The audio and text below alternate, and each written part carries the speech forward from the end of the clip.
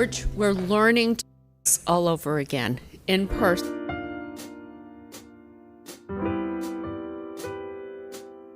Virtual. Now it's the opposite, but we will figure it out. So I'm going to start today. Normally we start with an invocation. With the planning, we didn't have an opportunity to contact clergy to be here. So we are going to ask our team to get people lined up to do the invocation at the start of each meeting. Today, we are going to move on after that to just the 1 p.m. session. We are going to start with a Pledge of Allegiance. I know that we used to each take a turn leading. I'm going to suggest that we all just stand up and do the pledge.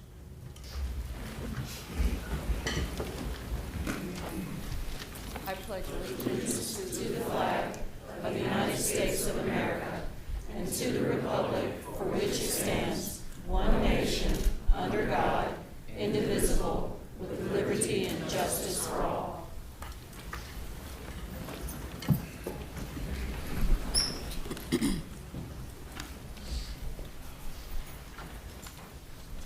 I want to thank everyone for being here today at our first in-person meeting. I also want to recognize that this is Councilor Stormy Fort's first in-person meeting since being on council, and also Marshall, your first in-person meeting as our new city manager. So thank you. Okay. I also wanted to mention before we start, if y'all have not been to Chavis Park, please go. The renovation there is outstanding. The work is meticulous. I want to thank Lynette Williams and Virginia Talley for being community leaders who helped make that project happen. But the history there is amazing. The work that was done there, we finally have an equitable, really parks system that's moving forward. And there were lots of tears of joy the other day. Lots of hugs, lots of happy people. Please make sure you go take a look and have the experience, and bring the kids and the grandkids because they're going to love it. Now we have recognition of special awards. Michelle? Yes, ma'am. So, good afternoon, Mayor and Council, and to the viewing audience. As you may recall, back in May, on May 22nd, we had our rescheduled Think Clean Raleigh recognition event where most of council and the community partnered together with city staff to go out and clean up the city. So I think there are a couple of slides that Michelle Millette can speak to this afternoon that sort of kind of captures what that hot, hot day in May was. Here comes Michelle. Good afternoon. I think my slides got lost, so I apologize, but I can describe to you all what happened that day. So we had about 5 sites with 2 shifts at each site. I saw some of your beautiful faces out there and even some of you guys in the crowd as well. We collected almost 2.9 tons of garbage and trash that day. I think even in one district, we probably collected half of a car. So we have a lot of work to do. We're really excited. We had over 75 volunteers that showed up. We are going to plan for a fall event. I want to thank all of our partners in the room and outside the room, from Raleigh Water, Raleigh Transportation, Fire, Police, as well as Solid Waste Services, our Communications Department, Parks and Rec, and City Manager's Office. So I really want to thank everybody for their effort as we continue to keep Raleigh clean and continue to think of new ways to keep Raleigh clean. We'll be back to talk about our fall event. So thank you guys so much for your time. Thank you. Thank you, Michelle, for all you did to make that event happen. Next, we have the consent agenda. No items were pulled. Do I have a motion to approve? Move for approval. Second. This is going to be, I'm used to the, and then this, so, yes. Okay. All in favor? Aye. Yeah, raise, I think it's easier with a hand raise. And then clerk, I'll call it out for you. That's great, okay. Okay. We'll continue some of our virtual traditions. How's that? That's Okay, excellent. All right, next we have the report and recommendation of the Planning Commission.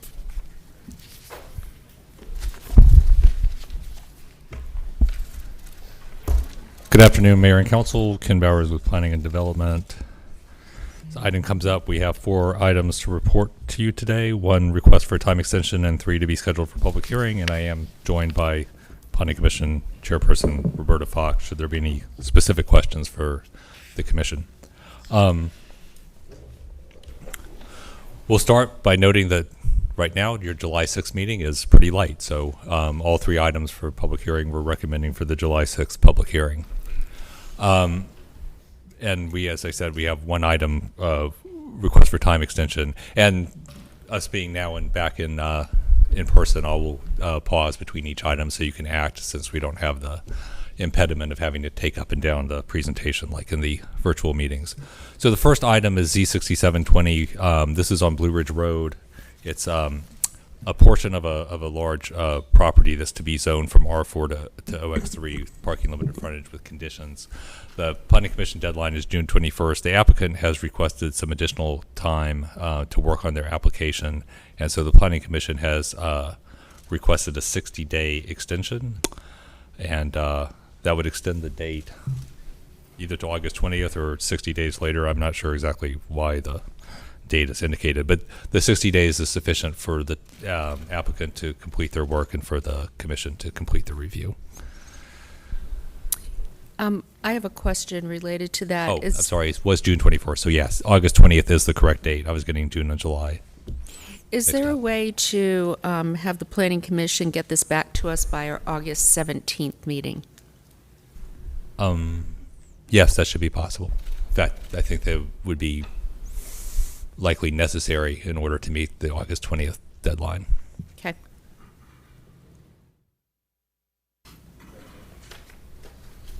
That will be a motion.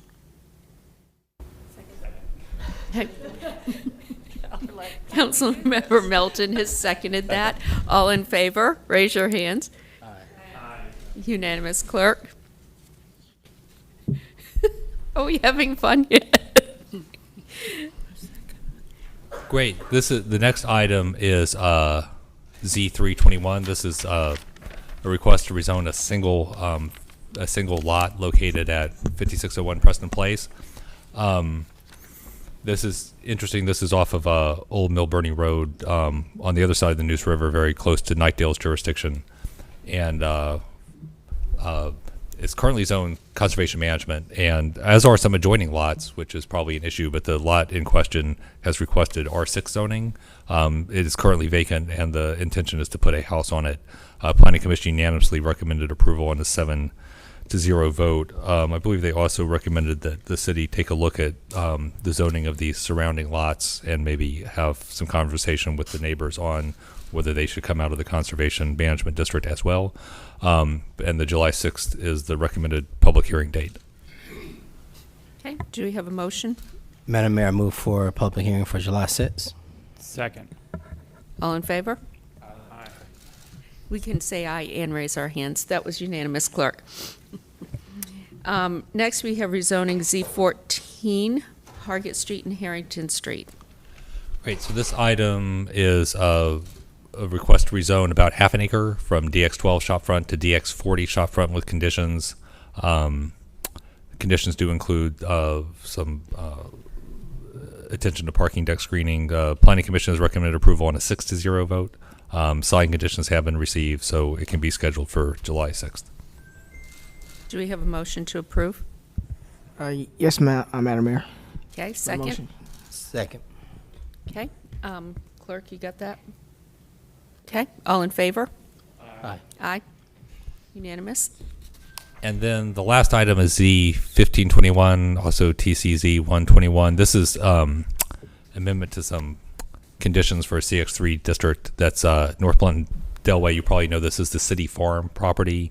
And the amended conditions would allow some additional activity on the property related to some of the adjoining food and beverage uses. The case is ready for scheduling. The Planning Commission recommended approval on a 7-0 vote, and July 6th is recommended. Okay. Do we have a motion? Move for approval for July 6th. Do we have a second? Second. All in favor? Clerk, that's unanimous. Great, and that concludes the Planning Commission report. Okay, thank you very much. Next, we have special items. First is street closing, STCO 2020. This is an old US 64 highway extension. Okay, good afternoon. Ann Conlon in Transportation.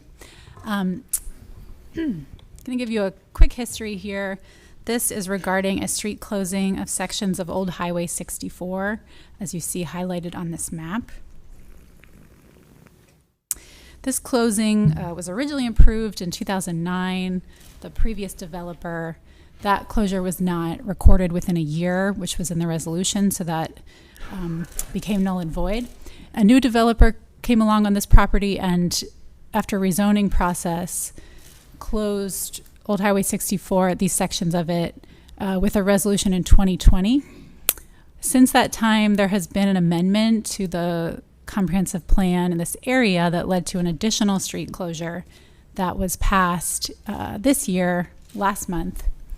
And because the 2020 closure expires in September of this year, the applicant's requesting that the deadline and the resolution for the 2020 closure be extended to June of 2022. That would align with the deadline for the 2021 closure and allow them to complete it all with one plat.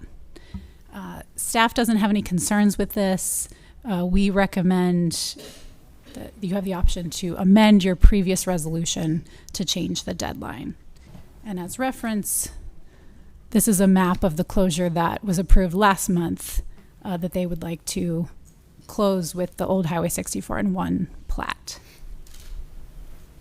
So I'm happy to take any questions. Do we have any questions? I'm good. Okay. This is not a hearing, so is it? No, we're just approving an amendment. So would anyone like to make a motion? I move for approval of the amendment. Do we have a second? Second. Okay, all in favor? Aye. Clerk, unanimous. Next, we have rezoning Z 4420, Garner Road. Good afternoon. It's great to see all of you. This item has been on your agenda before. The public hearing has closed. The applicant has offered an additional condition for a planted buffer along the southern boundary of the property and is ripe for action today. It can be, the case can still be modified through July 1st, and you could defer or take action. And what questions can I answer for you? All right. Do we have any questions? Is the applicant here? I don't know. I was just wondering. Can we? I hope so. I have a question for the applicant. I do not see the applicant here.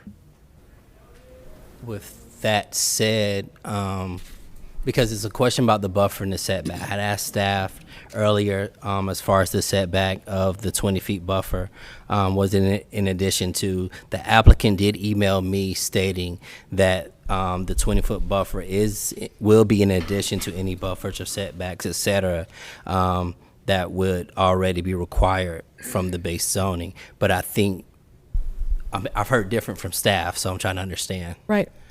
He's right. It is an additional to what would be required, but nothing is required because it's two residential districts adjacent to each other. Okay.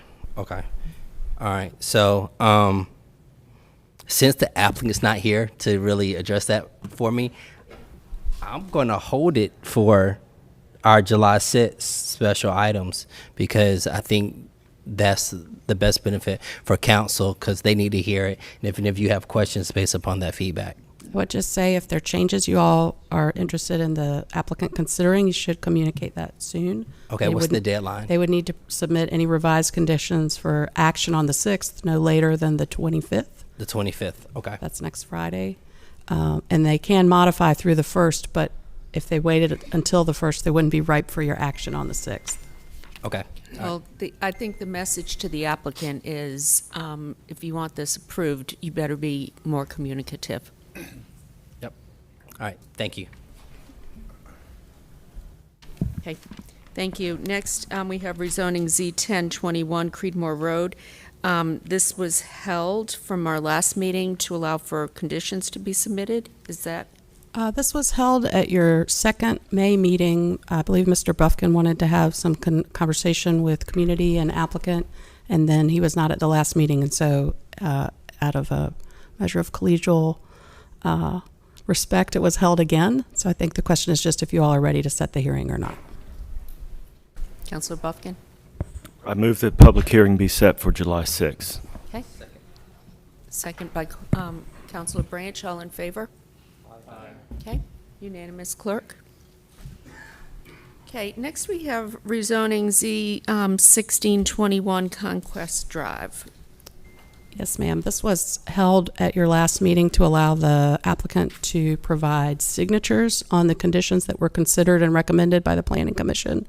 We have received those signatures, and the case is ready for you to set a public hearing. And we're recommending July 6th. Move for public hearing for July 6th. Do you have a second? Second. Okay. All in favor? Aye. Okay. That passes unanimously, clerk. Next, we have rezoning Z5320. Yes, ma'am. The public hearing for this item is closed. It closed on June 1st, so conditions can be modified through the end of the month. We have received some revised conditions already. Those are in your packet. And so they have further restricted their uses to only multi-unit. They have removed multi-unit living, so the uses are restricted only to congregate care. They have limited the total number of congregate care units to no more than 185. They've provided for a larger principal building setback to properties to the north. They have also provided further detail about planting for properties along to the north, and then more planting for properties to the east as well, and then have removed so that replaces this other condition, and then they have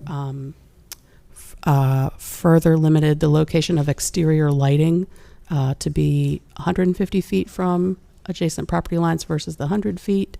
And then they've added some provisions about how trash storage and collection and loading will be, and generators will be located. And then also provided screening for those same functions, and that should be similar to the materials of the rest of the building.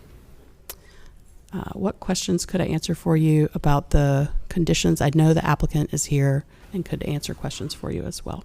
Could you just go over the buffers again? Sure.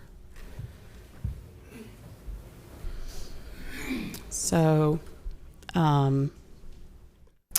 the first condition that addresses buffers provides it's not technically a buffer, but is a principal building setback. So this puts the structure 150 feet from the northern property line.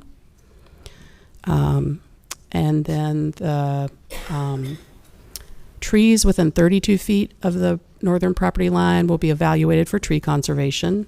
And if they don't meet the standards, a protective yard is provided for with a minimum width of 32 feet.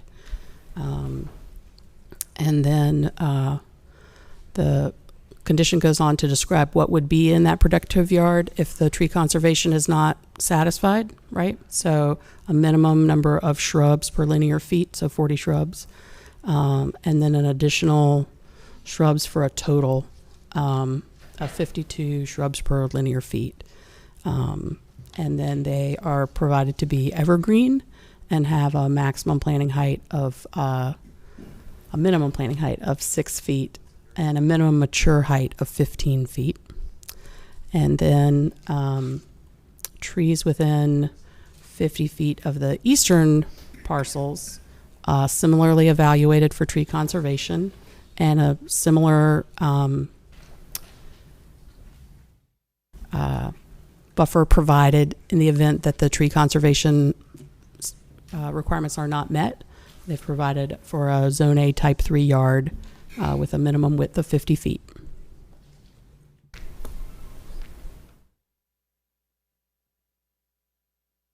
And then again, with the location of trash and storage 200 feet from the northern property line.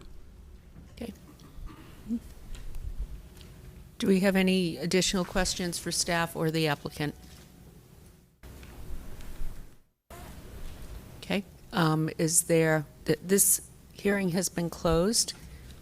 Councilor Buffkin? Yes, thank you, Mayor. This case has been long-running, and it's located in District A. I've got lots to say about the merits of the case. So first, I want to thank my constituents. There's a number of them here. They've been the most constructive and collegial group of neighborhood advocates that I've worked with in my time on the council. I'm awful proud to represent you and proud of the work that you've done here. Members of council, as this case is gone, new information and questions have come up very lately, just as it has throughout this case, and it's been difficult to manage. I saw at least 8 or 10 emails between my constituents and the applicant's attorneys just since yesterday, so clearly there's some unanswered questions. But more concerning to me is an email exchange between Mr. Cox and the applicant's attorneys, raising questions about the veracity of some of the statements we received. I've looked at this with a dispassionate view and an open mind, and I want you to know we've got a problem here. These lawyers have not been forthright with the council, and they have not been forthright with me. I think this needs to be looked into, and I move this case be referred to the Committee on Safe, Vibrant, and Healthy Communities. I second the motion. Okay. We will take a vote on that. All in favor?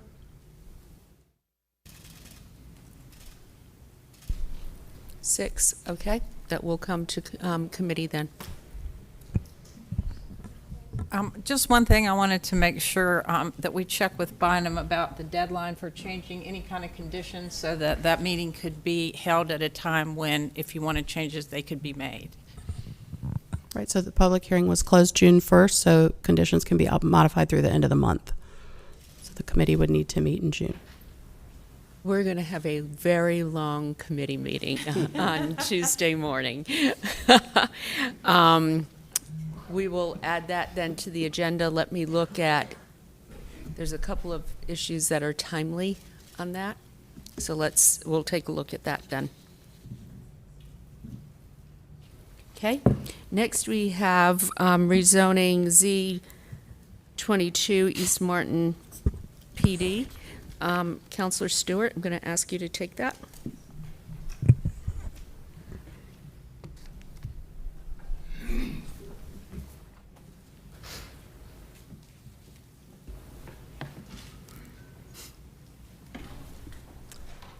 So you have heard this case previously. The public hearing was closed June 1st. The applicant has modified their request of the Planned Development District since that time.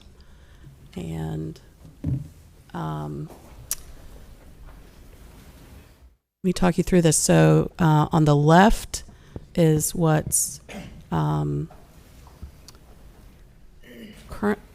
current, and on the right is what was and what was previously offered. So they've brought down the maximum stories in the gray area to 9 or less. They've expanded the area of 7-story maximum, and they have also expanded the area of setback on the southwest to the auto repair business, so it increased to 20 feet on both the east and the north side.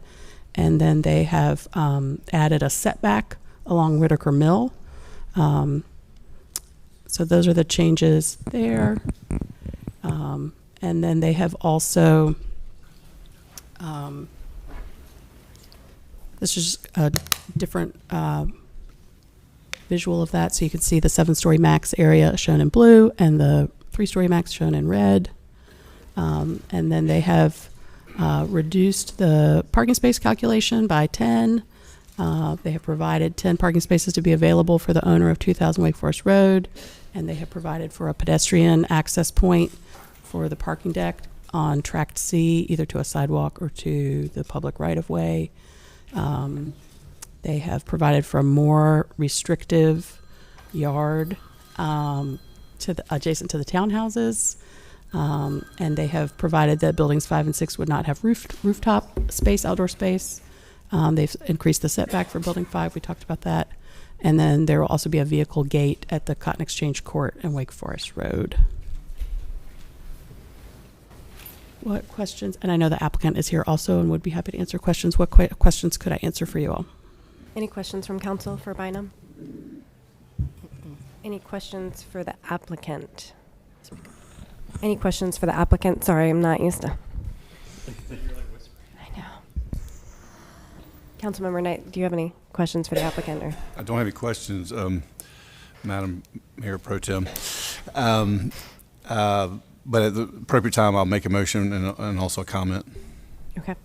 I did have a question, and I'm not sure if this is for the applicant or for Ms. Walter, of there was a technical correction that we might need to make that may not be in this packet. I believe those corrections were made in response to staff comments, and that it would be appropriate for council to act on that, unless the attorney is giving me the look to tell me I'm wrong. No, you're right. You're right. I was just, I was trying to figure out if the motion, so if they do the motion, if it's approved and the motion is read that's in the packet, that will incorporate those changes? I believe so, yes. Okay, that's my only question. Okay, great. Mr. Cox? Yeah, I just want to comment that I don't really see significant changes here. I agree with the many residents in the area that have written to us and expressed concern about the lack of consistency with the comprehensive plan, the lack of consistency with the future land use map, the incompatibility with the surrounding neighborhoods, and it is my intention to vote no on this rezoning. Thank you, Councilmember. Councilmember Knight, you ready? Thank you, Madam Mayor Pro Tem. First of all, I'd like to say I appreciate the efforts that the neighbors in this area, as well as adjacent property owners, have put into making this rezoning application, rezoning request, the best that it could be. And also appreciate the applicant continuing to work with them. I think you've seen from some of the media lately that the opposition has been reduced, and many, I'm never going to say there's no opposition, because there always will be, and I appreciate that, but it has been lessened a lot by the continuing work and negotiations and interactions between the neighbors and adjacent property owners and the applicant. So I appreciate that, such as bigger buffers, setbacks, the height down from 15 to 11, cross access to the most adjacent of commercial property owners, and then working especially with the Cotton Exchange Court townhouse folks to do all they can. They are surrounded. They're going to be surrounded by this if this passes, and to make sure they're doing all they can to help those folks with buffers, setbacks, amenities that will help their residential area and be a better fit in that area. So it's a dynamic project. It's a new type of project, certainly mixed use, residential, commercial, retail. It's exciting in a lot of ways. It's a new kind of thing for that area in particular. But as we know, that is a transitional area. It's on the edge of the 5 Points area with Wake Forest and Whitaker Mill right there is dynamic. A lot of things are coming there as we move towards the north. A lot of activity, and it's going to be potentially a great tie-in to that area. So at the appropriate time, I will make a motion to approve. Ready? Okay. I believe it's the appropriate time. Thank you. I move to adopt the proposed consistency statement dated June 15, 2021, contained in the agenda materials, and to approve the zoning amendment with the adoption and effective dates described in the agenda item under recommended action.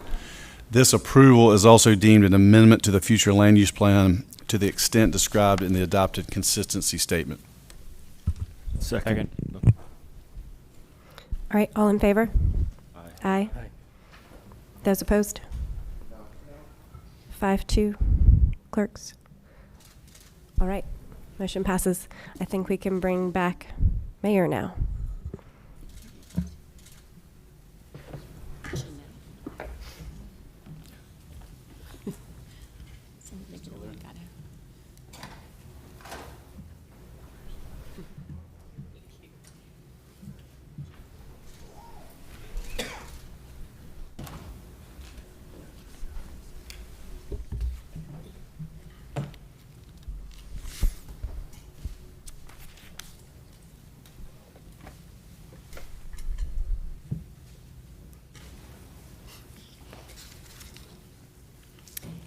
Next on the item, we have text change TC 520, missing middle housing. Good afternoon again. Ken Bowers from Planning and Development. This item was originally reported out at the last meeting, report of Planning Commission, and the council requested some additional changes to the ordinance before it was scheduled for the July 6th public hearing. So staff is here to present two versions of the ordinance for you to choose from that represent our best take at how to implement the guidance we got from council at the last meeting. So I want to start by recapping what the Planning Commission recommendation did. This ordinance impacts the residential zones R2, R4, R6, and R10, and it does away with units per acre as a regulating concept for those residential districts, and instead lets the lot dimensions, or for the case of multi-unit buildings or townhouses, site area per unit govern what the yield is. And the ordinance as it came from the Planning Commission required a larger lot area for a attached or duplex structure than is required for a single family in all districts. And the figure for that was 50% more, 1.5 times the detached minimum. So for example, in R10, where the detached house minimum is 4,000, to do a duplex you would need 6,000. And the townhouses in R6 and R10, where they're permitted in the conventional option, were benchmarked accordingly. Their site area per unit was 1/2 of that, so that the effective maximum density would be the same as a duplex. And then apartments were allowed a little bit less. They're in R10, for example, their site area per unit was 2,500 square feet. And looking at the maximum yields, this is only looks at R10 and R6 for simplicity. Is that you get a little bit from the detached standpoint on an infill subdivision, you can get a little above the prior density limits of these districts, and you can get about 50% more with a duplex or townhouse, and slightly more than that, up to 17.5 units per acre for apartments in R10. The council requested change. I want to say, first off, there was discussion about buffers and yards, and the ordinance as it came to you from the Planning Commission had removed already any buffering requirements. So we looked at this, and the clear direction we got was that the attached or duplex building should be treated just like a single family house from the standpoint of dimensions and the ability to build them on the same lot that a single family can do. And so that from our standpoint, that necessitated 4 changes to the ordinance. The first one was we adjusted the attached standards for lot minimums, dimensions, and yards to be the same for detached for all development options in the district. The second was to allow attached on existing non-conforming lots. The ordinance currently, if you have a lot that exists and it's already recorded, even if it's subsized or substandard in width or some other dimension, you can put a single family house on it. With this change, you'd be able to put a duplex on it as well. The combination of these two changes would obviously allow any existing attached or duplex building to be rebuilt were something to happen to it. And then the last item was consistent with the intent of the original draft of the ordinance. If you're doing a fee simple duplex, which is actually classified as a townhouse in the UDO because each unit sits on its own lot. You would be able to do that to the same dimensional standards as attached. So for many for sale builders, that is a simpler model because it's a fee simple sale, and we want to make sure that option was equally available as 2 units on the same lot. And this is option 1 in the ordinance. What this does is that it means that the attached the densities for every other unit type or housing type stay the same as with the PC recommendation, except for attached, because obviously if you allow 2 units on the same size lot as 1 unit, you have doubled the yield for that lot. So you can see from comparing the bar charts that the attached has more density than the other options do. So that brings us to option 2, which is, it wasn't entirely clear to us whether this was being contemplated because there was some discussion of multiple unit buildings at the last council meeting, such as triplexes and quadruplexes. And option 2 does everything in option 1, but it also revises the lot and side area minimums so that the density is equal across all options. And that would look like this. So essentially townhouses and apartments in R10, the only residential district in which they're permitted in the conventional option, would have the same theoretical maximum yield as the attached dwellings. I wanted to show just some illustrations of some existing missing middle housing that's out there in the world, built at various times in the city's history, and what its density looks like. I'll start with the duplex. This is Caddy Corner from Brookside Market on Brookside Drive. It's 2 units on about a quarter acre. This is only about 9 units per acre. This was built in 1958, and this shows what was kind of commonly mixed in single-family neighborhoods of that vintage. Horsenose Villa. Don't ask me where that name comes from. That is the name of the property records. Is a triplex that's in the historic Oakwood neighborhood. 3 units on 0.36 acres. That you can see from the lower left that the lot is kind of oversized for residential lots, and so the effective density here is only about 8 units per acre. But from the standpoint of someone standing on the street, the lot dimensions for this 3-unit building are extremely similar to the single-family dwellings that flank it. Mordecai Condominium on Wake Forest Road, built in 1935, is 4 units on about 0.4 acres, and this is closing in on 10 units per acre. We've shown this picture a lot. Mordecai Manor on Mordecai Drive in the Mordecai neighborhood is a 6-unit building, built in 1908, currently a condominium. It tops out at 20 units per acre. And then a couple of townhouse examples. Here's a historic example in the Cameron Park neighborhood on Woodburn Road. This is a 4-unit townhouse building built on all the lots are around 0.4 acres, and this is a little over 10 acres, 10 units per acre. Most townhouse developments in the city are not particularly dense, and they sort of fall in that 8 to 12 unit per acre. But if you're doing urban infill, kind of more of a urban row house style, exemplified here by the 10 at South Person Street, you can get up to 20 units per acre in a 3-story building. This was built in 2015 as a project of DHIC, and it's 10 townhome units on a half-acre lot. So a couple of considerations for trying to decide between the 2 options. I think that this is a matter of policy and trade-offs. One is that option 1 clearly gives the largest yield to 2-unit structures and probably is more applicable to small infill sites. Also, the building code in North Carolina favors these buildings because townhouses and duplexes and single family all fall under residential code, and as soon as you put 3 units on a lot, you're in the commercial code, and all the buildings have to be sprinkled and costs go up substantially.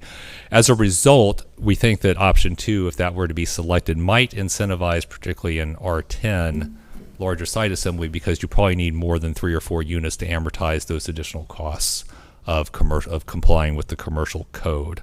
So there's clearly going to be a trade-off here between the goal of encouraging housing production and managing the pace and magnitude of change to the built form of neighborhoods. Option 2, does allow more housing yield from a given site, but it would, I think, potentially cause more significant changes.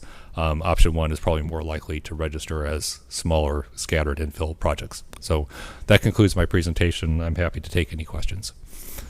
So I have a question related to duplexes. Currently, if you knock down a duplex, you cannot rebuild it. Under option 1, does that allow the duplex to be rebuilt? Yes, absolutely. in all circumstances, Okay. even on an undersized lot. Okay. Councilmember Cox? You talked about the options related to R10 and R6. So how do they relate, at all, if at all, to R2 and R4? So, without getting too much in the weeds, for the conventional option, what they do is like R2 and R4, the directive from council was to treat the attached units like single family. So they would have, you could build a duplex on the same lot that you could build a single family in R2 and R4. Townhouses and apartments are either not permitted at all or only permitted in a compact or conservation. So we haven't touched those in option 1. In option 2, in order to keep there to be some incentive to set aside the open space, those have to provide a little bit more yield than the base district. So there were some adjustments to the code to accommodate that. From the standpoint of infill development, where the conservation and compact options are much less likely to be utilized because they require bigger sites to set out, an acre or more of open space, depending on what district you're in. I think the major implication is that option 1 and option 2 are about the same for R2 and R4 because the townhouse and apartment building types are not allowed in the conventional option there, and therefore changing the standards doesn't impact. They're just not permitted. But both options would allow duplexes on smaller lots than the PC recommendation. And the apartment option, which districts is that for? Apartment option is available, I believe, in R10 conventional. It's available in R6 compact and conservation, and in R4 conservation. Okay, thank you. Okay. Mayor Pro Tem Stewart? Thank you. If we're ready, I'm ready to make a motion to set the public hearing date for July 6th using option 1. Do we have a second? Second. Okay. All in favor? Aye. Opposed? Clerk? Councilor Cox is opposed. Thank you. Okay. Can I mention one thing quickly? I've just been told by Bynum that in the last case, the East End, that there was a thought that the technical corrections were in the record, but they were not. So it would probably be a good idea to make that motion again and include the technical corrections to make sure that the case is approved as intended. And that would be Councilmember Knight. And if you read the mayor has to recuse herself. And if you can indicate which of the consistency statements that you're reading, there are 2 that approve. One is approved because consistent, and one is approved even though inconsistent. So which one does he need?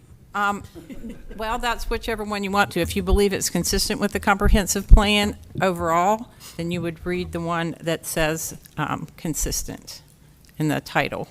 Okay. And you want me to say include the technical changes? Yeah, I would say you're going to move to approve with the requested technical corrections, and then read the, sorry, it went off. Yeah, read the approval as consistent with the comprehensive plan. Okay. Correct. I move to include the technical corrections and to adopt the proposed consistency statement dated June 15th, 2021, containing the agenda materials, and to approve the zoning amendment with the adoption and effective dates described in the agenda item under recommended action. You may start over. You do? You may start over? Okay. I'm ready. I move to include the technical corrections and to adopt into the adoption of the proposed consistency statement dated June 15, 2021, contained in the agenda materials, and to approve the zoning amendment with the adoption and effective dates described in the agenda item under recommended action. This approval is also deemed an amendment to the future land use plan to the extent described in the adopted consistency statement. Second. Excellent. There's a motion and a second on the table. All in favor? Aye. Those opposed? No. 5-2. Cox and Fort. Opposed? Thank you. And to be clear, that is the motion that is consistent with the comp plan. Bynum, wherever you are. I've been looking, but I can't. Okay. We got it? Thank you.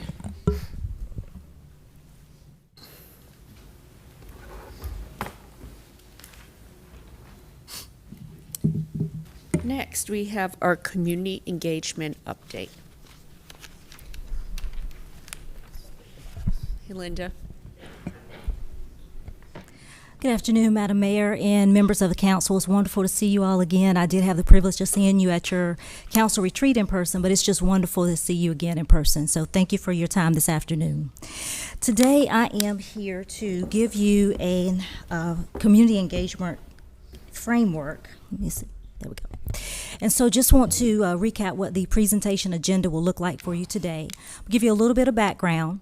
We're going to talk about definition, values, and guiding principles, proposed community engagement framework, talk a little bit about the Office of Community Engagement overview, and then we will have discussion and next steps.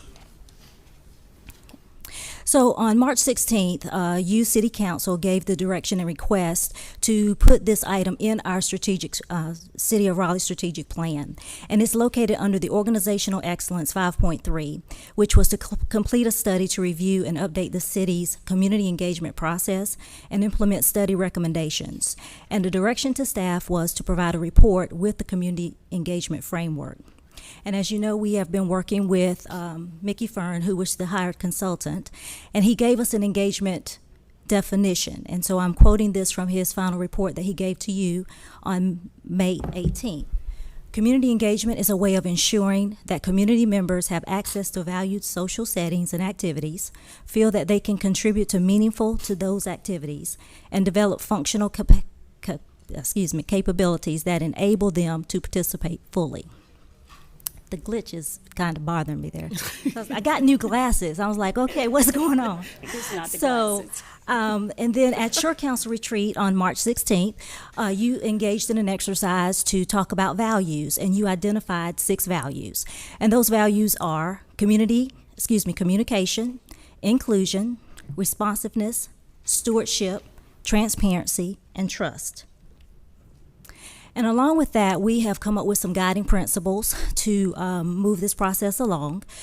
One is that we foster meaningful engagement opportunities to support and encourage participants, government, and community institutions, and others to work together to advance the common good.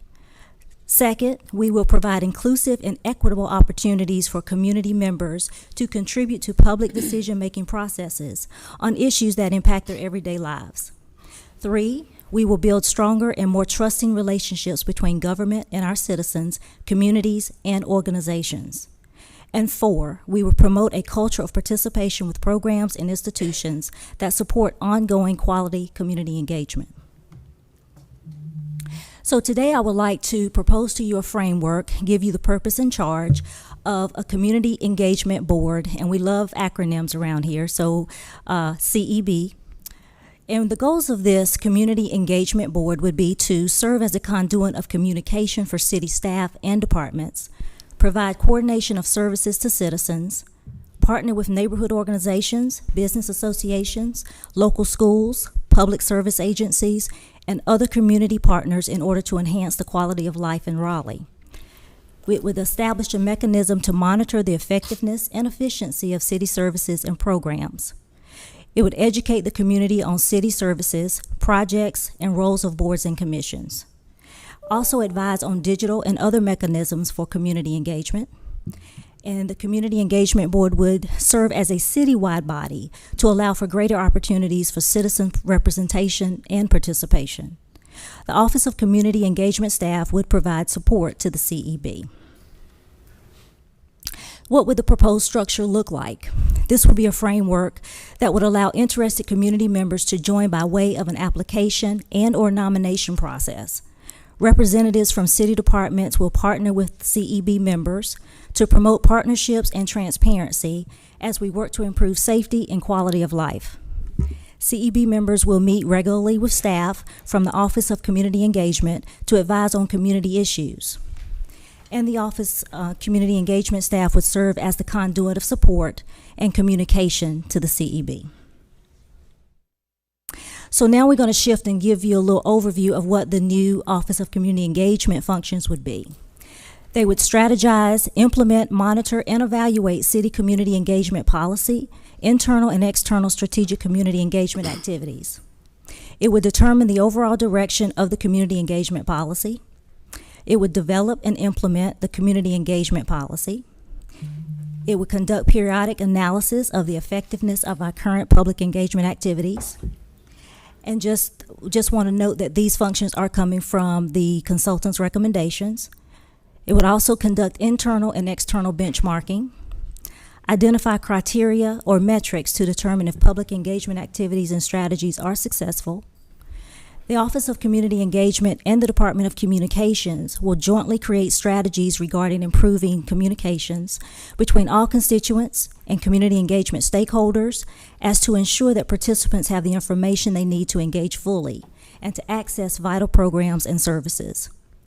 And finally, it would monitor all community engagement activities to ensure alignment with our accepted vision, mission, values, and underlying principles. That I did go through that a little bit quicker than my slides that I thought at first. So I am here today to have a little discussion to talk about what we're recommending is the Division of Community Engagement is seeking guidance in implementing this proposed community engagement framework that will advance communications and create opportunities for the community to weigh in on community issues. This framework will serve as a foundational work for the newly created Office of Community Engagement. And so for that, I thank you for your time, and I'll be here to answer any questions. Right, first, could we take down the very annoying, Jumping jack flags. I don't know what that glitch is, but man, if you suffer from migraines, you got one right now.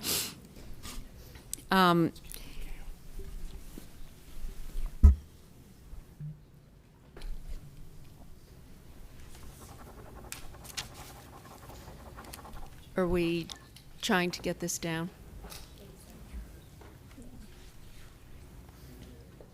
There you go. Okay, thank you.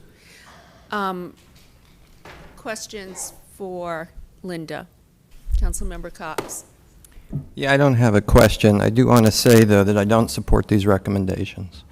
These recommendations are really about the administration and the council acting as gatekeepers to citizens participating in this community. It's going to set the policy about what's going to be discussed and what's going to be disseminated to citizens. There was no mention here about citizens being able to weigh in and vote on rezoning requests, for example, something that's been taken away for more than a year from citizens. This is too top-down. I've always supported a grassroots, bottom-up approach. I believe in empowering citizens to be able to form their own organizations, to allow them to choose their own leadership, and to be able to choose their methods to be able to interact with city government, rather than being dictated to by those in power. So I do not support these recommendations. So, Linda, I have a question for you relating to Mickey Fern's board that he had pulled together. Will that board continue? What's going to happen with that? I think that is up to the city manager and to council. I know he is still meeting, as he told you on May 18th. So I think the direction as he had asked would come from you. And of course, staff will support whatever you would like. Okay. Well, one thing, I love his idea of Welcome to Raleigh with events for newcomers in different parks, whatnot. I think that that's a way to really, bring people on board and make them feel welcome to a city that they recently moved to.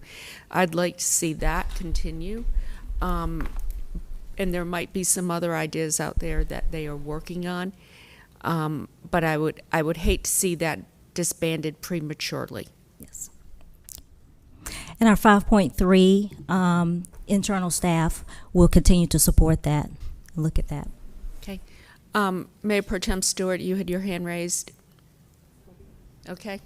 Councilor Branch. Yes. I'm going back to your presentation and the slide that spoke to the framework on how the community members would join the application or nomination. And with the mayor's thoughts and mine as well, funny because we hadn't even talked about this part, using the existing body to help frame that and determine the size of what the community engagement board should be. The part that's real interesting is that even though history has a way of repeating itself, if you go back, and I'm just going to say it, if you go back to how the CACs were originally created, the city council selected those individuals and selected that first board. And then it grew to what it was before, it was disbanded. It's almost, in a sense, we are trying to create, reinvent ourselves in a good way, I think, as far as going forward. So I just thought about that sitting here on this presentation, and I'm for it going forward, working with the board that was presented, that has already been set up, and helping create and frame how we move forward with the engagement piece. I think when we start talking about the details of voting and zoning, that's where we start putting the food on the plate, so to speak.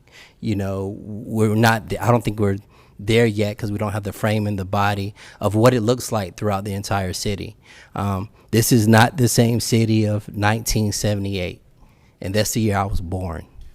So youngster, bragger. Yeah, that's fine. and that was 43 years ago. This building that we're sitting in was built in 1987. That's when we started using it. And this isn't the same city. It only had 123,000 people in 1987. We're close to 500,000. So we have to reframe and look at how we move forward. So thank you for this work, and thank you for this presentation, and whatever I can do to help bring people to the table. We got to look forward. We have to look forward. I could look back to yesterday. I mean, I'm sorry, I have to take this moment of personal privilege. I lost a close friend of mine 3 days ago. 2 kids.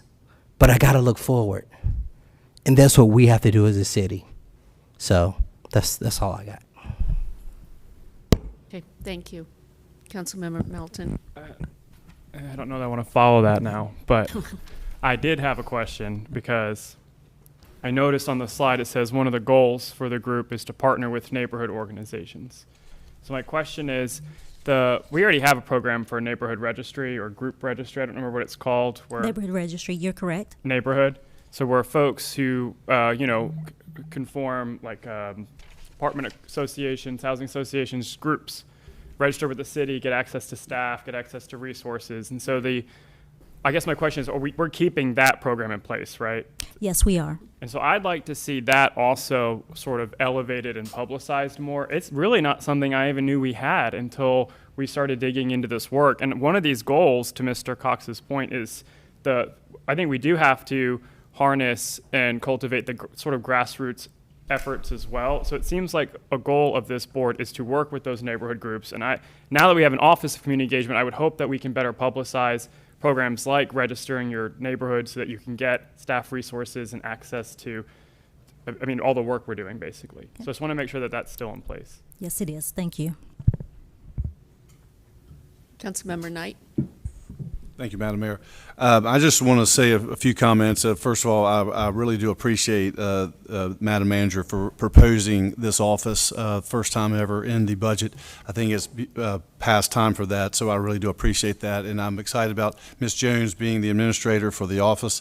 I think it's great things before us as laid out here, continuing with the work done by Mickey Fern and the citizens of the city to get us to this point. So I agree with Councilor Branch. It's a reinventing, resetting, but a true prioritization of community engagement in a modern way and in a broad way, an inclusive way, and I'm looking forward to being part of that. So So thank y'all for this, and look forward to being a part of this new style and type of community engagement in the city. Thank you. Thank you. And just a point of clarification, Ms. Jones will continue to be the administrator of neighborhood enhancement services and housing in neighborhoods. He's sort of kind of getting ahead of himself. Maybe he's kind of preempting. Okay, well, it says community engagement administrator right there, but okay, but anyway. Yes, so as of July 1, we'll change those Somebody y'all names support, then I'll support them too. in It's the not reorg. James. Okay, thank you. And we will post those positions and hire for those. Sorry. Yes. Great, thank you. No worries. Caitlin, I want to thank you for all the work that's been done. COVID sidetracked us a little bit, slowed things down, but I really think there's some really valuable discussions that took place. And, you know, community engagement is about more than zoning. It's about making people feel they're part of the community. It's about making sure their young people are heard.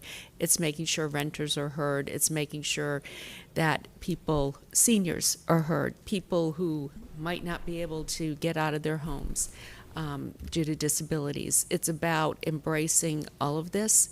And I really look forward to the work that we will do, and good stuff. All right. Thank you. Thank you all. Hey, Marshall, in your first public meeting as city manager, go for it. Report and recommendation of the city manager. Thank you so much, Mayor and Council. And I have a friend that's kind of landed on my computer over here, and my back is to the audience. So no disrespect. It's kind of weird. This COVID environment has created a setup that we're not used to, but that's okay. We're going to make the best of it. So today, on my very first agenda as your city manager, I actually sat in the seat one time in Mr. Hall's absence, but now it is quite official. So I have two items, one that is on the agenda and one in true Marshall form I kind of added at the last minute. So the first one is Wake BRT. We have a New Bern Avenue advanced design presentation, and it will be provided by Kenneth Ritchie from Engineering Services and Eileen Navarrete from Raleigh Water.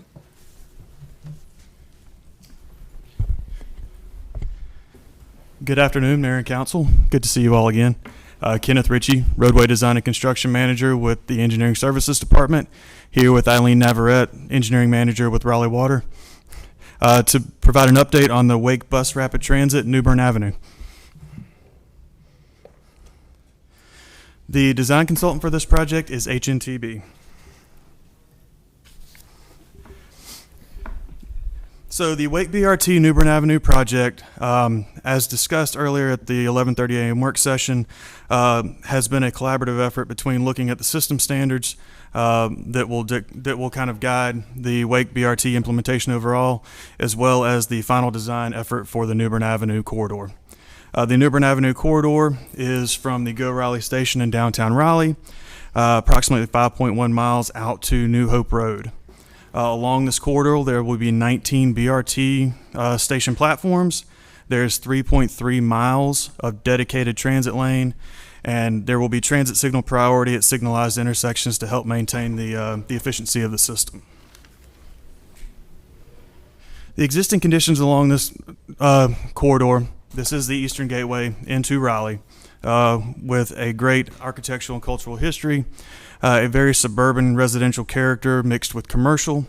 It's very car-oriented today with lacking pedestrian and bike infrastructure, ADA accommodations, as well as stormwater flooding issues and aged water and sewer infrastructure. With the project, we propose to make dedicated transit lanes, enhance transit stations for an enhanced experience by the user, improved drainage to address a lot of the stormwater concerns that have been brought up, improved ADA access, improved multimodal facilities, multi-use path on the south side, sidewalk on the north. There are proposed 3 bike share stations along the corridor. Those locations are still being worked out, but those have been integrated into the scope, as well as water and sewer main upgrades throughout within the corridor. As was discussed earlier today, with the station locations and nomenclature, it was important that the stations had distinct identifiers in terms of trying to provide guidance to the public and to the user. All the identified stations are paired, and there is, with a differentiation on those pairs along the one-way pairs of Edenton and New Bern as you make your way towards Pool Road. So along this corridor, you have 3 distinct sections with regards to the implementation of the transit lanes. From downtown out to about Pool Road, it's called the business access and transit lanes. So those will be running against the curb lines, given space limitations within those areas. Within your downtown core, those facilities will also be shared bike facilities. It's intended the frequency of service will range from 10 minutes to 20 minutes as it goes operational, allowing for bikes to be able to use those spaces when the buses are not there. Those sections of the shared bike facilities are the 2 blocks along Blunt Street from Edenton to Hargett, and along Wilmington, it'll be from Martin to Morgan. And then there is one section on Morgan from Wilmington to Blunt that will be shared, and then bikes will essentially merge over to the shoulder and use the multi-use path between there and Sunnybrook Road. Along with those, the middle section from Pool out to Sunnybrook Road, that is our median running section. Those will be dedicated lanes with little to no impedance. It will be the signalized intersections where they may hit the stops will be located there, and that transit signal priority will help maintain that progression of the service frequency throughout. And then as we get east of Sunnybrook Road, the buses will run in general traffic lanes and merge their way back over towards the right side of the road where the transit stations will be located. Also, with those sections becomes the implementation of the different station types that were discussed this morning at the work session within your urban core. And the suburban and intermodal, those are along the lines of those bus access and transit lanes. The split island runs through your median, and then the peripheral, the smaller stations are out in your general traffic. And on the next slide, I've got some depictions of those station types to be able to provide some context. And really, as was alluded to this morning, those station designs are really aimed at integrating into the context of the existing environment and really providing that user experience. And so these show some of the depictions of these station types as they will be integrated into the existing environment. In your top left corner, this is the urban core station as it will look at the stop on Wilmington Street. Bottom left is a more suburban station at your Edenton and Swain Street intersection. Top right, which will be the paired station with that suburban station at Edenton and Swain, is an intermodal station. Really the difference between those two is the multimodal or the multi-use path that will be on the south side kind of is better integrated with that larger station design, and 2 there is where we're looking at trying to accommodate bike parking as much as possible, and then certainly looking into how we can accommodate the use of alternative modes of transportation such as scooters. And then in the bottom right corner, this is your split station design. This is at New Bern and Raleigh Boulevard, where you see your paired stations on either side of the intersection associated with that kind of dedicated space for the buses to traverse between Pool Road and Sunnybrook Road. So next, Eileen Everett from Raleigh Water will discuss some of the water and sewer enhancements that will be part of this project.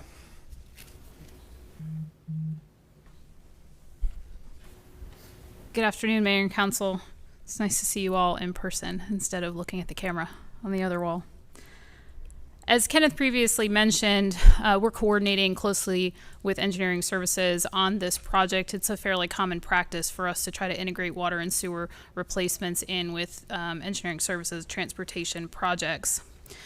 As has been previously discussed, this area has a lot of history to it, which also means that the water and sewer infrastructure has a lot of age and history on it as well.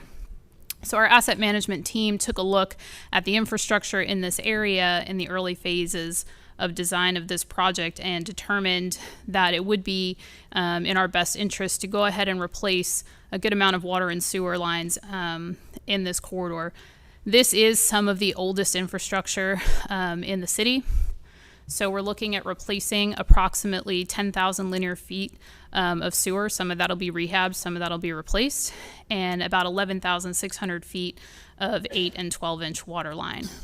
The cost for Raleigh Water's portion of the work is approximately $6.1 million. That's at the 60% design phase, and that is going to be funded through Raleigh Water's capital program. So talking a little bit, just really quick, about some of the water improvements. Forgive me for nerding out on you all for just a moment here. But this is just about the oldest water line in the system. The existing 6 and 8 inch cast iron lines were installed, some in the 1890s and some in the 1920s. So a big portion of the work here is to replace much of that 6 and 8 inch cast iron that is now about 130 years old with a 12-inch water line. That 12-inch water line will connect two existing 12-inch water lines on either end, so that's going to improve the downtown distribution network significantly. So we'll make sure we make some plans to save some of that water line when it comes out of the ground during construction. In addition, as part of this construction, we will replace service lines, non-conforming services, meters, things that you sometimes find when you're dealing with infrastructure that has this much age on it. On the sewer side, we're replacing about 10,000 linear feet of sewer line. Some will be rehabbed, some will be replaced depending on location, conflicts, etc. Most of it is existing 6 and 8 inch vitrified clay. 6-inch line is undersized for our standards today, so all of that will be upsized to 8-inch line during the process of construction. And with that, I will turn it back over to Kenneth to talk about public engagement.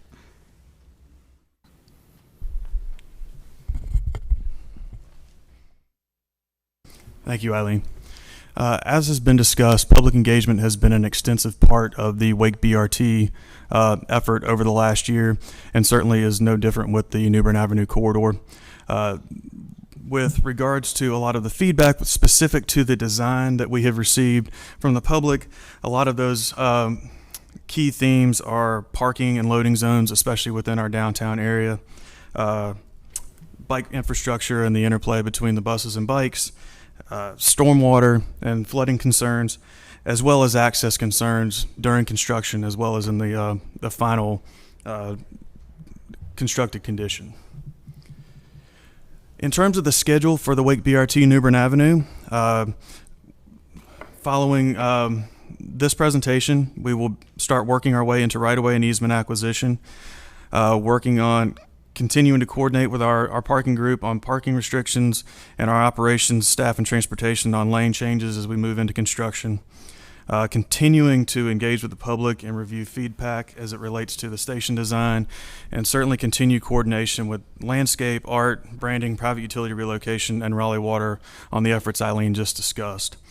As we move into the winter of 2022, we'll get into our final design. We'll complete right-of-way with an anticipation of starting construction in the summer of 2022, and look at the BRT services being revenue generating by the summer of 2024. As was approved late last year with changes to the transportation project delivery process, our recommended action for this project is to adopt the resolution which authorizes condemnation to acquire the needed property interest, whether fee simple or easement, to advance construction of the Wake BRT New Bern Avenue project if such property interests are not acquired by the city by voluntary conveyance by November 1st, 2021 for all parcels containing public utility easement, and March 1st, 2022 for all other parcels. The differentiation is getting our utility easements ahead of time so that we can get Duke Energy moving ahead of the construction contractor with their relocation efforts to help the construction process go a little bit more efficiently. As you can see here, this is a snapshot from the larger map that was provided as part of the agenda backup that shows the property impacts. The team has worked extremely hard to minimize the impacts along this corridor. That darker green that you see is actually existing right away that we have today. The lighter shaded green is a lot of what kind of depicts what our easement impacts would be on the properties. And as I alluded to, the full corridor map is provided in the agenda backup. And then certainly some of the considerations as we have gone through design and we get into real estate acquisition.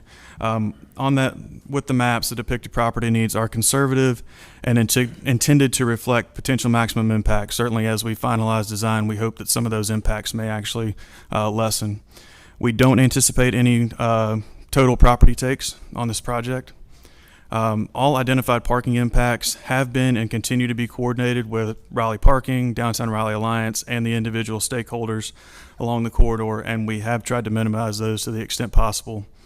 And construction impacts to the surrounding community will be minimized to the extent possible, and we certainly will be working with them very closely as we get towards construction, really trying to make sure that there's clear expectations and communication moving through that process. So that is the end of the presentation, and certainly we are here if you have any questions. Any questions? Thank you, Mayor. Councilman So at the terminus of the BRT, do we contemplate park and ride facilities? Yes. Councilor Branch was next, and then Melton.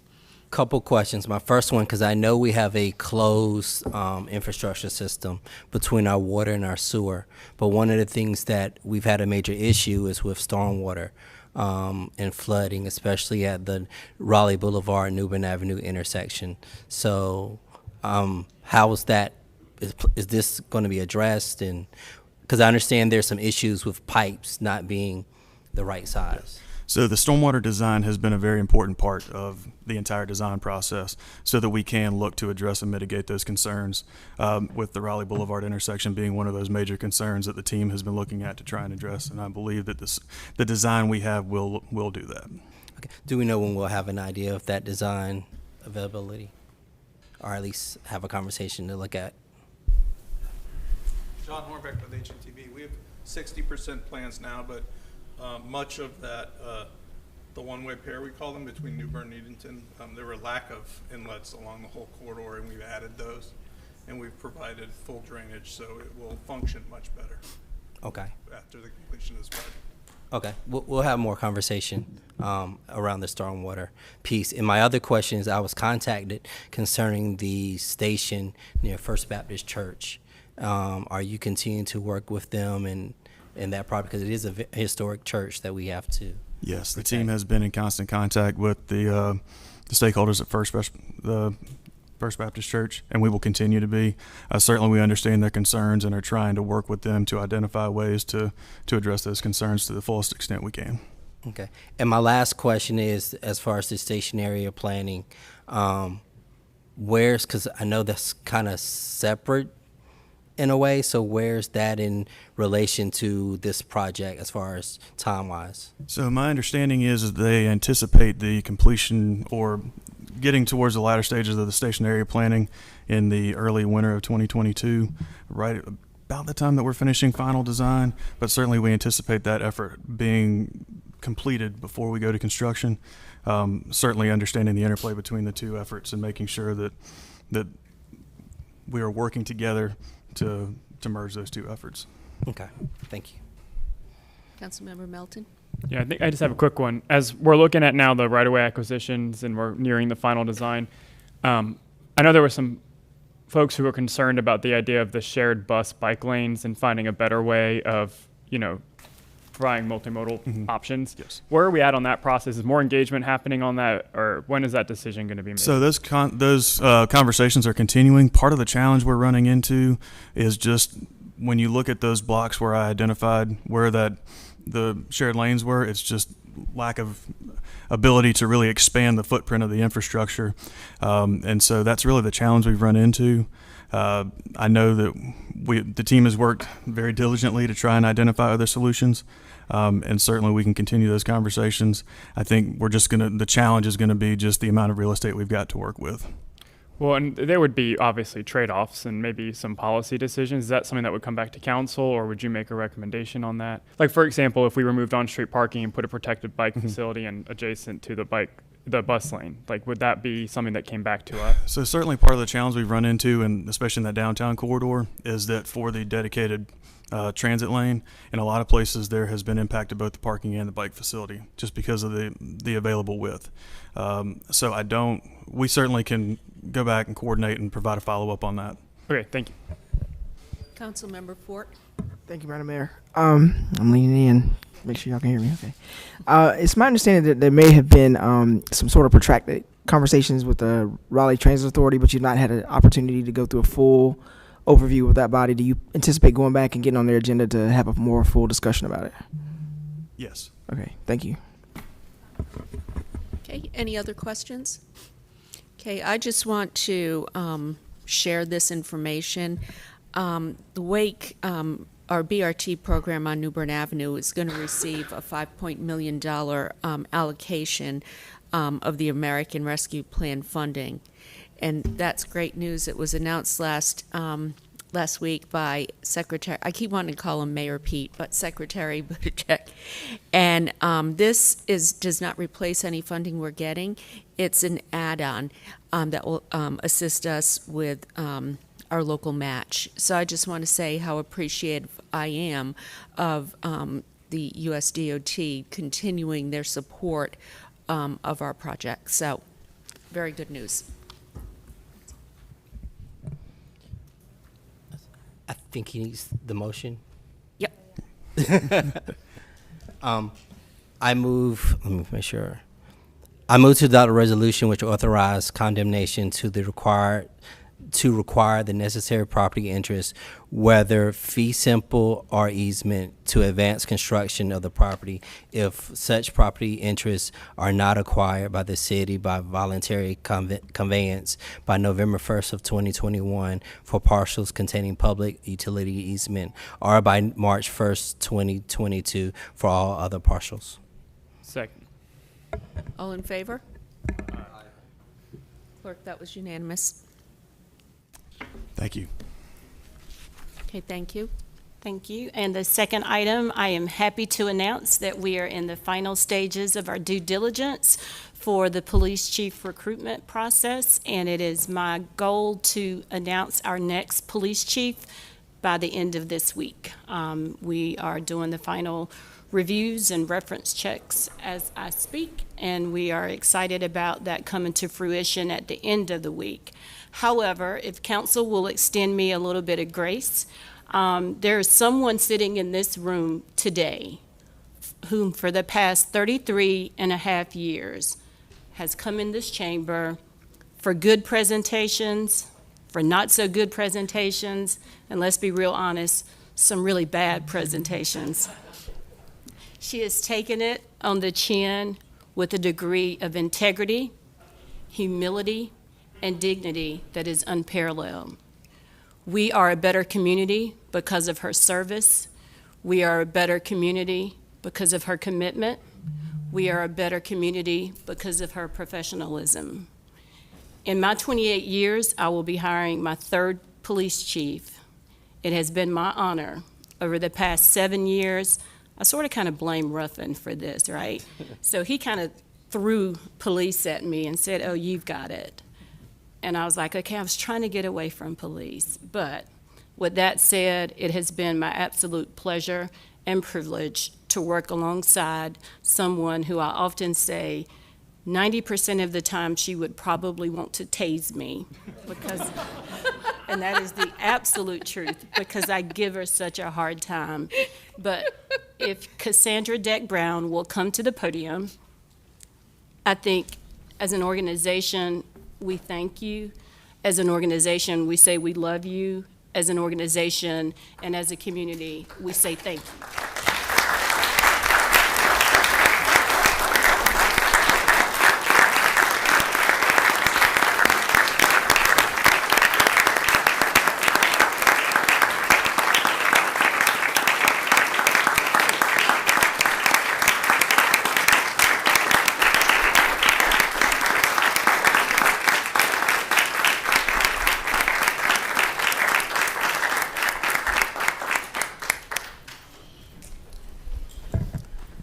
Good afternoon, Mayor, Council. Thank you so much for those kind words. Manager Marshall Adams David. It's been a ride, without a doubt. But as you look around the country, I am probably a unicorn in a lot of ways. And that is, you don't have a lot of African American women chiefs. More are coming to the table, but not a lot in your major cities. Aside from that, you don't have a lot of folk who rise through the ranks, who start out in the same agency that they get to retire as chief. That doesn't happen, I don't think by mistake, at least I hope it hasn't been, but it comes with tremendous support. So thank you to the council. Thank you to Mayor Baldwin. We've kind of stood in front of that podium a number of times over 2020. And thank you to all of you for that support. Madam Manager, the reality there is there's a reason why we don't give the manager a taser. It's not that I want to tase her, she would probably want to tase me. But to this community, you know, we use the words in sometimes almost a cliched type format when we talk about this being a great city to live, work, play, and learn. And I can remember when we just used live, work, and play. I think I threw the tagline learn to it, and it stuck because of all the academia and the schools that we have in this great city. Being the servant leader has been an honor to me. It has been one of the most humbling experiences that I have ever had and that I will cherish. We don't get to do what we do, good, bad, or ugly, without tremendous support from this great community. And when you are serving in a city of 500,000 people, it is indeed a great community. And last but not least, as I sit down, I thank everyone, those who live here and those who travel to and through this city. And that's a big body of people at the end of the day, because we spend a lot of time talking about how we are a destination for a lot of reasons. And all of what happens comes with the tremendous support, the dedication, the humility, in most instances, from the men and women who wear this uniform. They don't always get it right, but they come every day.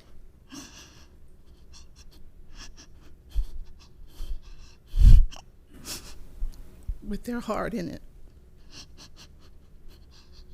And so thank you. Thank you to the men and women of the Raleigh Police Department.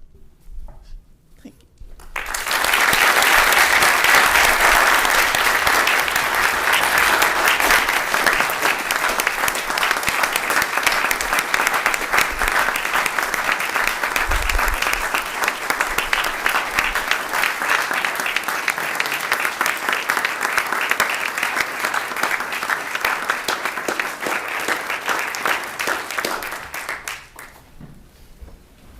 So through her tears, she's actually crying a little bit because she doesn't have to come to any of these meetings anymore unless she wants to come to a rezoning case.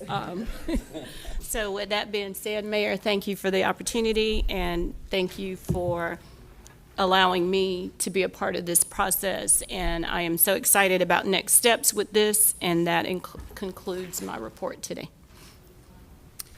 Well, when you said that you wanted to add an item, you didn't tell me you were going to make all of us cry. So thank you. I want to thank the chief. It's been a hell of a year. And I can't tell you, I couldn't have gotten through it without her. And I want to thank you for the hugs when we weren't supposed to hug, but we did anyhow because we needed it. I want to thank you for your commitment to our community. I want to thank you for your dedication, but more than anything, I want to thank you for your compassion. And I know how much you love Raleigh, and there are many people here who love you as well. Thank you.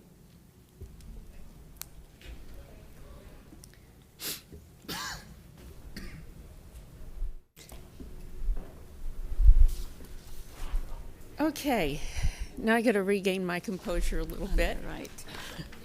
Thanks, Marshall. Thank you for that.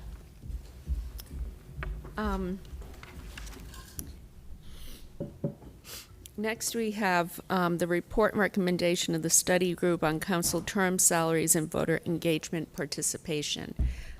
Robin, are you going to introduce this? Yes, Mayor. Council and the public will remember a while back, council appointed a study group to study various aspects of city elections and city council compensation. And the chair of that committee, Eric Braun, is here to give an interim report. You may remember, and he will go through the questions that council asked the group to look at. They began meeting last December, and they do have some a consensus and recommendations on some of the topics, not all of them, but felt it was time to come back and give a report and let council know what they have definitively made decisions on and recommendations. So with that, I'll just hand it off to Eric. Thank you. Good afternoon, Mayor, members of council. I got the bad slot here after following the chief, and, but I'm happy to be here. Can you hear me okay? I'm a little, okay, this is an awkward setup here, but I'll do the best I can. Is this better? Microphone-wise, is that okay? I don't think I can get any closer. There, is that better? Okay, let me get my fingers on the trigger here and we'll go. Good afternoon. I'm glad to be back here in Chambers for the first time in over a year. Again, I'm Eric Braun. I'm the chair of the study group that's tasked with looking at how council is elected and compensated. My address is 3316 Rock Creek Drive, Raleigh 27609. The study group has 9 other members, and I believe several are here today, so I want to thank them and also ask them to stand briefly if they were able to hang out. They were asking me for estimates about how long it might take, and I wasn't sure. Councilor Weeks is here, and Harvey, so thanks for coming today. We've had great support. So how did we get here? For me, it's been about a 9-year journey. Some of you probably remember that I've been emailing most of you about this every year since around 2012. Sometime in 2019, I was contacted by another group that was also interested in these issues. And after several meetings, we decided to file a citizen petition in January of 2020. One of our study group members is Ashton Smith. You may remember she was part of that group, and she actually presented the petition to you at that time. You established the group in November of 2020, and we held our first meeting in December. We've met 10 times since then. The issues you asked us to look at were council terms, council compensation, voter engagement and participation, as well as the size of council. We decided to issue an interim report because it appeared likely that the next election would be delayed until March of 2022 due to the delayed census data. So an interim report would give council sufficient time for citizen engagement and the flexibility to implement some of our recommendations for the next election when it occurs in 2022. Although there's less pressure with the passage of Senate Bill 22 last night, which I'm sure you're all aware of, this update still will also provide council with the chance to respond to our work and give any additional direction you might choose to as we move forward. When it comes to ad hoc working groups like this, process is very important. So one of our first tasks was to adopt a simple set of ground rules. That discussion helped us establish a mutual commitment to work hard and to take this important task seriously. More importantly, we agreed that seeking consensus would be our guiding principle, and because of that, each recommendation in this report has unanimous support. With regard to methodology, we used a hybrid approach for data gathering and research. Early in the process, we learned that Charlotte was doing a similar exercise, and they completed their work.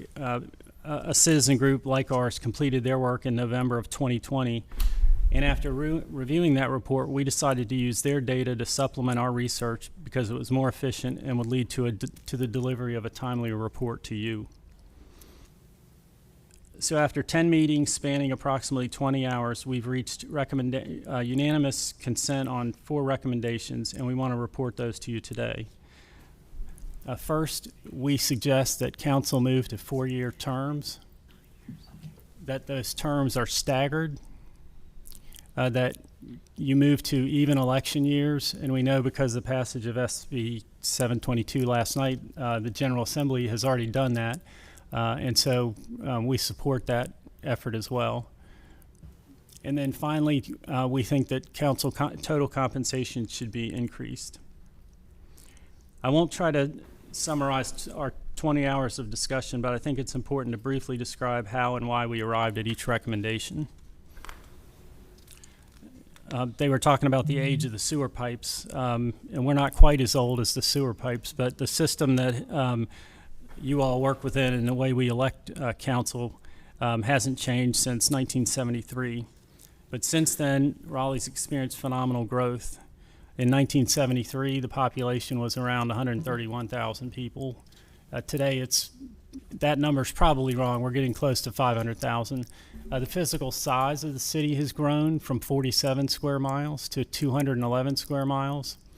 I didn't ask, but Gail probably could have found it for me. I don't know what the general fund budget or the total budget for the city in 1973 was, but I'm sure it's not where it is today. Today, the general fund budget is about $500 million, and you all, I know you're familiar with it because you just passed it. The total budget, including enterprise funds and capital expenditures, is now over $1 billion. So this kind of growth and complexity demands a level of persistent attention and strategic focus that's simply not achievable on a 2-year election cycle. Moving to 4-year terms will allow council to focus more on governing and less on campaigning and fundraising. Our second recommendation is to stagger those terms so that citizens retain the ability to signal dissatisfaction with council and demand course corrections every 2 years. In terms of how to stagger, we recommend all district councilors run on one side of the election cycle and the mayor and at-large councilors run on the other side of the cycle. Our third recommendation is to increase council compensation. Because in addition to the growing complexity of the city, the demands on city councilors have changed dramatically over the last 20 years. With electronic communication and social media becoming ubiquitous, citizens have nearly constant access to city council and often expect frequent attention. After looking at data from North Carolina and from across the country, it's clear that city council's compensation is inadequate. So our recommendations are intended to better align total compensation with the demands and obligations that city councilors face today. So I'll go ahead and review so we looked at 15 jurisdictions in North Carolina, and we looked at 25 across the country. Some of the ones we looked at across the country were the mayor-council forms of government, and some were council-manager forms of government. But you can see where this is the current mayor total compensation and where that falls. And it's sorted by the far right column, which is the total compensation. And you can see that the mayor's position is, at least at the bottom third of that group. Similarly, council compensation falls even further down on that group. And so that, I think, further supports why we think you are entitled to increased compensation. The methodology we looked at to ensure that council's compensated fairly for the time, effort, and sacrifice required to serve effectively. We reviewed these peer jurisdictions. The data shows that compensation for elected officials in council manager cities is fairly consistent, and it generally tracks population and operating budgets. So given Raleigh's population, budget, and growth trajectory, we established a target stipend, and we're calling it a stipend because you're not employees, and so our group didn't feel comfortable saying it's a salary. We feel it's more accurately to call it a stipend, but it's technical term, but that's why you'll hear us use that throughout. So we established a target stipend by averaging the 3 highest annual stipends paid to North Carolina jurisdictions. We then adjusted each expense allowance category to ensure that Raleigh's total compensation fell within the top 3 North Carolina jurisdictions. So for the mayor, you can see that the stipend, the average of the top 3 stipends paid for the 15 jurisdictions we looked at was $36,511. Then we adjusted the 3 expense allowances to arrive at $45,911. And if you put that in back into the chart I showed you, you can see that puts the mayoral compensation just below Charlotte and Mecklenburg. And one point of explanation, you'll see there's 2 Charlottes there. There's the Charlotte New and the Charlotte Current. Last night, Charlotte adopted a new budget, and I did not check to ensure that they didn't make any changes, but I don't believe they changed their proposed compensation. So we included the current level of compensation for the mayor as well as the new to show you kind of where everything falls. So that's the mayoral compensation. So we did the same thing with city councilors. And in that situation, the average of the top 3 annual stipends was $29,848. With the adjustments to the 3 allowances, we arrived at $37,248. And putting that into context, again, it puts counselors at in the 3rd position. You can also see the 2 Charlotte designations and where they were, and then again where the Raleigh council compensation falls today. So I think you can tell from those charts that what you all do and the time commitment that you have to put in, at least our committee felt that you were undercompensated, and that should be adjusted. Another thing that we noticed as we were doing this is that few jurisdictions apply regular adjustments to elected official total compensation. Those that do, like Raleigh, usually apply the same factor that they use to adjust employee compensation during the annual budget process. We were unable to identify any jurisdiction that had any sort of process for reviewing the adequacy of elected official total compensation. It didn't look like anybody kind of reviewed that to see where it stood relative to peer communities on any sort of regular basis. But we think that's important. So we also recommend that council revisit this process every 4 non-election years to ensure that compensation continues to fairly reflect the unique demands and sacrifices required of Raleigh mayors and councilors. Because we've noticed, and I talked to several jurisdictions when I was cleaning up some of this or researching some of this information, and they just didn't do it. I think the uncomfortable, because you all have to vote for a budget, you basically have to give yourselves raises, and we think if you put that in some sort of regular framework, it will become more routine, and it won't necessarily rely on one of you or a group of you deciding that you need higher compensation and doing it yourself. And so we understand that. So with that wraps up compensation. There was a little more detail there, so I'm happy to answer any questions on that. And if not, our final recommendation, which is to move elections to even years to enhance voter turnout. Everything we looked at, it was clear that shifting elections to even years had a substantial improvement for voter turnout, sometimes 5 to 6 times greater. it's an efficient way to do that, and so that was our recommendation. And as you are aware now, that's consistent with the General Assembly's passage of SB 722 last night. So that's where we stand today on our recommendations. And as I said, it was a priority of our committee to speak with one voice. So we unanimously support these. We do have some work to do. We continue to discuss voter engagement. So we didn't view this as just getting more folks to the polls.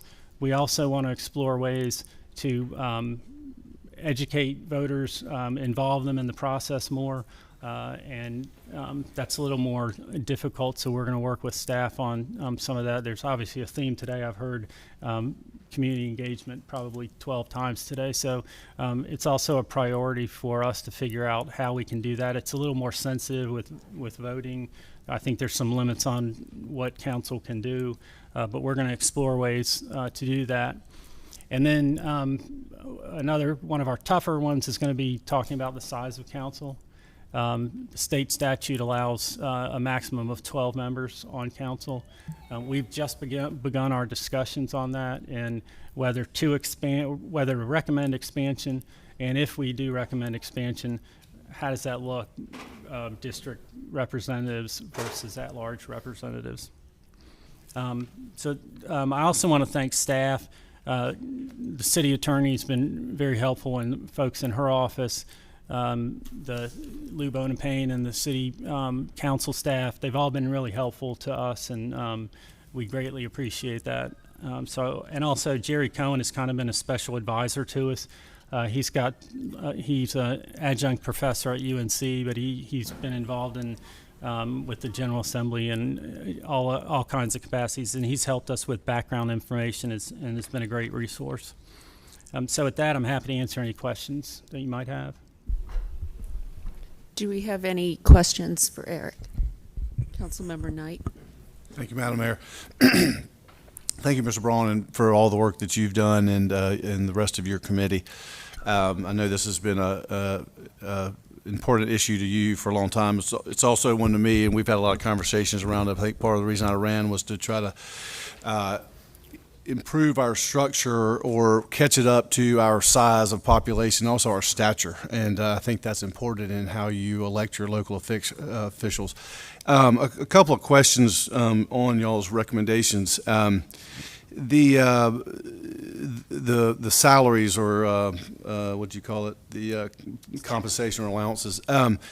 I heard there was a lot of talk around living wages at one point, looking at that as a way, knowing that currently we're not considered full-time, and most other, or maybe all other local government officials in North Carolina are not full-time, but allowing some sort of a living wage to where someone that runs can make that decision of how they're going to basically make an income, and this would be part of that. This still is low. I certainly think we need to start thinking about full-time in terms of the mayor as we move down the road. I don't think we're ready for that yet. And then even city council, as our population continues to grow, and as the significance of the decisions we're making affect more and more people. So I want to touch on that first, and then I have another question, Madam Mayor. Well, I believe the living wage for this budget you just passed was in the 36. 36. Mm-hmm. And so that was actually one of our committee members made a point of that. So you'll notice that this proposal is at 37,248, so it does exceed the living wage as established by the city budget that they adopted. Good. Okay. Thank you for that. And then the issue of even years over odd years.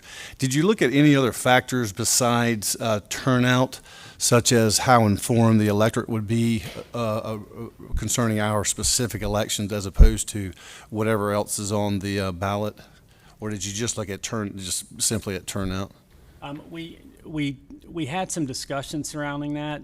It's difficult to, we weren't aware of any information or a study that demonstrated that, voters in off-year elections for local elections would be more well-informed or less well-informed than if they were, if it's paired with even years. I have heard that, there's some discussion that there might be more opportunities to provide voter information because there's more interest in even years, but we didn't have any that I recall, and Hardy can correct me, I don't recall any empirical evidence that demonstrated voters were more knowledgeable or more informed of local issues while they were in off-year elections. Well, if I understood your question. Yeah, you're getting to it. And I think that's what's going to be important to figure out a way for a standardized voter engagement, because I personally think we'll be diminished going to an even year when we're the last on a ballot of 3 to 4 pages when you're competing against state and federal elections.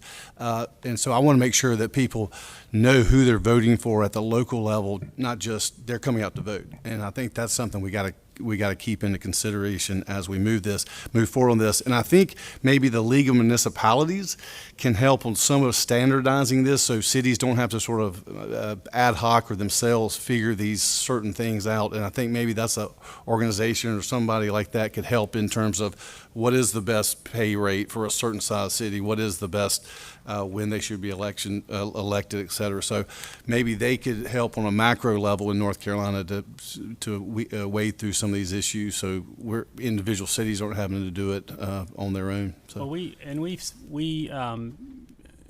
I personally talked to folks at the league.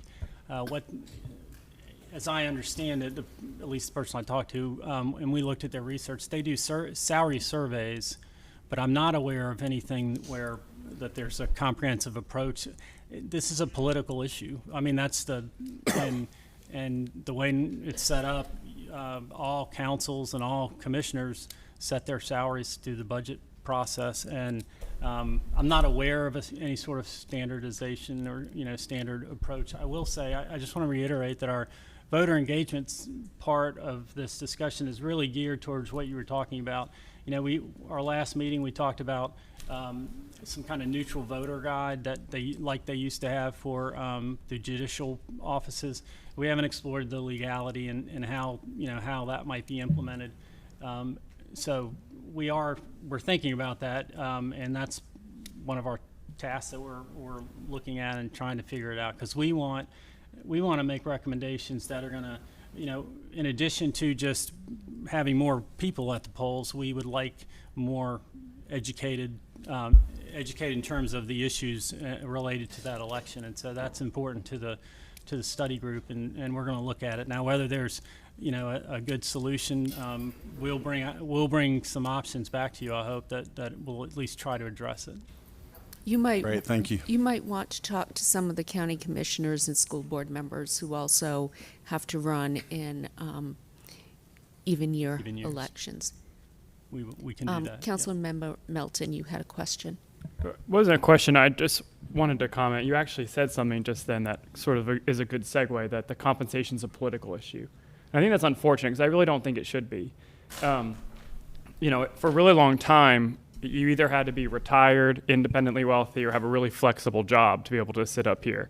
And for those wondering at home, I am not retired or independently wealthy, but I do have a very flexible job. And so I think it's really important to leave the door of opportunity open behind you. There are a lot of folks who have good ideas and would be great to run, and they can't for the compensation aspect alone. And so I want to take the political aspect out of it and say that if we want more diverse representation in a very diverse and growing city, we have to make it easier to run for council. And I think we have to get our elections where there's more turnout, where we're paying folks more, and where we're not running every 2 years, because I want someone to come behind me and to be able to bring their ideas to the table. And so I think that this work is great, and I hope that the community will also embrace that idea that we have to be cultivating leadership. And this is a way to do it, one way to do it. Thank you. Okay, thank you. Any other questions for Eric? Okay, thank you very much for Thank you. being here today. Thank you for your work. We appreciate the support and look forward to coming back in a few months with our final report. Okay, thank you. As I try to extricate myself from the Lou's here to save me again.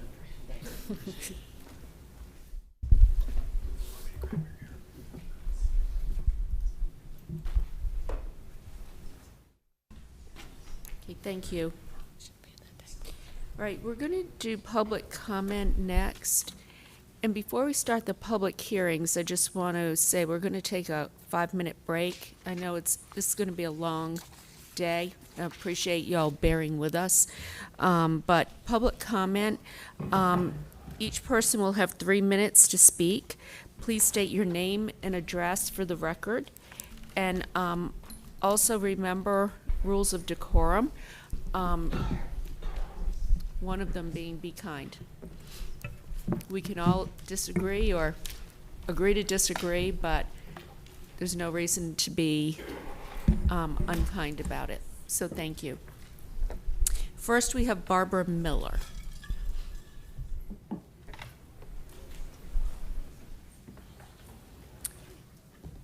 Is Barbara Miller here?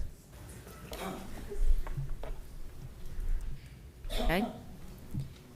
Next, we have Octavia Rainey.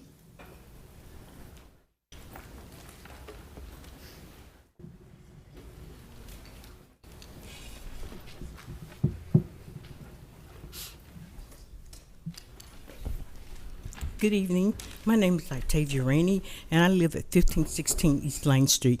First of all, I need to make a correction to what Corey Branch said.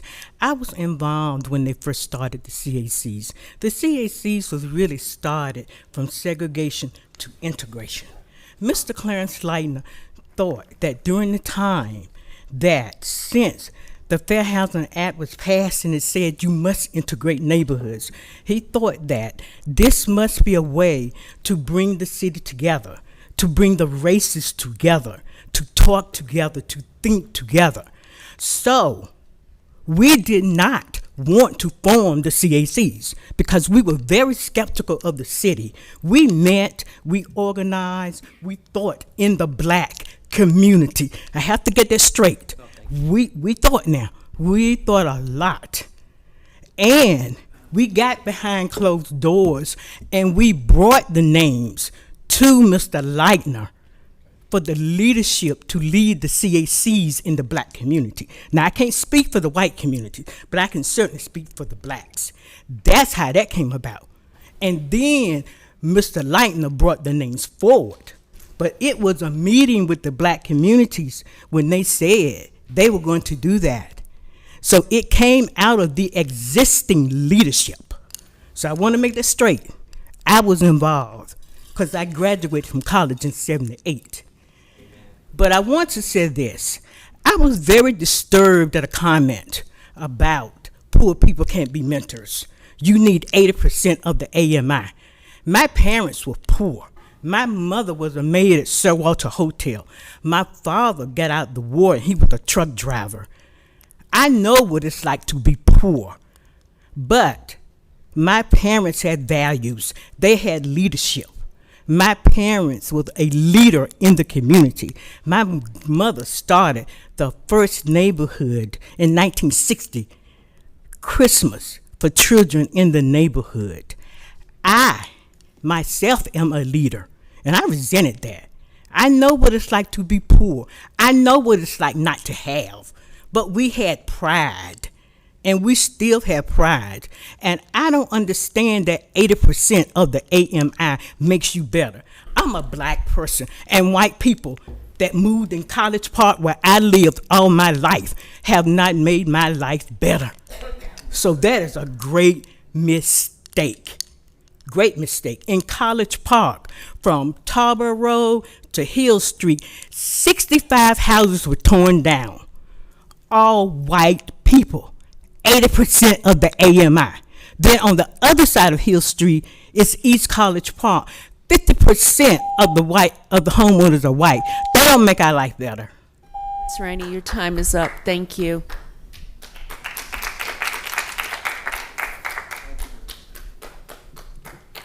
Next, we have Cody Stokes.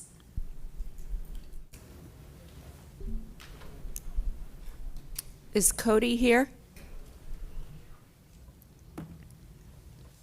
Christina Jones? Good afternoon. Christina Jones, 8005 Finland Drive. 2 weeks ago, I was able to participate and observe the entire council meeting while sitting at my dining room table with my kids who are still in virtual school.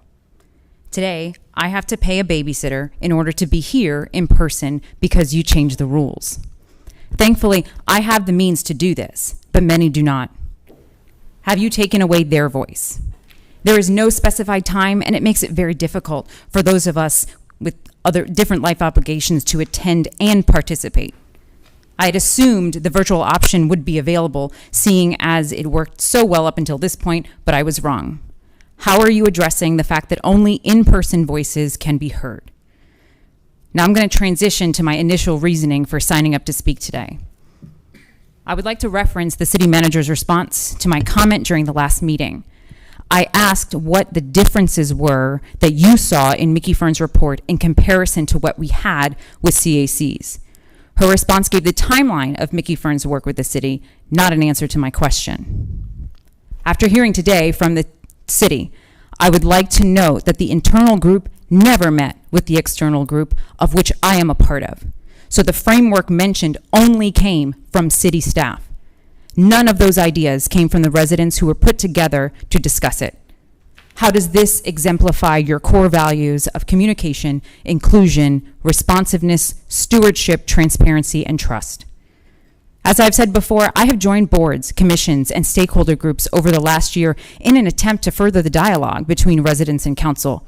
But your lack of response has proven to be an unwillingness to engage with me. As chairperson for the RCAC, I would like to request that a motion be brought forward to hold a special meeting focused on community engagement with Raleigh Citizens Advisory Council. I attended your work session a few weeks ago with Downtown Raleigh Alliance and demand the same style meeting be held with us. We are here every other week with a running list of questions that have gone unanswered by council. Mayor Baldwin, you told me on Saturday to my face that council hears me. Prove it. This is my 12th time speaking in front of you. I need you to answer me. Will council show me that they hear me by taking action to sit down and have a tough conversation? Thank you. Thank you. Next, we have Catherine Wolf.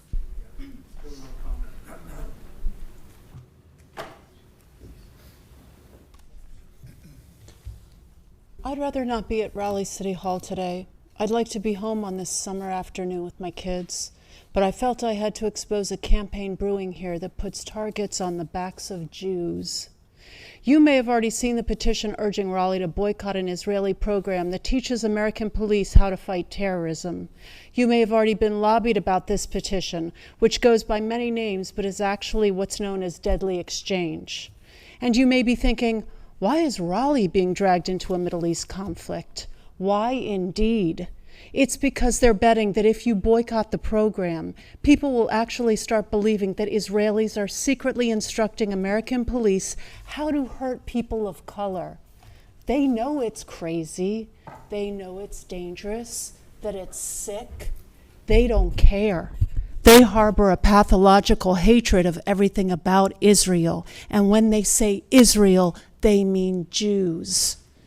Anti-Semitic campaigns like Deadly Exchange are making our lives hell.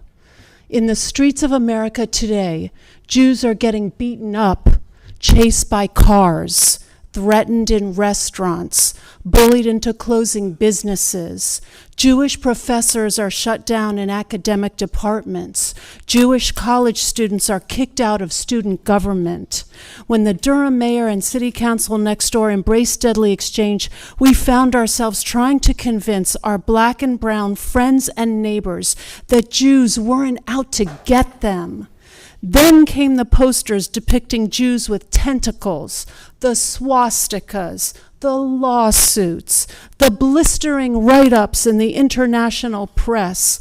Durham is still shattered. but Raleigh stands a chance. This area is on the cusp of a golden era. Apple is coming. Google is coming. Jew hatred isn't good for business or morale, especially when outraged, injured citizens descend on City Hall every month to fight back against very, very bad legislation. In 1790, a promise was made to us. President George Washington sent a letter to the Hebrew congregation in Rhode Island. Quote, "May the children of the stock of Abraham who dwell in this land continue to merit and enjoy the goodwill of the other inhabitants, and there shall be none to make him afraid." End quote. You will have a choice. You will uphold Washington's promise, or you will break it. Raleigh will judge you by your decision. America will judge you by your decision, and history will judge you too. Thank you. Thank you. The city manager and I have a meeting later this week on this topic. So we'll keep you informed. Thank you for being here. Josh Ravitch.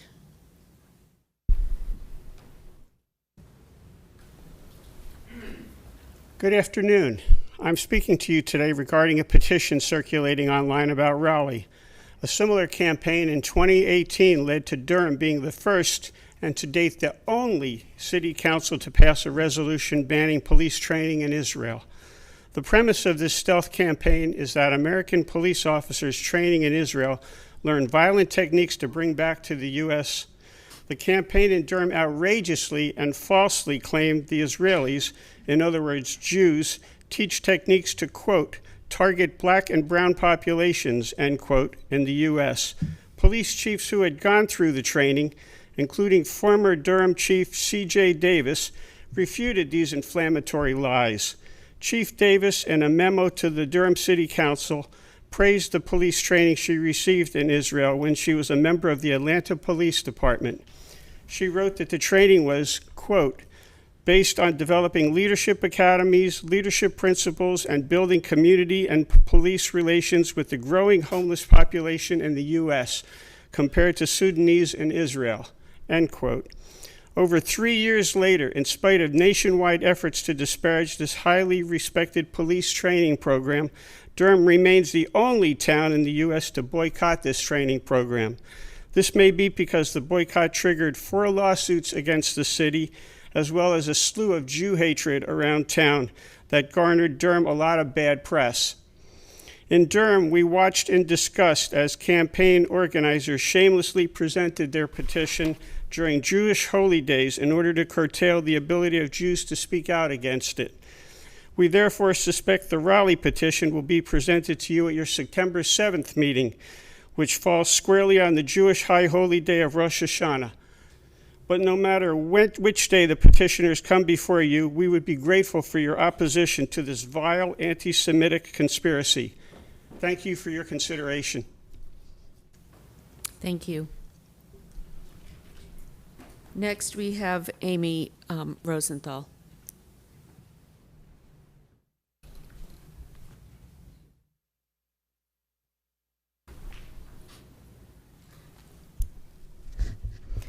Thank you so much for letting us speak today. We're here to alert you to a petition campaign underway that will bring anti-Semitism and possibly even hate crimes to the city of Raleigh. This campaign will be littered with beautiful words such as peace, justice, and safety. But it's not about peace, and it's not about justice, and it certainly isn't about safety. It's actually an international campaign that has ties to the genocidal terrorist group Hamas. Their pretty language is just covered for Jew hatred.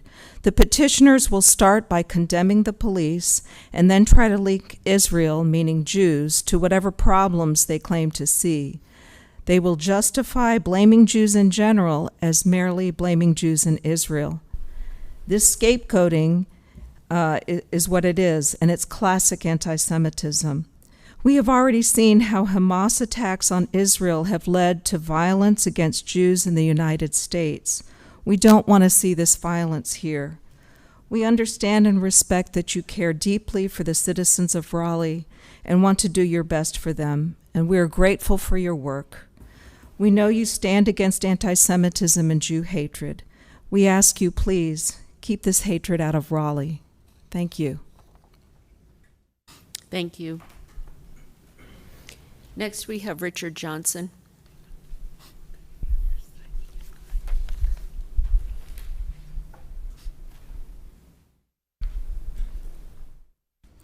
Richard Johnson, 3225 Oak Grove Circle. Mayor Baldwin and the Council of Kane are working to destroy democracy in Raleigh. Think of what they've just done in secret vote behind closed doors. They voted to give themselves an extra year in office. Nobody voted to give them 3-year terms. How is this even legal? On top of that, they want to eliminate runoff elections, meaning that someone could be elected with far less than a majority. Because her opponent chose not to call for a runoff, Mayor Baldwin assumed office even though 7 out of 10 voters voted for someone else. That's been a disaster. Mayor Baldwin and her cronies are so drunk with power that they think they can do anything they want with their backers at Barnhill, Kane Realty, Wake Stone, Triangle Apartment Association, and other special interests cheering them on. And just last night, in a stunning rebuke, the entire Wake County Senate delegation voted against this power grab. That should set off alarm bells about how this was handled. I wish to explain why they think of themselves as progressives, and yet they seem to be at the beck and call of John Kane, a homophobic Trump mega donor, and his campaign cash that helped them buy their seats. How progressive. And speaking of progressive, I couldn't believe Councilor Bufkin's outrageously insensitive remarks at the last council meeting, wherein he concluded that poor people need role models from outside their own communities because otherwise they have no good role models. Bufkin not only defended his remarks, and I can't make this up, but described himself as someone who is all about building bridges. The only bridge I've heard him talk about building is the pedestrian bridge from his house to Wegmans Supermarket. You know, the one he wants to build by giving the developer a big tax break called a TIG. But it's not too big for him at $5 million a year. That's taxpayer money. How much affordable housing could we build with an extra $5 million a year? Time and time again, this council has demonstrated their arrogant disregard for Raleigh's voters and citizens. Their latest power grab is unprecedented in its scope and damage to Raleigh's democratic process. And perhaps the saddest part of this entire sorry episode has been watching City Attorney Robin Tatum contorting herself to try and defend this council's indefensible actions. Actions that certainly violate the spirit of open meeting laws, if not the letter.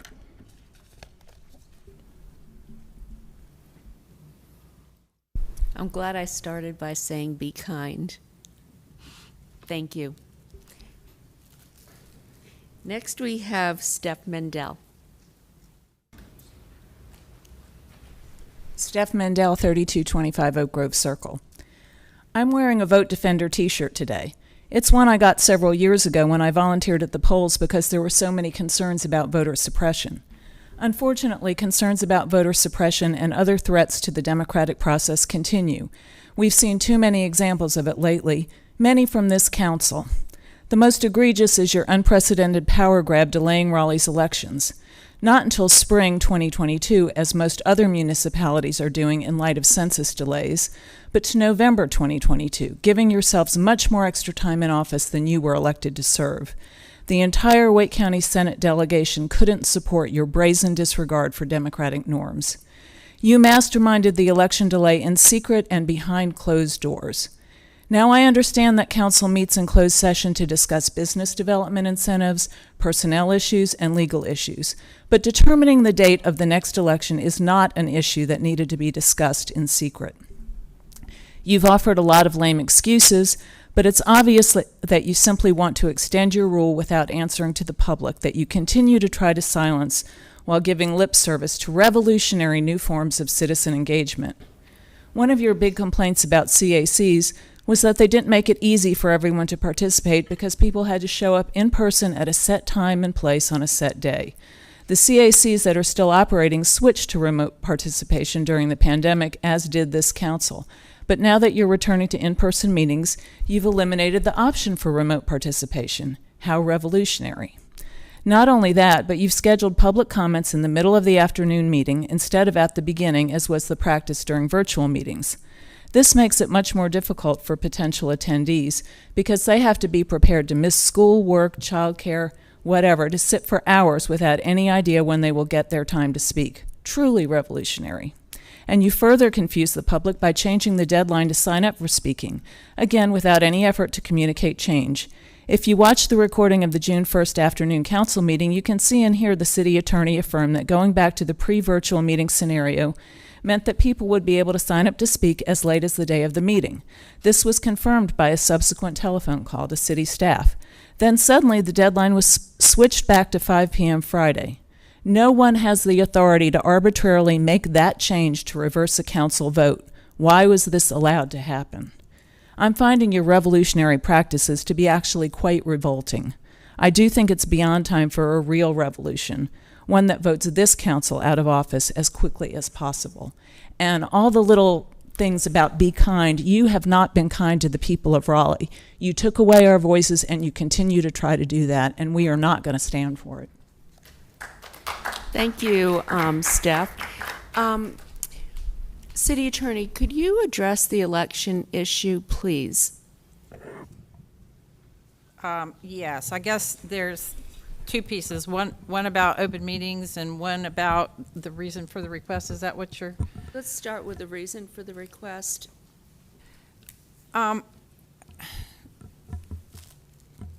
Last meeting, as has been reported, we reported out the council's decision to request a local act a week ago today, which was the first open meeting since the discussion.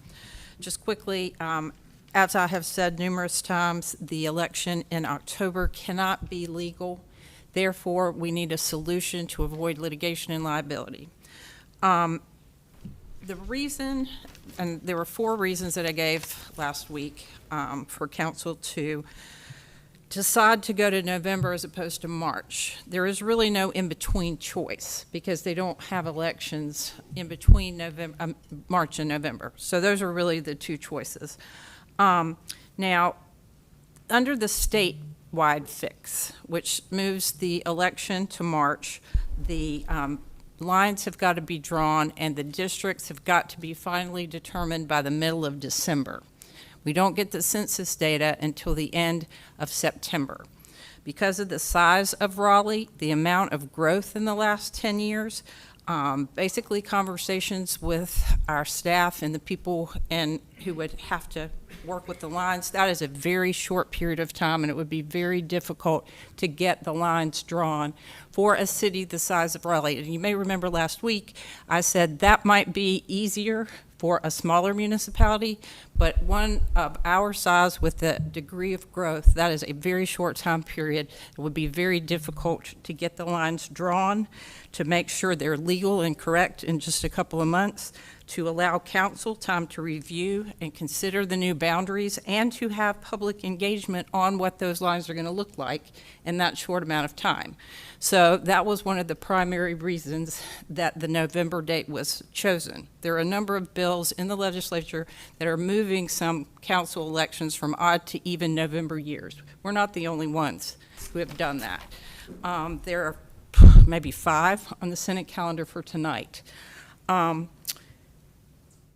as I said last time, that's a big reason. Now, under the local bill, not the local bill, now we got added to 722, we have until March 31st to do that work, which is going to be very, I think, beneficial for everybody so that they will have the time to get the lines in the right place. Now, another legal consideration that we talked about last week was the fact that a bond referendum is planned to be run with the next election. The bond has a lot of not only campaign and sort of trying to do the education to the public, but there are lots of steps and preparation and months of council resolutions and hearings and steps that have to be taken. If we were to run that bond in March, that timetable is very significantly narrowed and will be much harder. It'll be cutting it very close to make sure that we got everything in order for that. So that was the second reason for the November option as opposed to the March option. Also, there's been a lot under the statewide option.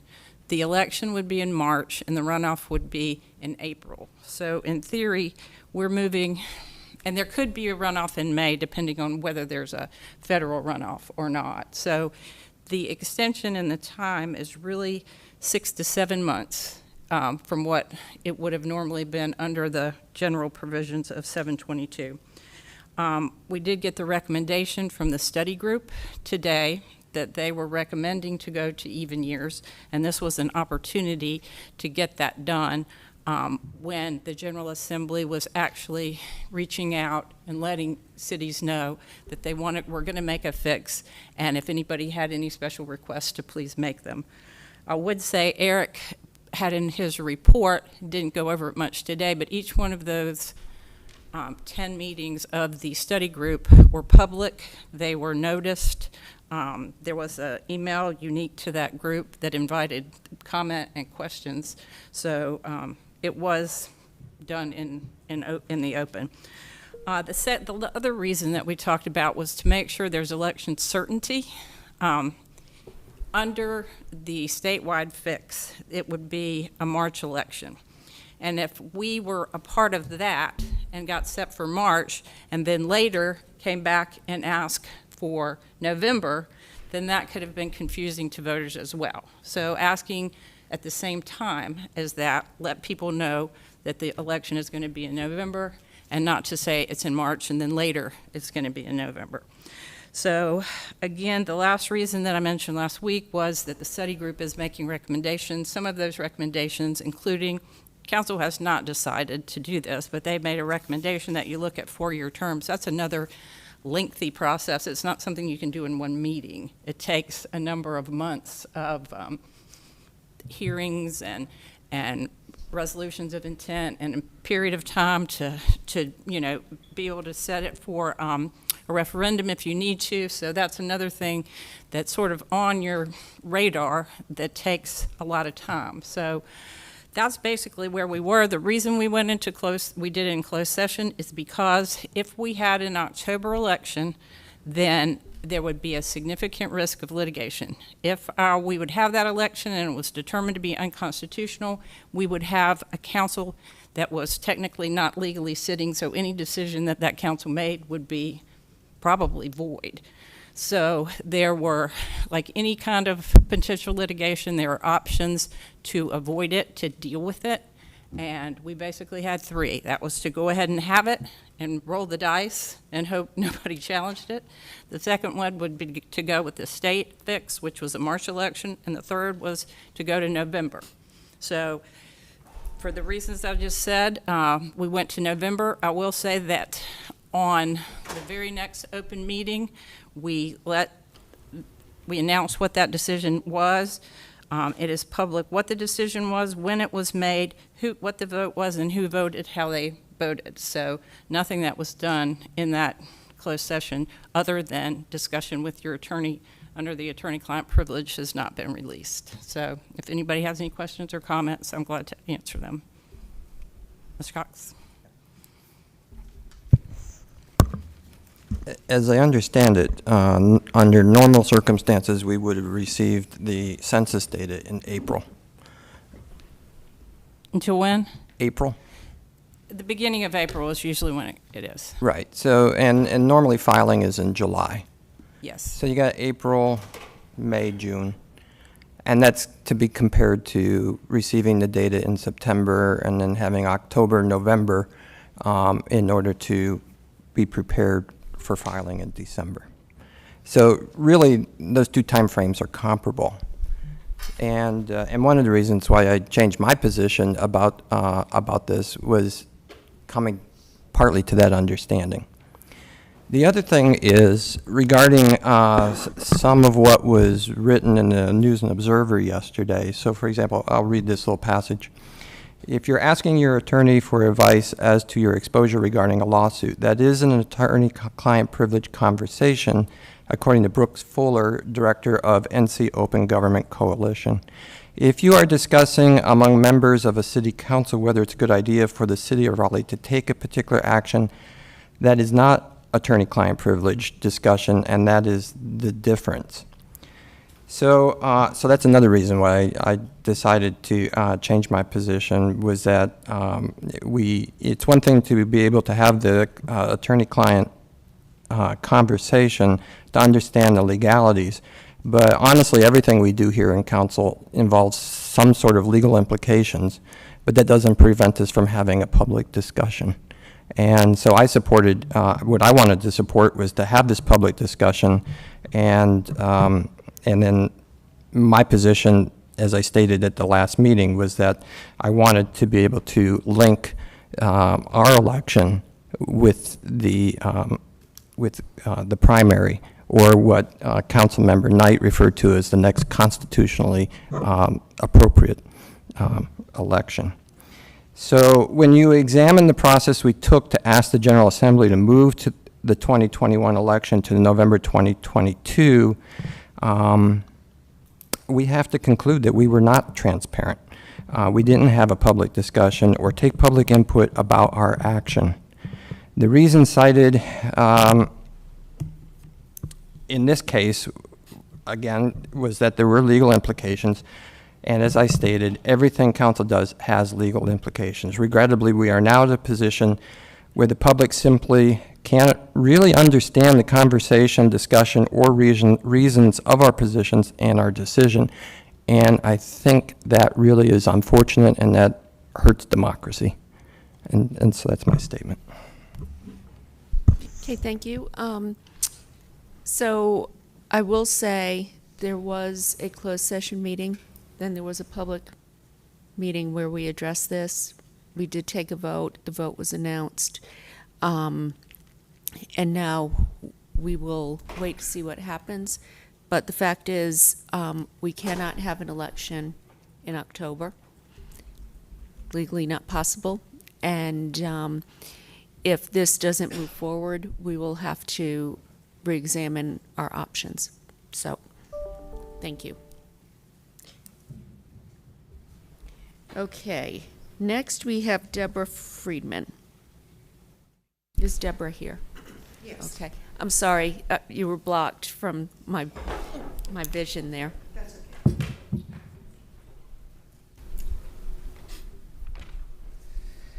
Thank you for allowing me to speak before the City Council. We know that you were elected to serve your local community and not the Middle East. Durham City Council made the mistake of foisting an anti-Israel boycott resolution on our community, despite pleas from rabbis, the Jewish federations, and many citizens. Some families moved to another city rather than pay taxes towards a city that wants to boycott Jews. I, too, am a member of the beleaguered Jewish community of Durham. Our community saw swastikas at Duke and neo-Nazi flyers all over town because the anti-Semitic agenda incited white supremacy. Even the petitioners admitted on their own website that their campaign to link the Israeli training program to police violence in the United States was fueling white supremacy conspiracies. Recently, Mayor Baldwin signed a letter committing to fighting anti-Semitism and anti-Zionism. We are very grateful for this. The mayor appears to understand that Zionism is the liberation movement of the Jewish people and that anti-Zionism is steeped in Jew hatred. The citizens of Raleigh deserve a city council that is free of bigotry and focused on local issues. A city council that values all minorities.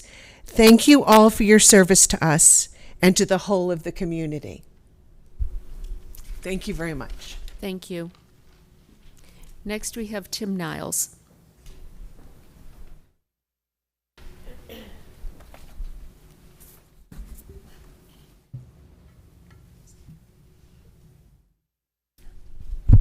Tim Niles, 11509 Midlothian Drive.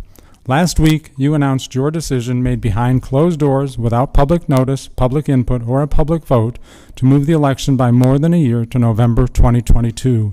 You sat on your hands for months, hiding behind excuses of waiting for the legislature and word salad from the city attorney when the people asked for answers. You denied you were discussing the issue while you were obviously plotting in secret for your own personal gain.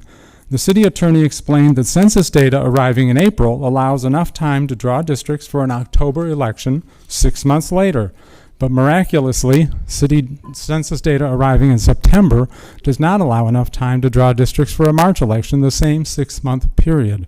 The next excuse was if the spring primary were moved to March, from March to May, Raleigh would still be stuck paying for a March election. You conveniently forgot the option of asking the legislature to modify the bill to tie the election to the primary date instead of specifically March. Finally, you needed more time to prepare a parks bond. You were supposed to be prepared for a parks bond for the October 21 election, and you don't need census data for a bond. There's never an excuse for extending your time in office and taking away the people's right to vote for representation even one day longer than necessary. You don't get a do-over because you haven't finished your agenda. The fact that you would all go along with this power grab trying to hide behind the legislature is unconscionable.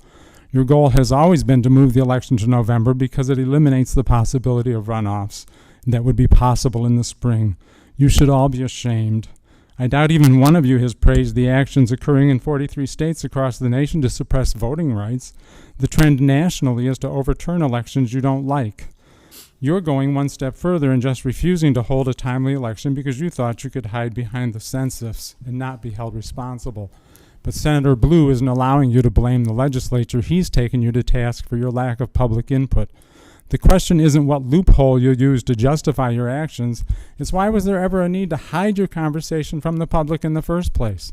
It's quite clear that any conversation about possible lawsuits by holding an election in October are attorney-client privilege. But a discussion of the political pros and cons between March and November are not privileged. They should be public record. What are you trying to hide? And where's the revolutionary citizen engagement now? If you're not willing to stand for election, you're not qualified to stand for the people of Raleigh. And one last note, be kind is not one of the rules of decorum, but making snide remarks to commenters when they are finished are a violation of your code of conduct. Thank you. Thank you, Mr. Niles. Next, we have Bob Gary.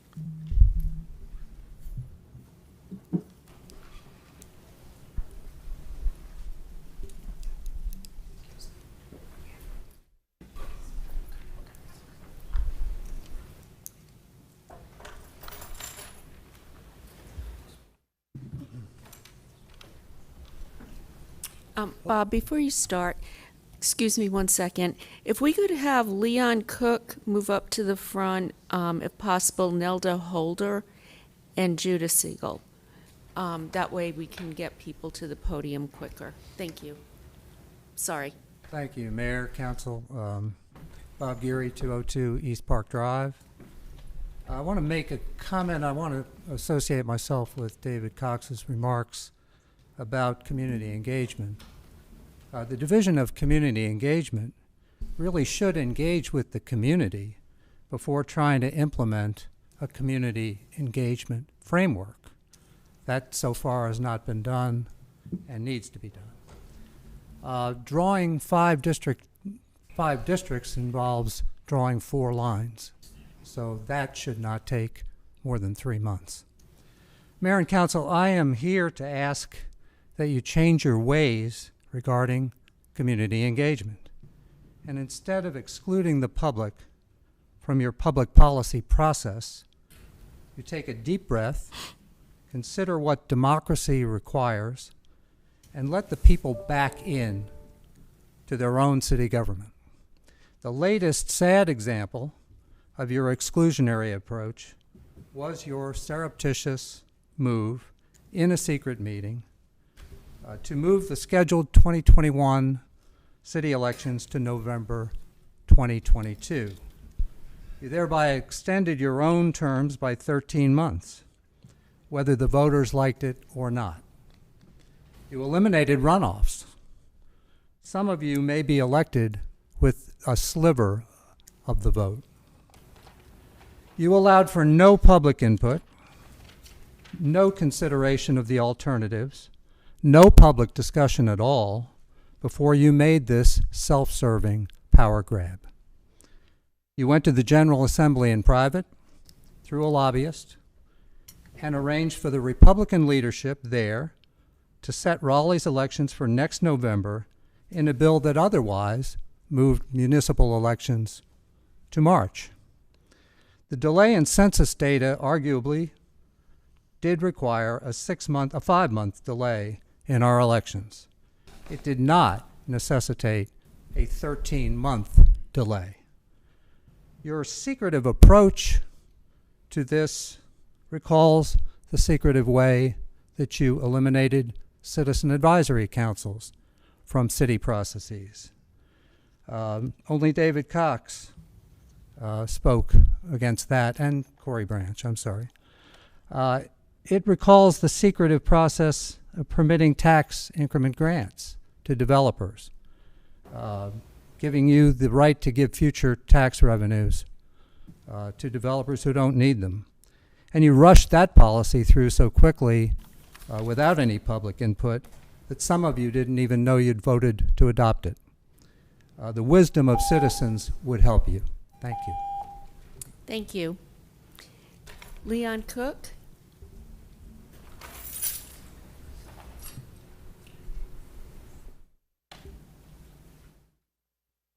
Good afternoon. Good afternoon. Leon Cook, 1500 Whittington Drive. I'm a member of the Wake County Housing Justice Coalition. Council members, you say you are for the affordable housing, but affordable for whom?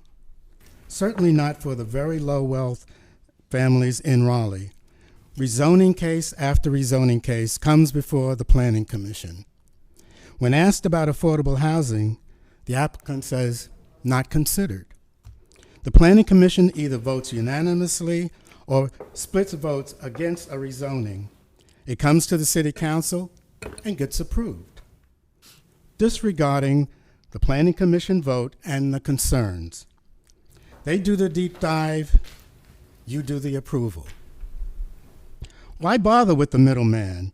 Just send the rezoning issues directly from staff to the City Council and dispense with the pretense of representing the citizens of Raleigh. You have staff render cases compatible with the comprehensive plan and the future land use map, and for the common good, after you text change them to bend to compliance. At your December 17, 2019 work session, Durham Mayor Steve Schrull said that you are doing a good job, but for whom? Not the citizens of Raleigh. He did not say that the children in subsidized housing lacked role models. He did say that Durham placed conditions on developers who purchase city-owned property to provide low-income housing. Why can't Raleigh do the same? Also, affordable housing is placed as a condition in some Chapel Hill rezoning cases. Why can't Raleigh do the same? If there is a will, there's definitely a way. To quote Planning Commissioner Nicole Bennett, one of the more thoughtful, but not the only one, with the citizens of Raleigh in mind, she still quotes, "The problem is not the people. The problem is the environment. The problem oftentimes is the people who live in these communities are cast aside and forgotten about. Well said. Their voices have been stifled with the elimination of CACs, replaced by online surveys, many of whom do not trust the information and or do not have the means to provide input. You won election with 13% of the eligible voters in 2019, which is really only 9%. That will be the percent vote that you probably should get at the next election. Thank you very much. Thank you. Next, we have no applauding, please, in between. Thank you. Nelda Holder is next. Nelda?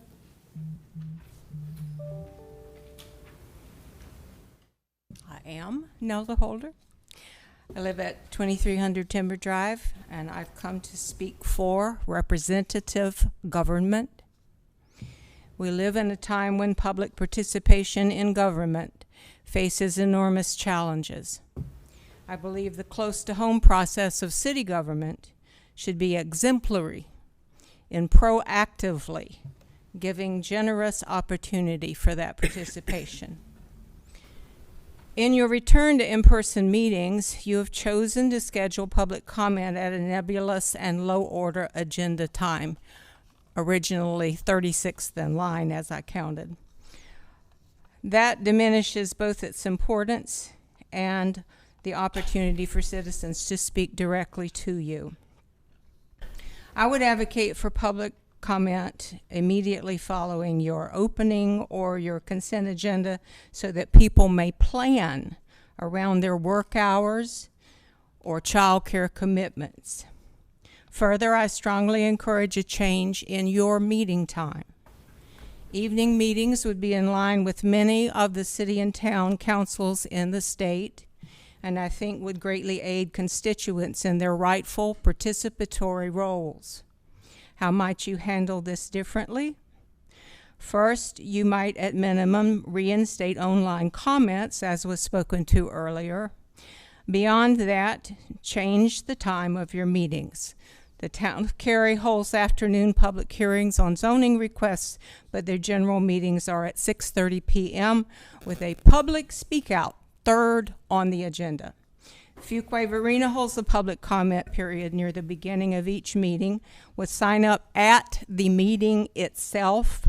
They meet at 7 p.m. Durham's regular sessions are held at 7 p.m. with sign up available immediately before the meeting.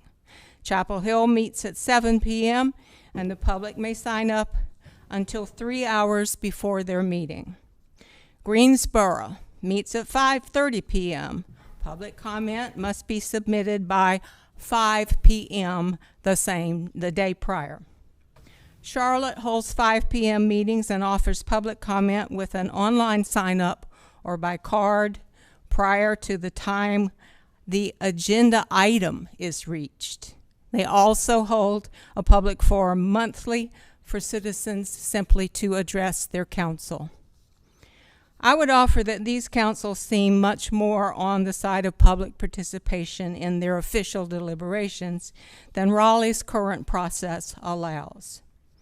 My second topic tonight has to do with your closed session decision to extend this entire council's term by a full year. Nelda, your time is up. You've already heard about that from other people. Thank you. Your time is up. You probably know how I feel about it. Thank you. Just for clarification, the first meeting of the month is an evening meeting, and we have public comment at that time. We also have public comment during our day meetings. So while most councils have one session for public comment, we actually have two. Another thing we changed, it used to be a 2-week waiting period to speak to council for sign up. And we had day of, but the feedback we got from staff was that they needed some time to help process this, so therefore we have a 4 o'clock Friday cutoff going forward.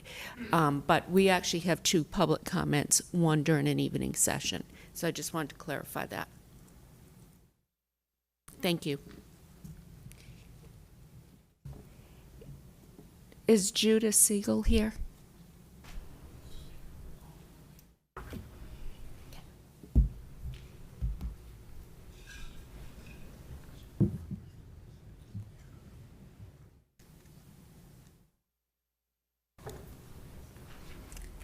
Madam Mayor, and members of the City Council, and also our honored Police Chief, Cassandra Deck-Brown, to all of you.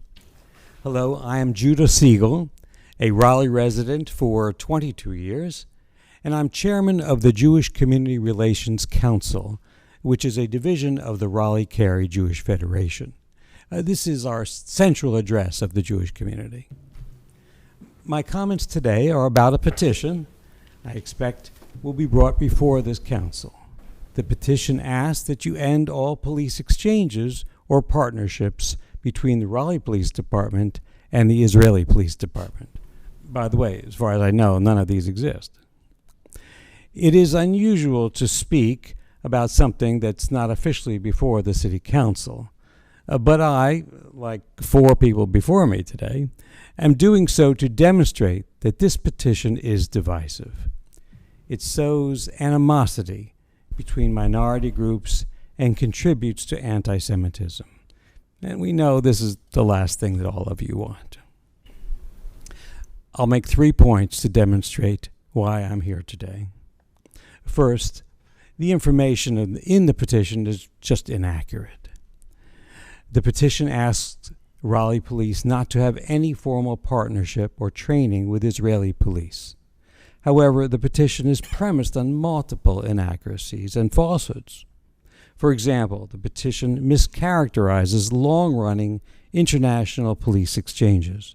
These are leadership development programs and are not about training police in militaristic tactics. The petition suggests that the program helped police terrorize minority communities here in the U.S. Heaven forbid. This is simply a malicious lie. And Israeli police rules of engagement are exactly the opposite. They aim to minimize danger to individuals and to life. Furthermore, the law enforcement officials of all backgrounds have benefited from this training, and it's supported by the National Organization of Black Law Enforcement Executives. The second is that they claim that Israelis are running a program to harm American minorities is based on anti-Semitic conspiracy theories using a subtle form of hate speech. And third, let me say that I respectfully suggest that using a petition to drag our city into international dispute is not what any of us want. This is not effective police partnerships, but rather divisive politics. So please reject this petition like most communities have. Thank it you. Comes before you. Thank you, Mr. Siegel. Okay, that is the remainder of the end of public comment today. As I mentioned before we started, we're going to take a 5-minute break. Bear with us. I think we all need to stretch our legs a little bit, and we'll get right back at it.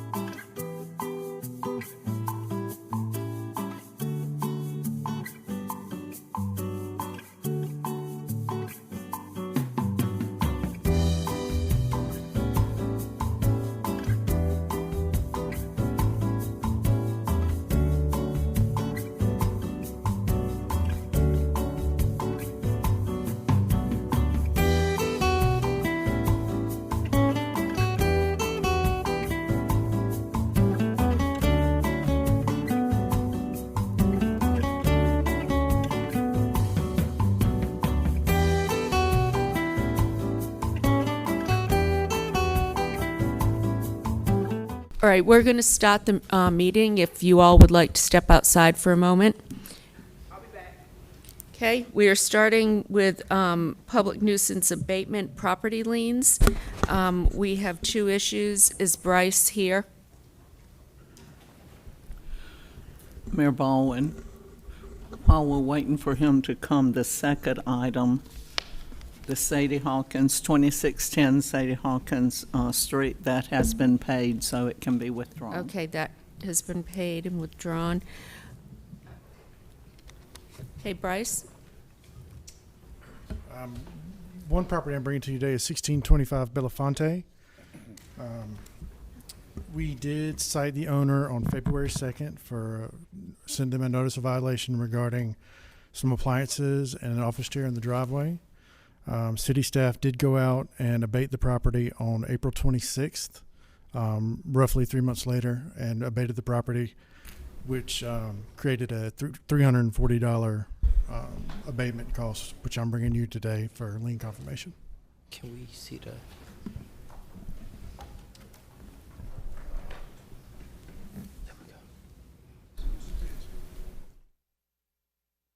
I believe this is the owner of the property. I did speak with him yesterday morning in regard to this. I think he has some comments. Good afternoon. My name is Musa, and I'm the owner of the property. Yes.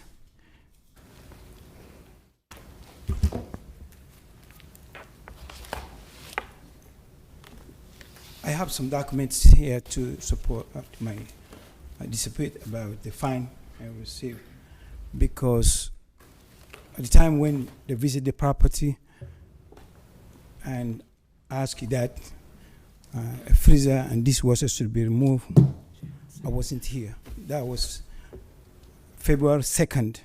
The inspector visited the place and he asked that they should be removed. February 2nd. And February 1st, me and my wife, we depart to Gambia. So I was not here. So we put the two appliances, which is dishwasher and the freezer, which freezer is good working, is in good working condition. However, we renovate the kitchen, and we bring a new freezer. And then a friend of mine, he wanted the freezer. I said, okay, it's here. He said he would take the freezer to use it, and then what's that again? The dishwasher, he will take that to wherever he want to take it for. And then we left on the 1st. We did not come back until April 13. So this is the ticket here. We left on the 1st and they visit the house on the 2nd. So we were not here. And this guy, he never come around and take the freezer. But again, it's not an old freezer. It's good working condition freezer. And it's not like we put it outside. We put it against the wall right there at the entrance, just in front of the parked cars. By the wall. So I think because since I wasn't here, I'm asking to waive the fees, because I would never ignore the call. If I was here, remove it, I would remove it, but I was not here. So I'm asking if I can get a waiver for this. Thank you. And if you need the documents, I have all of them here when I left the country and when I come back. And then I come back on the 13th. On the 17th, my nephew was critically ill in New York, and I departed on the 17th to New York. I just came back. I have to go to New York on the 17th, and I come back on the 20th. I have all of them here if you wanted to look at them.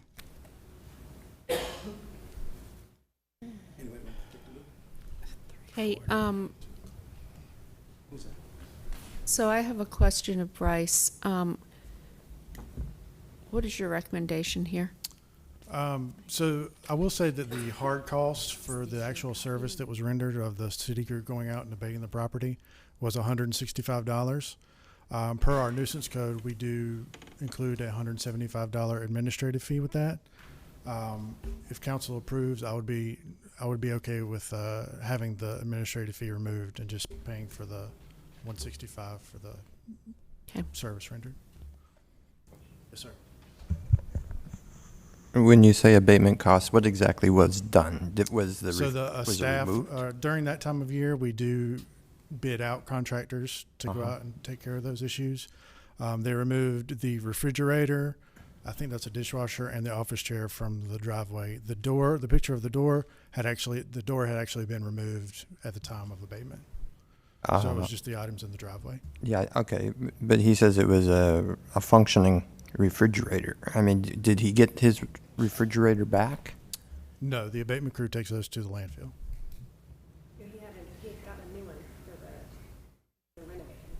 Right, but it was a functioning refrigerator that he had left there for someone to come pick up.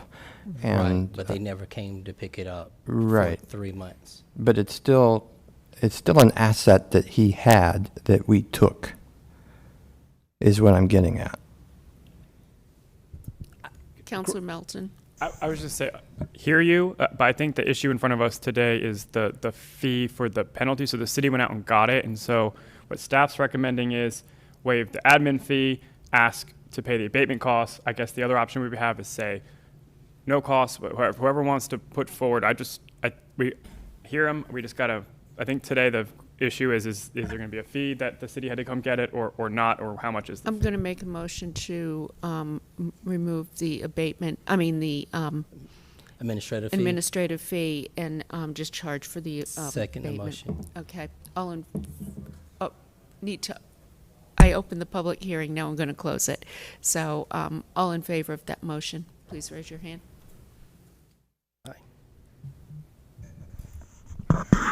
And I'm voting no because I really think that we should just give him the benefit of the doubt and not take his money. I'm a vote no too. Okay. So Knight, It's Buffkin, 5-2. Baldwin, Branch, Stewart. Did you get that? Okay. Melton and Cox opposed. And Ford. The rest of us.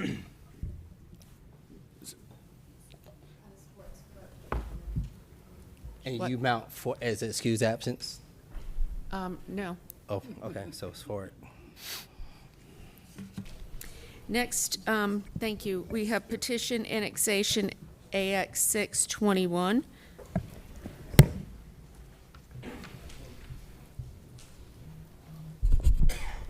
Good afternoon, Honorable Mayor, members of council. Christopher Golden with Comprehensive Planning.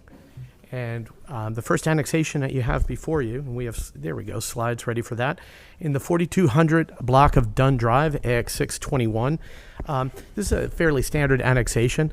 The petitioners are looking to build a single-family home, and they would like to connect to water and sewer. That's the reason for the annexation petition. We have a presentation. If you have any questions, I'd be more than happy to answer them. This is in my district, and I have no questions. When the time is appropriate, I'll be happy to make a motion for approval. Is there anyone here to speak on this issue? Okay, I'm going to open and close the hearing. Councilmember Cox? So I make a motion to approve the annexation. Do we have a second? Second. All in favor? Aye. That was unanimous, clerk. Okay, next we have petition annexation AX 721. Correct, thank you. This is in the 800 block of Samuel Street, 11.18 acres. It's in District C. Similar situation. The petitioners are looking to construct 75 townhomes. They would like to connect to city sewer and water. It's contiguous and inside the ETJ. If you have any questions, I would certainly be happy to answer them. This property also does have an approved subdivision plan on it, S3819. Are there any questions on this? Is there anyone here in the audience to speak on this issue? Okay. With that, I'm going to open the hearing and close the hearing. I move for approval of annexation. Do we have a second? Second. All in favor? Aye. Opposed? No one. Okay. Thank you. Next, we have floodplain map FP1 2021. Good afternoon. This is a floodplain map amendment due to construction for the city project of the Blue Ridge widening project. This project is at the permitting stage right now, and it is on near the intersection of Blue Ridge Road and Crabtree Valley Avenue on House Creek, and it's due to the culvert enlargement on for House Creek that's underneath Blue Ridge Road. And the limits are shown here. The changes are fairly minimal from a horizontal standpoint. Flood levels are changing on 13 properties, 2 of which are owned by the city of Raleigh. The changes are less than an inch rise on one of the properties, and more on up to a 2 foot rise, or excuse me, 2 foot lowering. Sorry. 2 foot lower, not 2 foot rise, 2 foot lowering on multiple properties. So as part of this process, the city council can approve or deny this change, but it will be contingent on the FEMA approval as well, and that's how it's written. That once FEMA approves, the city approval will go into effect after that. But this is a fairly standard map change for a drainage structure like this. Any questions? Okay. Just a quick question. Any questions, Councilmember Cox? Just a quick question. I assume the property owners were notified of this? Yes, sir. Okay, thank you. Okay. Any other questions? All right. I'm going to ask if anybody is here to speak to this issue. Anyone in the audience? Okay. With that, I will open the hearing and close the hearing. All in favor? I mean, is there a motion? Sorry. Kind of move it ahead. You so move. Second. I like that. I'm feeling virtual there. Mayor Pro Tem Stewart has seconded. All in favor? Aye. Aye. That's unanimous, clerk. Thank you. Next, we have rezoning Z5420. Good afternoon. This item was continued. The public hearing for this request was continued from your last meeting. I would note the case has not changed, actually, since Planning Commission reviewed it. So it's been steady for some time. In the last 2 weeks, we have reviewed the conditions again with the zoning administrator and are interpreting the conditions a little bit differently than when I presented this last. And would just note that we do expect the conditions about parking deck screening to result in screening on all 4 facades of the building. And I can answer any questions you might have. I believe the comment for this was exhausted during the public hearing at the last meeting. The applicant's here, and I know can answer questions, and I'd be happy to answer questions as well. I left the hearing open, but have there been no changes in conditions? They have had some conversations, Madam Mayor, while we're out in the hallway. So I think they may have some additional conversations if we can hold open until the next meeting and they can get some stuff resolved. Because the quick conversation, I think we made some limited progress. We delayed this for 2 weeks for that very purpose. I understand. But I'm ready to vote on it. Well, I think they need to have some additional conversation.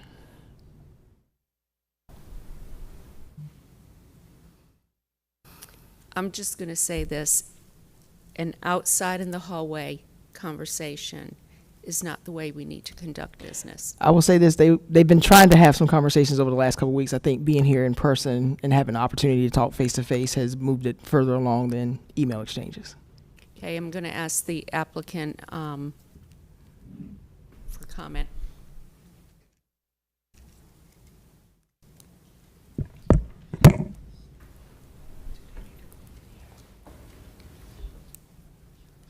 Thank you, Mayor, members of City Council. Chad Essick with Pornis Rule 301 Fayetteville Street, Suite 1900.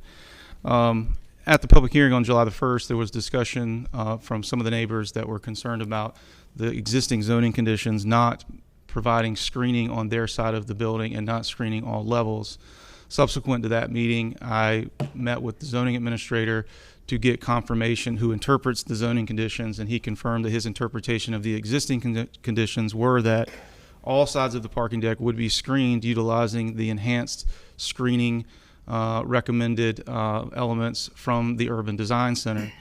I communicated that to the neighbors, had some conversations with their representative. One issue that is of import to the neighbors is that, as you'll recall, there was a UDC in the draft text change from the Urban Design Center, language regarding a parapet wall to help block headlights. We weren't able to include that in our condition because of concerns we had about with all the other screening that we would have to do, how it would impact the fire and building code requirements. And so we did not include that. We've talked with our architect and believe that the screening measures that we currently have in place will address the parking headlights. Furthermore, I would note that the text change that is currently going through the process that has that parapet language in it will likely come to council and be vetted and be evaluated. I'm sure the development community will have input that they want to put into that conversation, and ultimately, if the council decides to approve a text change with that in it, it will certainly be before we go through the site plan process, and our project would be subject to whatever this council ultimately decides is appropriate once that's been vetted.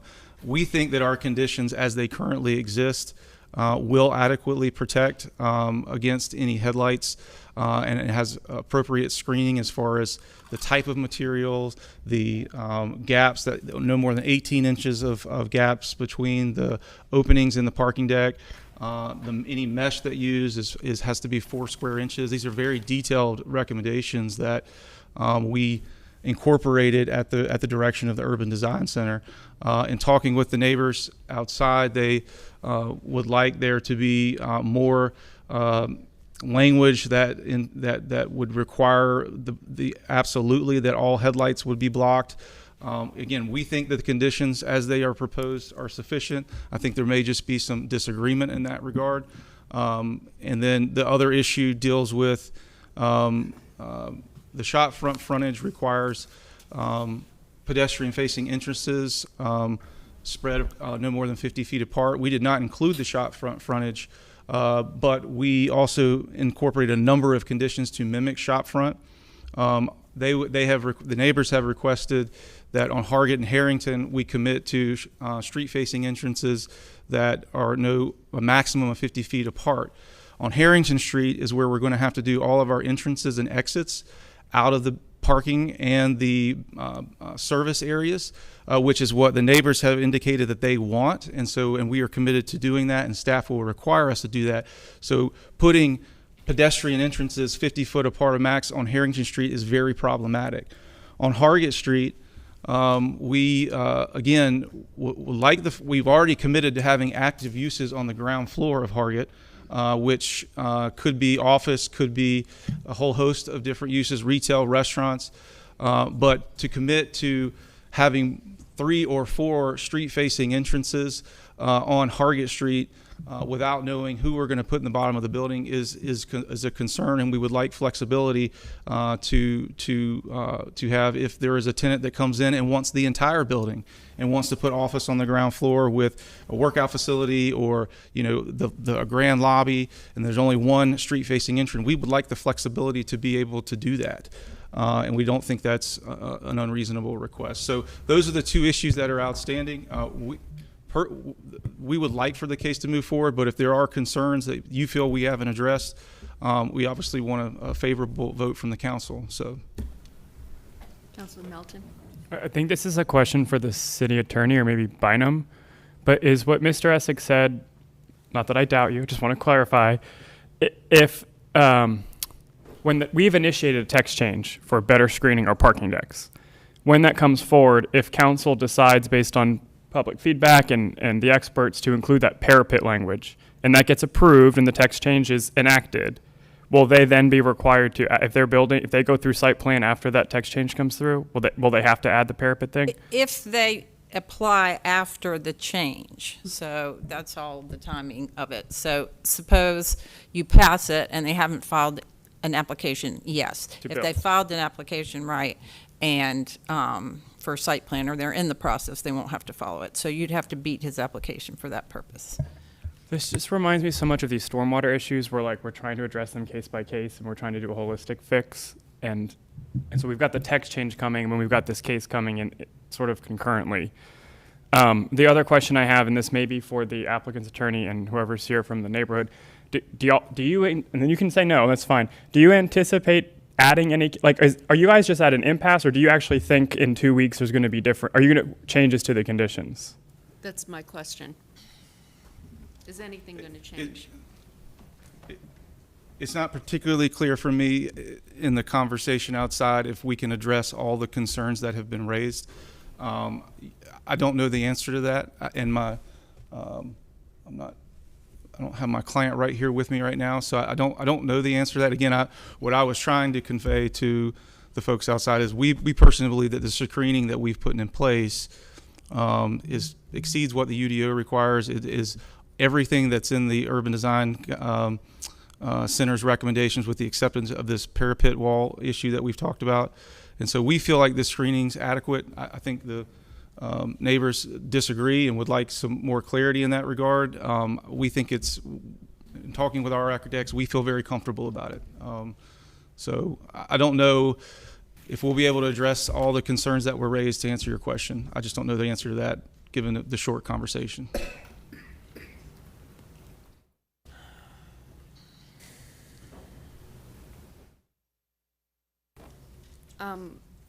Can you identify yourself? Lynn Percival. I live in the Park Devereaux building. Just to, I hope I could have a little bit more time to speak, but to answer the question, we're ready, willing, and able to compromise, and we've offered up 2 proposals and made concessions after our first one. So I think that demonstrates that we're negotiating in good faith here, looking to reach an agreement, and hopefully within 2 weeks, hopefully within a few days.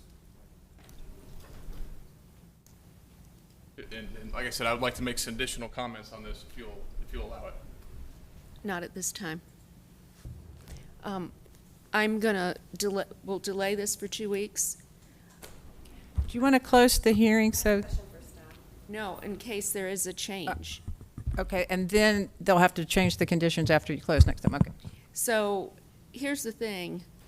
This could get delayed until August because we have one meeting in July. So we're looking at August 17th.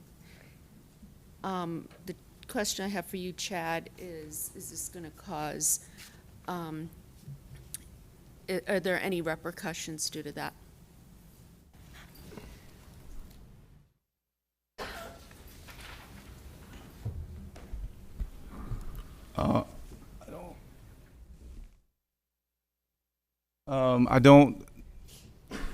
I guess if it was closed today, we'd have to submit conditions by Friday, and then it could be heard on the 6th and voted on the 6th. Is that correct? Yep. That's not 2 weeks. Could you repeat what you said, Chad? My understanding is if the public hearing's closed today, we would have until Friday to submit conditions, and then if we could, and then it would be voted on the 6th. Is that accurate, City Attorney? Yes, that would be, that would enable it to be voted on before the break. They just have to negotiate fast, so.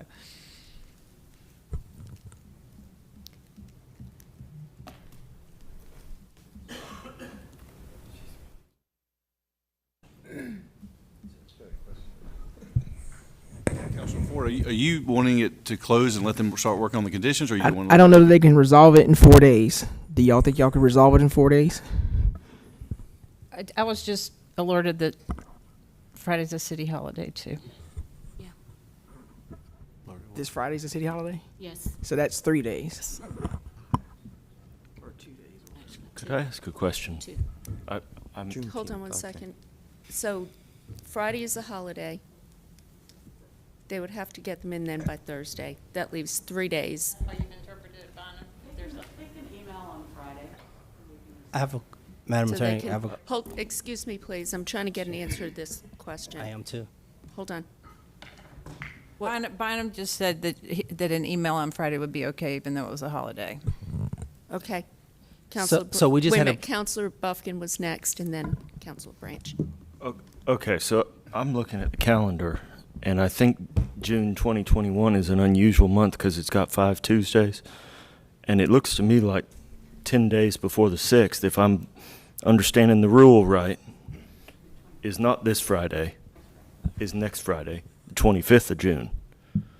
Okay, Bynum says yes. She's the day counter for conditions, Thank you, but Councilor much better Buffkin, than me. because I was going to say the exact same thing. Okay, I'm closing the hearing then. You'll have until the 25th. Please don't let this go to the last hour again. We'll see you back here on the 6th.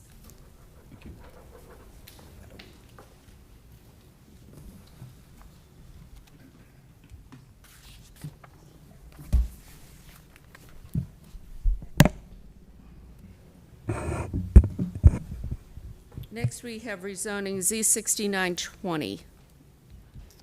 Yes, ma'am. 1302 Oberlin Road. Yes, ma'am. This is a new item, a new public hearing today. This is 1302 Oberlin Road. It's a request to rezone just under half an acre from R6 with the NCOD to OX3, urban limited frontage with conditions. The Planning Commission recommends approval. You can see the property here is highlighted on the map. There's office mixed-use zoning to the south and east, and residential zoning to the west and north with the NCOD. Aerial view of the site, so this is right on Annapolis Drive at Oberlin. A couple of views of the site. So they've offered some conditions here. They have limited use to household living, limited the number of bedrooms to no more than 3 per unit, prohibited vinyl and EFS, limited the total number of residential units to no more than 13, limited the building height in feet and stories along Oberlin Road, and specified that the apartment building type should mimic the appearance of the townhouse building type. So what's changing here is the total number of maximum units, and the setbacks are changing incrementally. This is consistent with the plan overall. There are a couple of inconsistent policies here related to relation to existing development, and the Planning Commission does recommend approval. What questions could I answer for you before you open the public hearing? I know you have folks here to speak to this one. Who has, Councilmember Cox?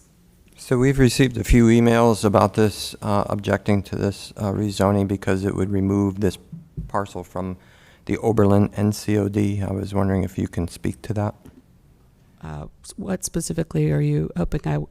I don't quite understand what the question is. It would remove the NCOD. It would remove the NCOD. It would remove the NCOD, yes. From this parcel? Yes. Okay, thank you. Yep. Any other questions? Okay. Is anyone here to speak to this issue?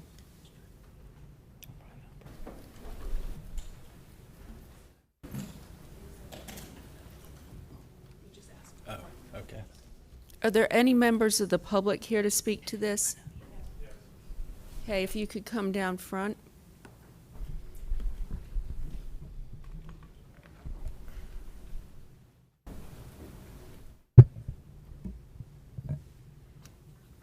Okay, there's 8 minutes. Can we set the timer for 8 minutes?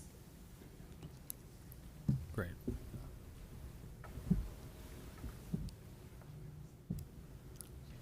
Thank you. Know the rules, 8 minutes per side. Yes, ma'am.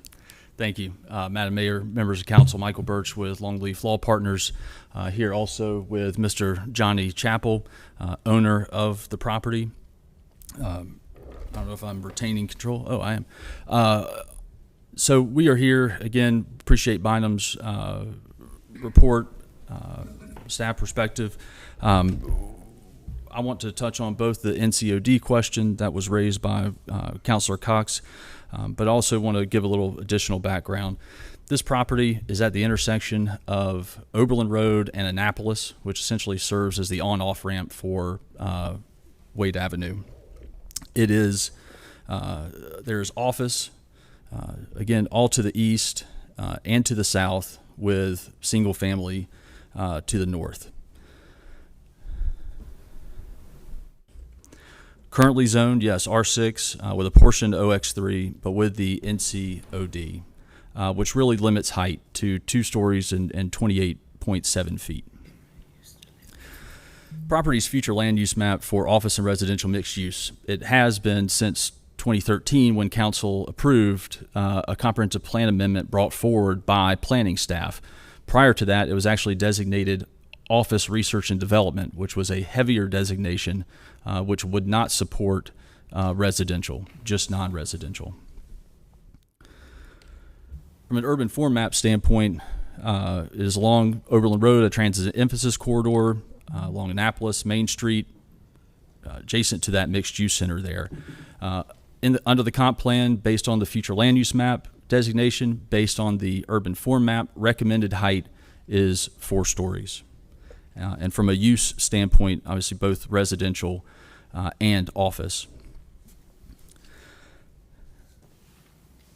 Based on that guidance, we initially proposed an OX3 request to allow for both office and residential uses. During our engagement with our neighbors and area stakeholders over the past 8 to 9 months, which involved 3 neighborhood meetings, both before and after filing, presentation to the Hillsborough Wade CAC, small group meetings in person, one-on-one meetings in person, individual calls.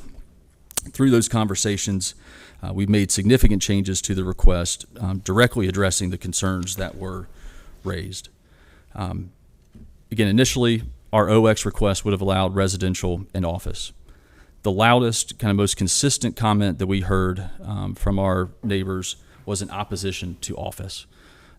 Even though it came with a 50-foot setback, they didn't want that use, even though we tried to condition it down and down in terms of square footage. Another concern was residential density. We went through multiple iterations and limitations of the number of dwelling units before we got to where we arrived. Another concern was the type of residential unit. There was a request that there not be apartments or kind of those stacked condos. So we have limited essentially to townhome units. There was also a concern from the CAC about height along Oberlin Road, and that ties back to the NCOD. So in response to that request from the CAC, and particularly the Hillsborough Wade CAC chair, we have added a condition that limits height along Oberlin Road to that NCOD limitation of 28.7 feet and 2 stories. This is consistent with what was done down at 908 Oberlin, condos across from the community grocery, when the NCOD was removed there in 2015. Throughout this process, again, we've made a number of attempts on conditions to address the concerns we've heard. Leading up to Planning Commission, we were asked to limit our request to 13 townhomes, as that was something that could be supported by the neighborhood. So in hopes of gaining this support, we prohibited office entirely. We limited the housing types to townhomes only, limited the number of bedrooms to a maximum of 3. We also limited our density to 13 dwelling units. And again, additionally, at the request of the CAC chair, we limited height along Oberlin Road, consistent with the NCOD. With these changes, Planning Commission voted unanimously to recommend approval. But now I think what the messages you've received or the questions you've been asked from our neighbors is, can we provide an additional setback? The townhouse building type requires a 10-foot setback on the side, 20 on the rear, but 10 foot on the side. We were open during our process that an office use would require that 50-foot transition yard, and that residential would only require a 10-foot setback. Even with that, there was a resounding request to get rid of office and to keep it purely residential.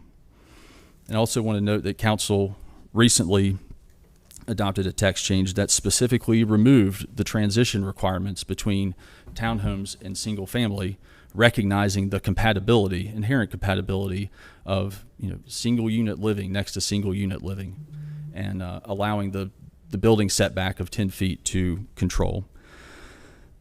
This request is consistent with the future land use map, consistent with the urban form map, consistent with the comprehensive plan, unanimous recommendation for approval by Planning Commission, and support from the Hillsborough Wade CAC chair, which I know has been communicated to a few of you.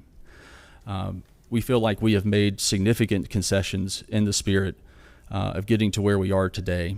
And while being asked to commit to an additional setback in and of itself doesn't seem like a big ask, when compounded and added by all of the other things that we've been asked up to this point and which we've committed to do and put in conditions, it is kind of that one more thing that further constricts the site to a point without having been through the site plan process that we really just can't firmly commit to at this point. And so we would ask the council to approve the case as presented today. Myself, as well as Johnny Chappell, is here for any questions, and we would like to reserve what time we have left for any rebuttal. Okay. Thank you. Reserve 105. Does anybody have any questions for the applicant, or do you want to hear first from residents who are here to speak? Okay. You have 8 minutes total. State your name and address for the record, please. And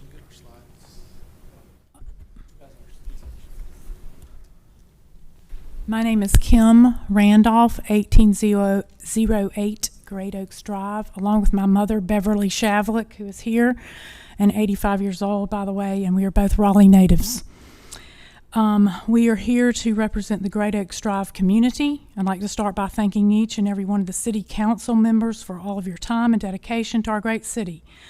We are here representing Great Oaks, Chester Place, and the surrounding Oberlin Road communities. We have all united and become very involved in this rezoning case.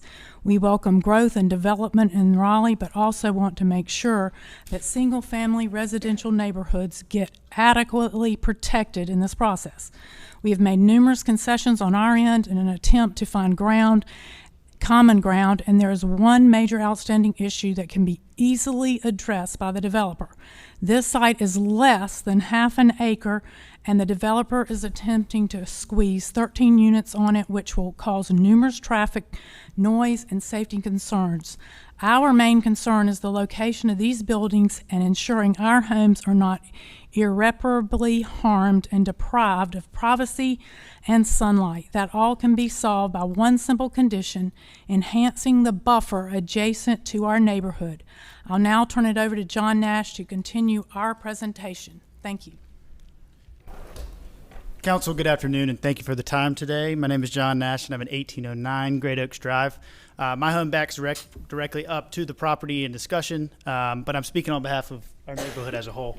What I wanted to talk to you today about is more vertical setback restrictions that need to be in place before this project moves forward. I provided a few aerial photographs to help provide that human aspect that can sometimes be lost when we're just looking at color-coded maps. I hope they provide more insight as to the reality of the situation. This next photo is actually of my home and my patio in relation to Mr. Chappell's lot line, which I flagged. That's actually the corner of the lot, and it's 24 inches from my patio, less than 15 feet to my back door. If approved today, he would be allowed to build up to 50 feet in height and 10 feet off of my patio. Gone would be the days of any sunlight. Gone would be the days of privacy. Gone would be value of our homes. It's a neighborhood issue. This photo is taken at a 3-story height, 10 feet off the lot line, which is what is currently in place. As you can see, our whole neighborhood would be visibly disrupted with this. You walk out of the front door or you look out of any windows, and you're going to see this property or this project towering over our situation. Lastly, or not lastly, but this is my neighbor's home. As you can see, this photo, again, taken 3 stories up in height and 10 feet off the lot line. I don't need to speak as to the privacy concerns here. This is my home. I'll go so far as to tell you, top right, that's actually my son's bedroom. Top left, that's my master bedroom. Downstairs is our living room, our kitchen, and our guest room. You can see into our homes with these current conditions in place. I guess my argument today is this. if in fact council is going to approve this project to disregard the overlay district, and they will go 3 stories, whereas our neighborhood is governed by 2 stories, I think it's only appropriate that there is an increased vertical setback to ensure our privacy. This photo is taken 50 feet back at that same 3-story height, and as you can see, there's plenty of privacy and nothing for us to really complain about. I have to believe we can meet in the middle somewhere without disrupting the project. We support the project, and we thank you for the time. I'll concede to Mr. Salibi. My name is Robin Salibi. My house is at 1817 Great Oaks Drive. The entire length of my property borders this proposed development. I've publicly supported some of the more ambitious zoning cases in Raleigh, which I believe proves my vocal support of growth and development in the area. I've also seen how difficult of a position this puts you all in at times, and admire how hard you all work to find common ground with neighbors and developers, to which I think you deserve much more credit. Although this is not our first choice, we're open to denser development on the parcel, so long as it doesn't cause harm to our homes. All the surrounding neighborhood, including this parcel, have had to abide by the Oberlin Overlay District. I'm not here to say that I'm a supporter of overlay districts, but when an entire community is forced to abide by it, and one property gets exempt from it, there can be damaging effects. We've all abided by a 28.7 foot height maximum. Removing that overlay district almost doubles the development height to 50 feet and enables rooftop living on top of that. One thing that I just caught from Mr. Birch's presentation also is they initially imposed a 3-story height maximum. I do not see that as a condition anymore, so I'm assuming somewhere in the process that got removed and is now a potential for 4-story height maximum. Is that not there? It is 3-story OX3, and so, but that would enable rooftop living. That's not a story. Okay, that's not an extra story. Okay, rooftop on top of the 3rd story. As John showed us in his presentation, those effects of having a large structure towering over our home would be devastating to our privacy and property values. If approved, the developer would be allowed to put 13 units, that's 39 bedrooms, on less than a half-acre parcel that's currently zoned for 2 units. That can and will have effects negatively on traffic, noise, and overall safety to our single-family residential neighborhood. As John said, we support denser development on this parcel and are trying to work with this developer. He has confirmed to us that his intent is for these buildings to be along Annapolis and Oberlin Road, which is the furthest away from our homes, and have the ingress-egress along the backside of our homes, which we welcome. The only thing missing is a condition to zoning to solidify his words and protect us in the event this is flipped to another developer, which has been continually mentioned. Our request is for a no vertical build buffer of 30 feet from our property line to be added as a condition. We did have a conversation with a developer outside maybe an hour and a half ago, and his response said, we're out of time. You know, if there was more time, maybe it's something we could have addressed, but now it's too late. And I plead with his counsel to please defer this case and allow that time for us to continue discussions and hopefully find common ground. I've said this before. I would like to say it again. After seeing firsthand just a small fraction of what you all do on a daily basis, and the amount of time you all invest for the betterment of our city, that this city council and mayor position be changed and compensated appropriately as a full-time position. My respect and thanks go out to each and every one of you. Thank you. Can you note 40 seconds left? The last gentleman who spoke, I have a question for you. I'm not sure if I heard you right or not. Could you just get back to the podium? You had mentioned something about a compromise, but I wasn't sure specifically what you were referencing. Well, we initially are asking for a 30-foot buffer, and conversations before this hearing, we as a neighborhood have even reduced that down to just an additional 10 feet. That does not change the number of units that they'd be able to fit on this. They're claiming that because they don't have site plans that they can't commit to this. They also claimed that because it's so late in the process that there's just not enough time. These are concerns. Obviously, making this a townhouse development was a major concern of ours. We're backed up to a single-family residential neighborhood. You can make all the future land use map and comprehensive plan arguments that you want. The bottom line is if you drive down Oberlin Road, once you cross Wade Avenue, you've entered the neighborhood. And that's been consistent since as long as Raleigh's been here. This is one parcel that happens to be in the future land use map for OX3. We feel that it is a residential product, and all we are asking for is a little bit more respect on the lot lines of our homes. Okay, thank you. Yes, ma'am. I'm going to ask Michael or Johnny if you want to come up. You have 1 minute left. Yes, ma'am. I'm going to talk for just a few seconds and then turn it over to Mr. Chappell. So I want to reiterate, it is not a matter of being out of time. It is a matter of negotiating in good faith and being brought forward a proposed resolution and compromise, and us agreeing to that, and then this additional thing coming up. That changes the initial compromise. When we prohibited office, limited it to townhomes, limited the density to 13 units. If the issue of a setback was in there, that's a different discussion, and we may end up at a different place. I also just want to note in one of the pictures, well, let me just turn it over to Johnny for the 15 seconds we have left. So, thanks. I'll try not to use all 15. I'm Johnny Chappell. I'm the owner of 1302 Oberlin Road. Appreciate everybody's time this afternoon. I will say that I've enjoyed engaging with our neighbors. And unfortunately, And now I'll leave it at that. out of time. Now, if anybody has any questions, you have 40 seconds left if there's anything you want to say. I'd just like to add that we welcome a townhouse development here, and we did have that in those discussions. Obviously, where those townhouses are located are very important to us. We went through quite a bit of back and forth where this entire hundreds of neighbors got involved to make sure this was not a big commercial development. Townhouses were the compromise, and obviously where those townhouses are located is a very reasonable follow-up to making sure that these are placed in a place that don't cause harm to us. Thank you. Okay, thank you. Question. Is it Mr. Sleeby? Yes, sir. Quick question. So you were talking about once you get north of Wade Avenue on Oberlin, you're in the neighborhood. Isn't there a 2-story condo building at the corner of Craig and Oberlin? At the corner of... That's right, but it abides by the overlay district.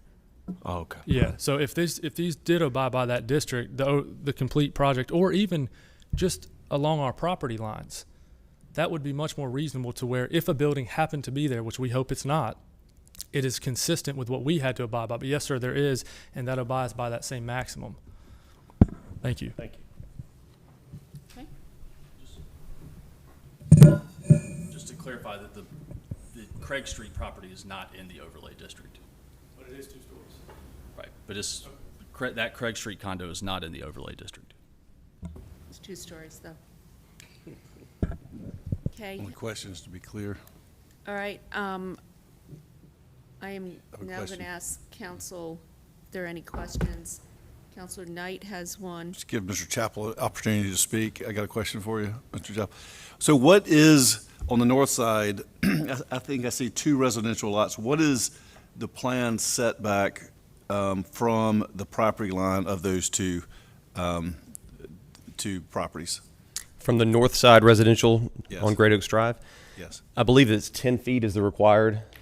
So it's 10 feet required if we were to do townhomes. The genesis of this conversation was whether we did a office development or a residential. But under what your plan is, it's 10. That is correct. But you don't have that set in stone. We do not have a site plan, no. Okay. You have any thoughts about where you're going to place the townhouses on the property? I think from the conversation, we're trying to get through zoning obviously first before we spend too much more money. But the conversations we've had with our engineer are that the most logical places for townhomes are to front the urban frontage. So along Oberlin Road and along Annapolis. But we don't have a set site plan yet. We haven't committed to anything with the neighbors. And is there a set entrance and exit already for this property? There is a set entrance currently along Oberlin Road, but it's very close to the Oberlin-Annapolis interchange, and we do not believe, based on conversations with city staff, that we would be allowed to put one so dangerously close to that intersection. So most likely, we think it'll be a right turn only exit onto Oberlin Road on the northernmost property boundary, and then hopefully a second entrance along Annapolis Drive. Okay, thank you. Are there any additional questions? Right, I'm going to close the hearing then. Is there a motion to be made? Is there any? Y'all looking at me, yes. It is in District D. I will say, Madam Mayor, that I did join the Hillsborough Wade meeting, the first meeting that they had to discuss this property. A number of people were very upset, recognized that the applicant has made a number of changes based on those conversations with folks in the neighborhood.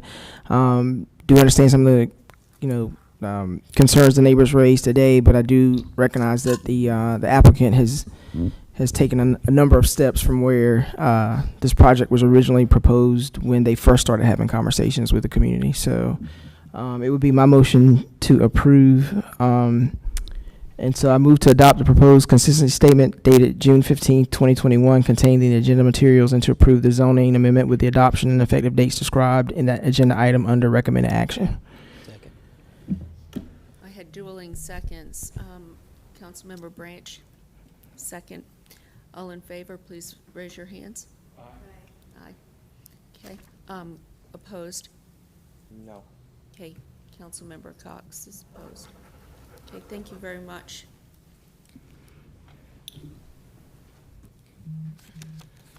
Next, we have White Oak Road, Z221. Yes, ma'am. This is a request to rezone 0.4 acres by removing the NCOD. The existing R10 zoning would remain. The Planning Commission recommends approval, and so does the Raleigh Historic Development Commission. You can see the parcels outlined here with the heavier black line. This is adjacent to the Hayes Barton Baptist Church at the intersection of Glenwood, White Oak, and, well, at 5 Points. So here's an aerial view of the site, a couple of views of the parcels in question. So just a reminder what the NCOD does. It establishes a maximum lot size, a front yard setback, maximum building height. So the request is to remove that. And so the change here is really around setbacks and height. This is consistent with the plan. The infill compatibility policy is inconsistent, but consistent with the comprehensive plan overall. And the Planning Commission and the Historic Development Commission both recommend approval. What questions could I answer for you before you open the hearing and hear from the applicant? Does anybody have any questions? Okay, I'm going to open the public hearing. Before you come on up, Isabel, is there anybody here to speak on this? Any residents here to speak on this hearing? Okay. Good evening, Madam Mayor and members of the City Council. Isabel Maddox here, P.O. Box 946, Raleigh 27602. I'm here today representing Hayes Barton Baptist Church. You probably know this church is fairly iconic on the corner of, really at 5 Points, corner of Glenwood Avenue, White Oak Road, and Whitaker Mill Road. Over the years, the church has acquired certain lots that are adjacent to the property with an eye towards expansion when the time was appropriate. When the NCOD was first applied to this property, it specifically excluded the church for obvious reasons and a couple of lots the church already owned. Since then, they were able to acquire a couple of other lots. In 2005, the city approved two recombinations of small pieces of lots into the main church tract, despite the NCOD. It sort of in conflict with the NCOD, but they did allow that.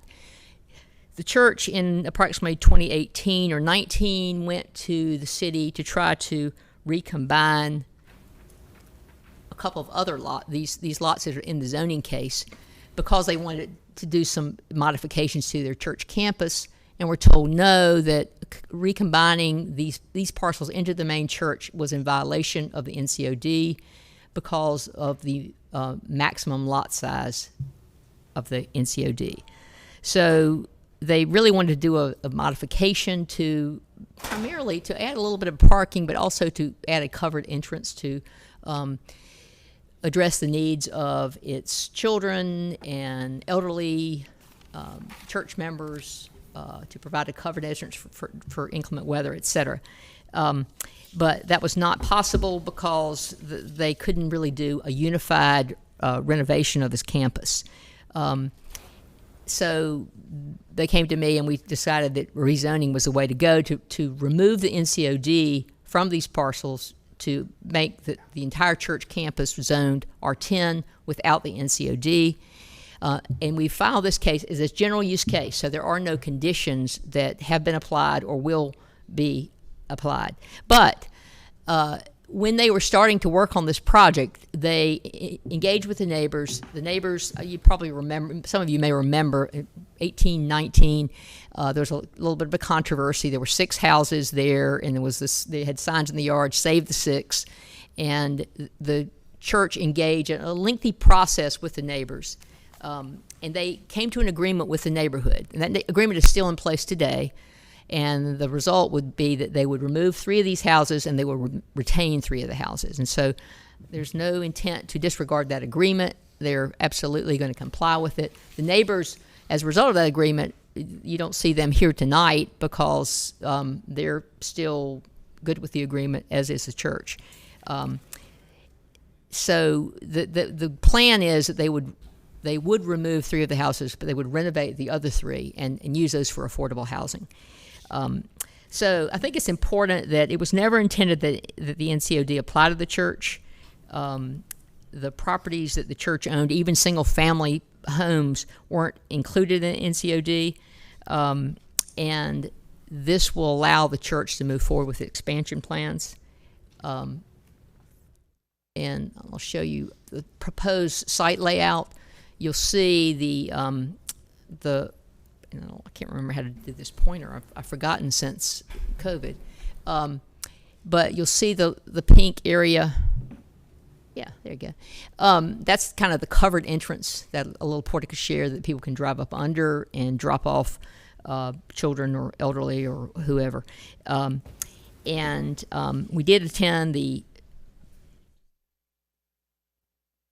Okay, I got the little error. Yeah, I got it.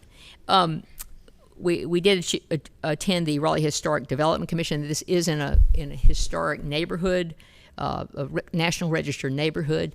The Historic Districts or Development Commission did recommend approval of this case.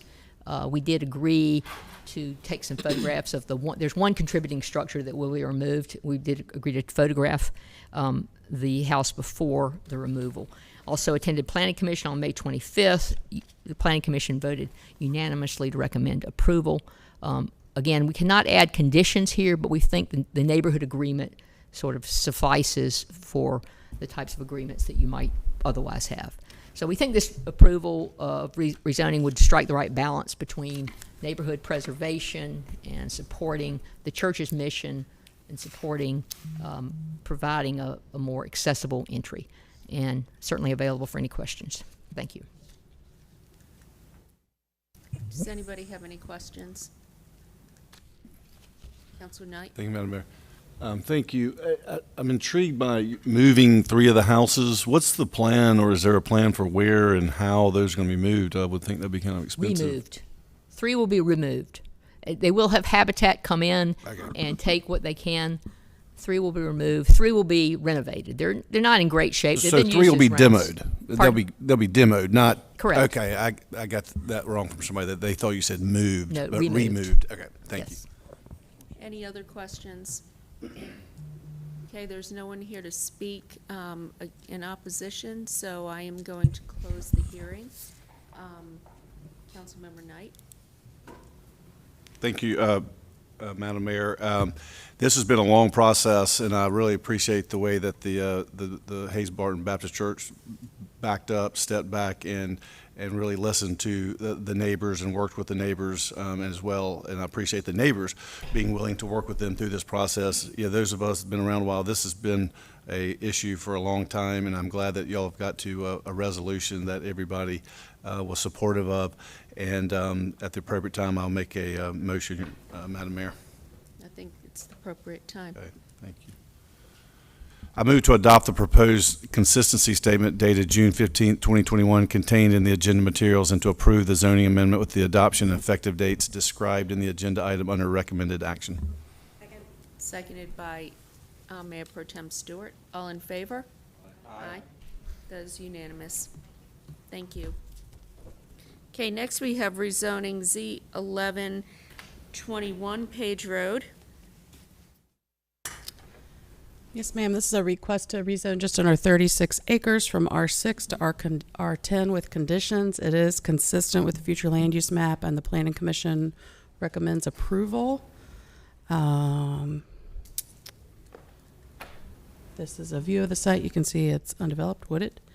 A couple of views of the site. So they have provided some conditions here. The applicant has provided conditions limiting density to 6 units per acre, limiting principal use to single unit living, 2-unit living, and multi-unit living, prohibiting the apartment building type, requiring 25% of the site to be set aside as open space, requiring a fence and evergreen planting along a portion of the northern property boundary, and requiring evergreen plantings along a portion of the southern property boundary. So the net impact here is really around lot size and setbacks. And you can see the buffer condition area marked with the yellow box on the north and on the south here. Consistent with the plan overall, and I'm happy to answer any questions you have. Again, the Planning Commission did recommend approval. Do we have any questions? I'm going to ask, is there anybody here to speak in opposition to this case? You're the applicant? Yes, Madam Mayor. Okay. I'm ready to open and close the hearing, if you're okay with that. Okay. All right, I've opened and closed the hearing. Councilor Knight? Thank you, Madam Mayor. We're always wanting more mixed use, but it does fit in, this development does fit into where it's going, and so I think it is appropriate for that place, but always aspiring for more mixed use, and we'll continue to talk about that in future developments. So at this time, Madam Mayor, I move to adopt the proposed consistency statement dated June 15th, 2021, contained in the agenda materials, and to approve the zoning amendment with the adoption and effective dates described in the agenda item under recommended action. Do we have a second? Second. Councilmember Melton? Okay, all in favor? Aye. Okay. Council Branch, did I see your hand up? I voted for it. I couldn't see. Okay, thank you. Just want to make sure. Okay, next we have rezoning Z1221, Oberlin Road. This is a request to rezone just under 14 acres from R4 to RX3 with conditions. It is consistent with the comprehensive plan and the future land use map, and the Planning Commission recommends approval. You can see the parcel highlighted here with the heavy black boundary. So this is, I believe this photograph is upside down and backwards because the parcel used to be on the other side of the street, but there's a church next door and a neighborhood across the street. Wooded, so they have limited residential density to 12 units per acre, and they have limited their uses to residential uses allowed in R10, even though they're taking the RX district, so significantly increasing the maximum number of units and the units per acre, and the setbacks all go down just a bit. This is consistent with the plan, and the Planning Commission recommends approval. What questions could I answer for you before you open the public hearing? Do we have any questions? Okay. All right, I'm going to open the public hearing. I'm going to ask if anybody is here to speak in opposition. Okay, is the applicant here? As you can see, there's nobody here to speak in opposition. I've opened the hearing. Is there anything you wish to say? Unless anybody has any questions, Mayor, we're fine with closing the public hearing. Okay. Then I will close the hearing. Councilmember Branch. Yes, thank you, Mayor. And as the commission said, this gives an opportunity for additional housing at different ranges. So I move to adopt the proposed consistency statement dated June 15, 2021, contained in the agenda materials, and to approve the zoning amendment with the adoption and effective dates described in the agenda items under recommended action. We have a second. Second. Councilmember Melton is seconded. All in favor? Aye. Aye. That's unanimous, clerk. Okay, next we have rezoning Z1321, Corporation Parkway. Right, this is a request to rezone just over 2.5 acres from IX3, industrial mixed use, 3-story height limit with parking limited frontage, to CX3 with parking limited and conditions. This is consistent with the comprehensive plan, but inconsistent with the future land use map. The Planning Commission recommends approval. Here's a view of the site, a couple of street views. So they have prohibited a number of commercial and light industrial uses. They have prohibited uses other than those allowed in allowed within RX within 100 feet of the northern site boundary. They have put some limits on site lighting and also some building type limits, and also a building setback from the northern property boundary. So what's happening here, residential density is going up, the office entitlement and the retail entitlement are staying flat, and the industrial square footage was not estimated because they're moving away from the IX district, and the setbacks are not changing. So this is consistent with the plan overall, and the rezoning would prompt change the future land use map to map this to community mixed use rather than moderate density residential. And I am happy to answer any questions you might have before you open the hearing. Any questions? The industrial zoned area. I'm just real comfortable You right sound now. great to me. I know, thanks. The industrial zoned areas that kind of surround this site, is there anything on them currently?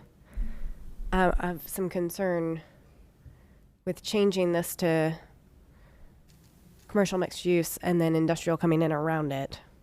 Right. So you can see to the north and west, you have wooded undeveloped property, also partially undeveloped to the south. Then on the east side, you have a light industrial use that's set back from the street significantly.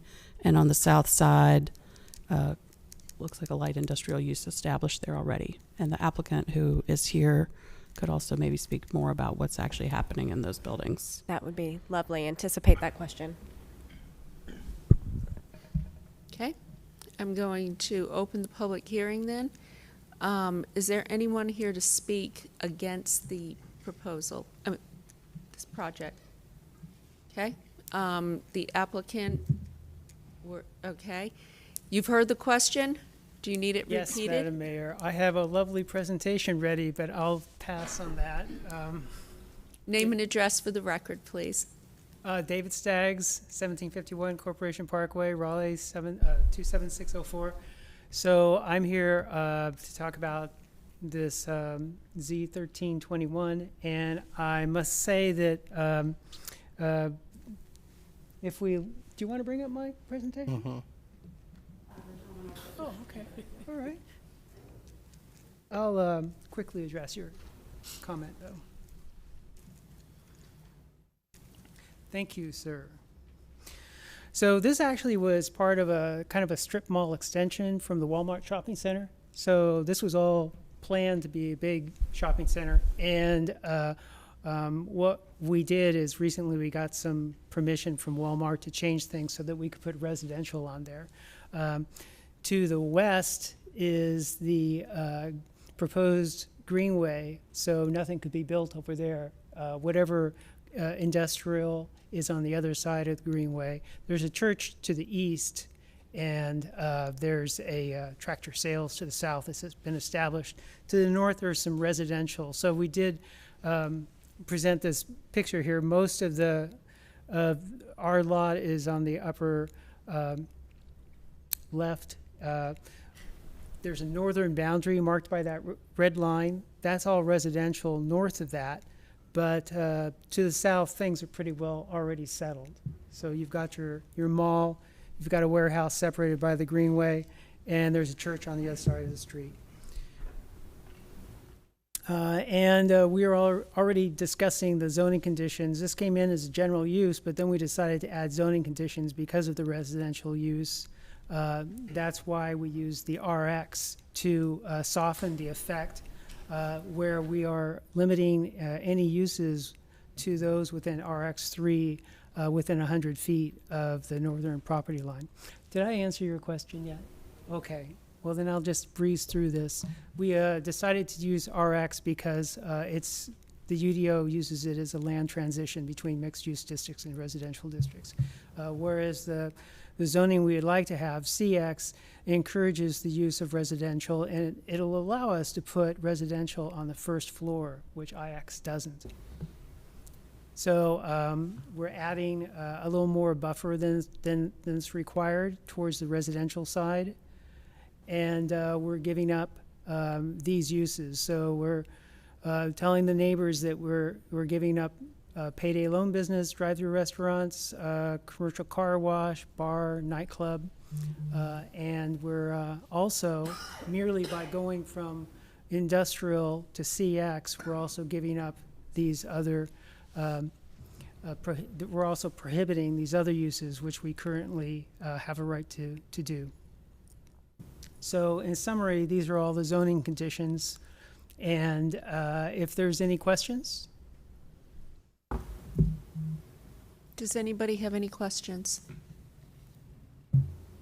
Okay, I'm going to close the hearing then. Thank you. Thank you. Definitely, I know this area well. I've actually used that street, and it is wooded and everything.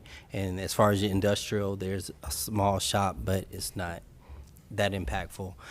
So I move to adopt the proposed consistency statement dated June 15, 2021, contained in the agenda materials, and to approve the zoning amendment with the adoption and effective dates described in the agenda items under recommended action.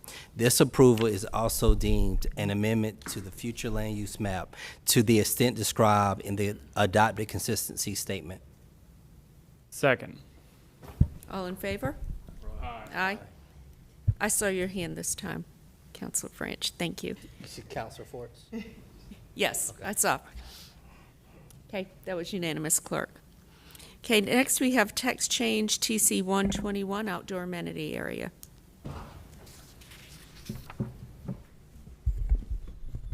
Good afternoon, Mayor and Council. Justin Romero with Planning and Development. This is a TC 121. These are changes to the outdoor amenity area requirements. So what are outdoor amenity areas? They're areas on a development site that are intended to provide usable on-site open space for developments for the healthy enjoyment of the occupants and guests of the development. They're required for most new development projects, including mixed-use buildings, general buildings, civic buildings, and multi-unit residential buildings. The DX downtown mixed-use districts does have some additional standards for amenity areas, and in general, we've noticed some poor outcomes from some of those standards, and this text change is an attempt to address some of those. The first issue being covered amenity area. So outdoor amenity areas are permitted to be covered in all zoning districts except DX currently. So this text change would allow the coverage in the downtown mixed use district with the recognition that certainly covered areas can be beneficial and provide shade and shelter, and no real staff doesn't feel public benefit to prohibit the covering of them in the downtown mixed use district. The next issue addressed is the overlap of the streetscapes and outdoor amenity areas. So often downtown with development projects, the right-of-way width is set, and so roads aren't necessarily being widened, which necessitates sometimes the placement of streetscape elements on private property, things like sidewalk and street trees. This change just clarifies that when that occurs, those elements on private property can count towards outdoor amenity area requirements, provided certain dimensional standards are met. It also allows the required street trees to count as amenity area as well. Another limitation in the DX district is the prohibition on using upper levels of buildings for outdoor amenity areas, so things like outdoor terraces can't count currently. This text change does make an allowance for such areas to count towards the requirements, provided they account for no more than 50% of the total area. GSI, green stormwater infrastructure, is currently limited to is currently permitted in outdoor amenity areas, but limited to 10% of the total area. This text change would up that to a maximum of 50%. And then just a few other changes. The requirement for amenity area is proposed for removal altogether for certain small scale projects. So think non-residential buildings less than 10,000 square feet, residential buildings with fewer than 16 units, and then finally an allowance for a reduction in the total area required in exchange for the placement of these areas contiguous to the public street. And I'll stop there and just we'll note that Planning Commission recommended unanimous approval. Okay, do we have any questions of staff? You may recall this came to us a while ago. Originally, we provided direction. Thank you. Looks good. I am going to open the hearing. Is there anyone here to speak for or against? We're clearing out the audience. Okay, open the hearing. I'm closing the hearing. Councilmember Melton. I move to adopt the proposed consistency statement dated June 15th, 2021, contained in the agenda materials, and to approve the zoning text amendment. Seconded by Mayor Pro Tem Stewart. All in favor? Aye. That was unanimous. Okay, next we have Comp Plan Amendment CP 321. That is the Economic Development Priority Map. Yes, ma'am. This is an amendment to the Economic Development Priority Map in the Comprehensive Plan. We are incorporating fresh data. We are not changing the criteria of the map except to include parcels across the street from designated areas. Those are not going to be shown on the map, but they will be added to the verbal criteria. And then also clarifying, for the longest time, we have included redevelopment areas on the map, but they have not been stated in the written criteria, so we're trying to improve our transparency there. Planning Commission does recommend approval. We have been forecasting this update to you since late last year. Just moving this forward in the administrative process. Would note there are a couple of areas being removed. They're shown in yellow in the map on the right, and there are a couple of really tiny areas in pink on the southeastern part of the city being added to the map.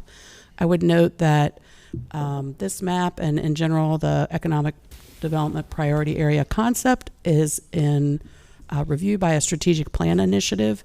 They will be bringing forward more robust recommendations for policy change.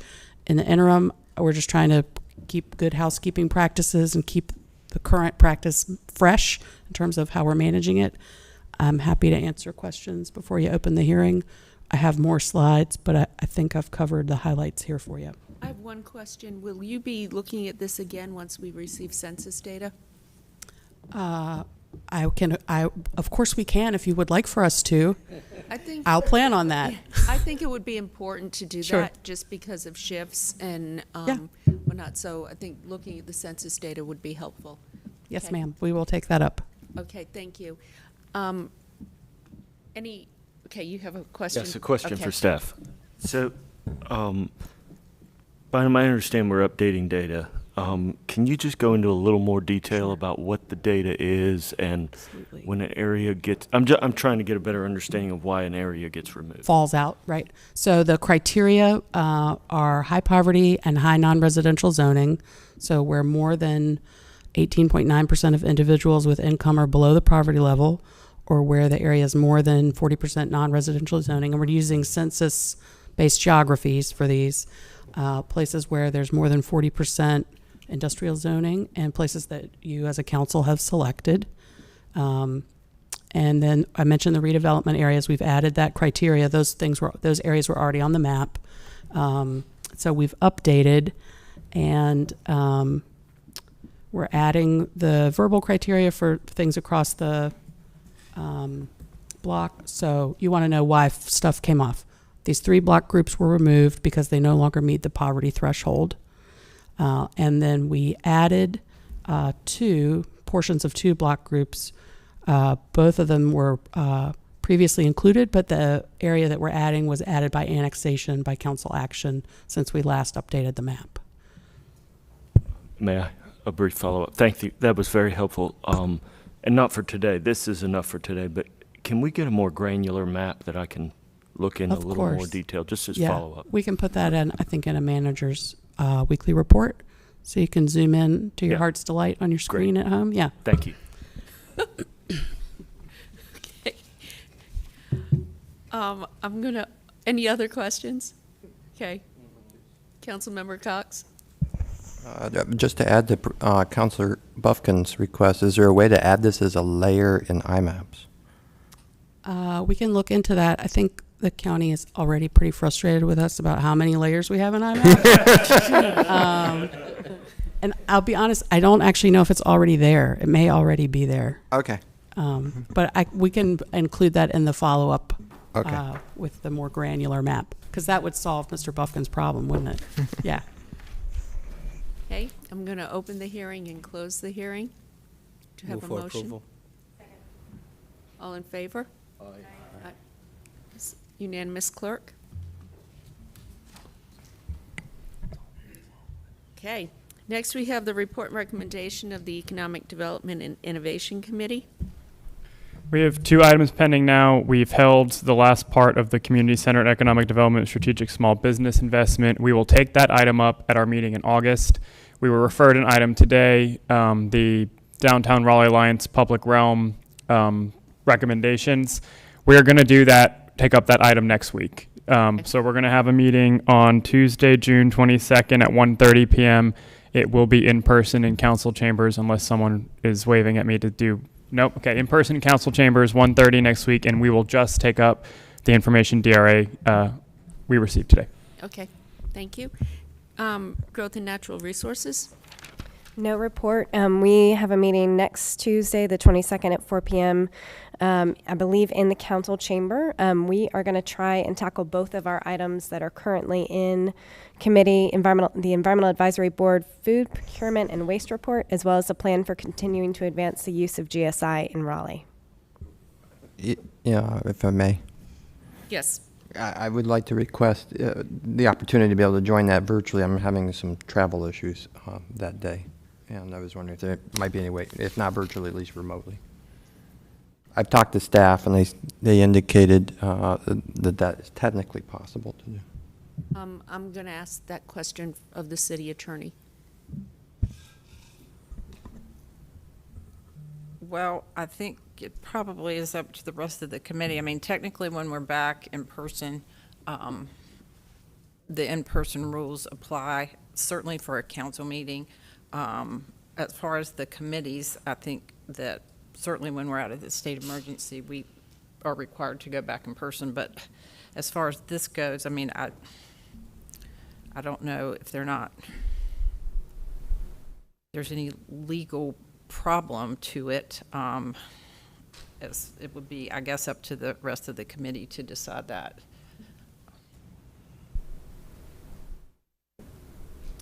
Can staff explain how that would work?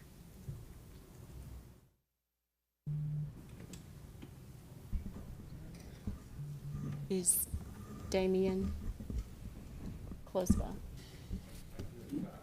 right. Sorry,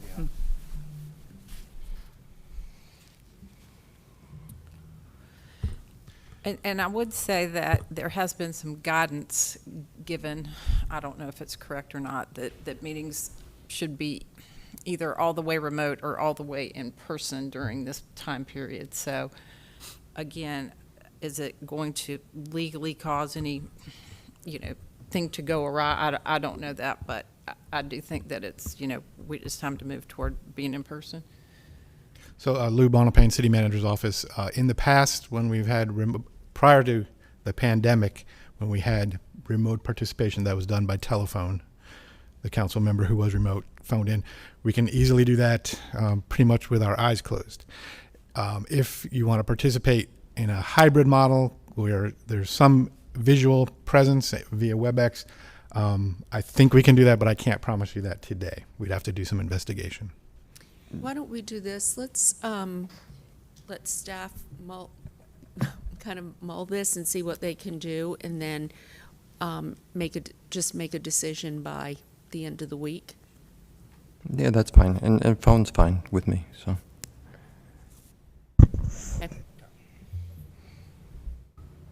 Okay, next is Safe, Vibrant, and Healthy Neighborhoods. We will be meeting at 11:30.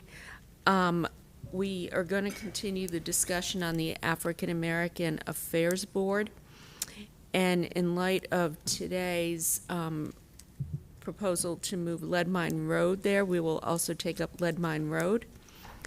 And I think that's probably going to be, I had originally planned to do the Cameron Park Neighborhood Conservation Overlay District, but I think that will wait. Are you hearing anything from the neighborhood, Councilor Fort?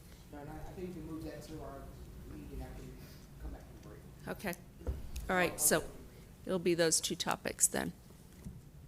Next is transportation and transit. So we will be meeting on the 24th. Just a point of clarification, are we keeping our time of 11:30 Yes, in person? yes. So there will be a conflict for this room with the planning commission. Do you want to move it to 3:05? Yes. Okay. Thank you. Sorry. We're ready. Okay. So we will be meeting on the 24th at 3 p.m. And if there are no conflicts, we will meet in the chamber. Otherwise, we will be in 305. So once staff lets me know, we will move forward. So I'm getting an affirmative head nod on that one, so yes. Okay. Oh, and we'll be talking about towing yards, the text change request that came forward. Okay. Next, we have the report from the mayor and city council. Councilmember Stewart, start with you. Yes, thank you, Mayor. I have two items today. First, I want to say how great, even though I'm a little tired, it feels to be back in person. I have really missed being with you all, and all of our staff and residents during our meetings. And before this moment passes, I wanted to take a moment to recognize all the work of our incredible IT team and all of our staff who kept our work moving forward over the past 16 months. So yeah,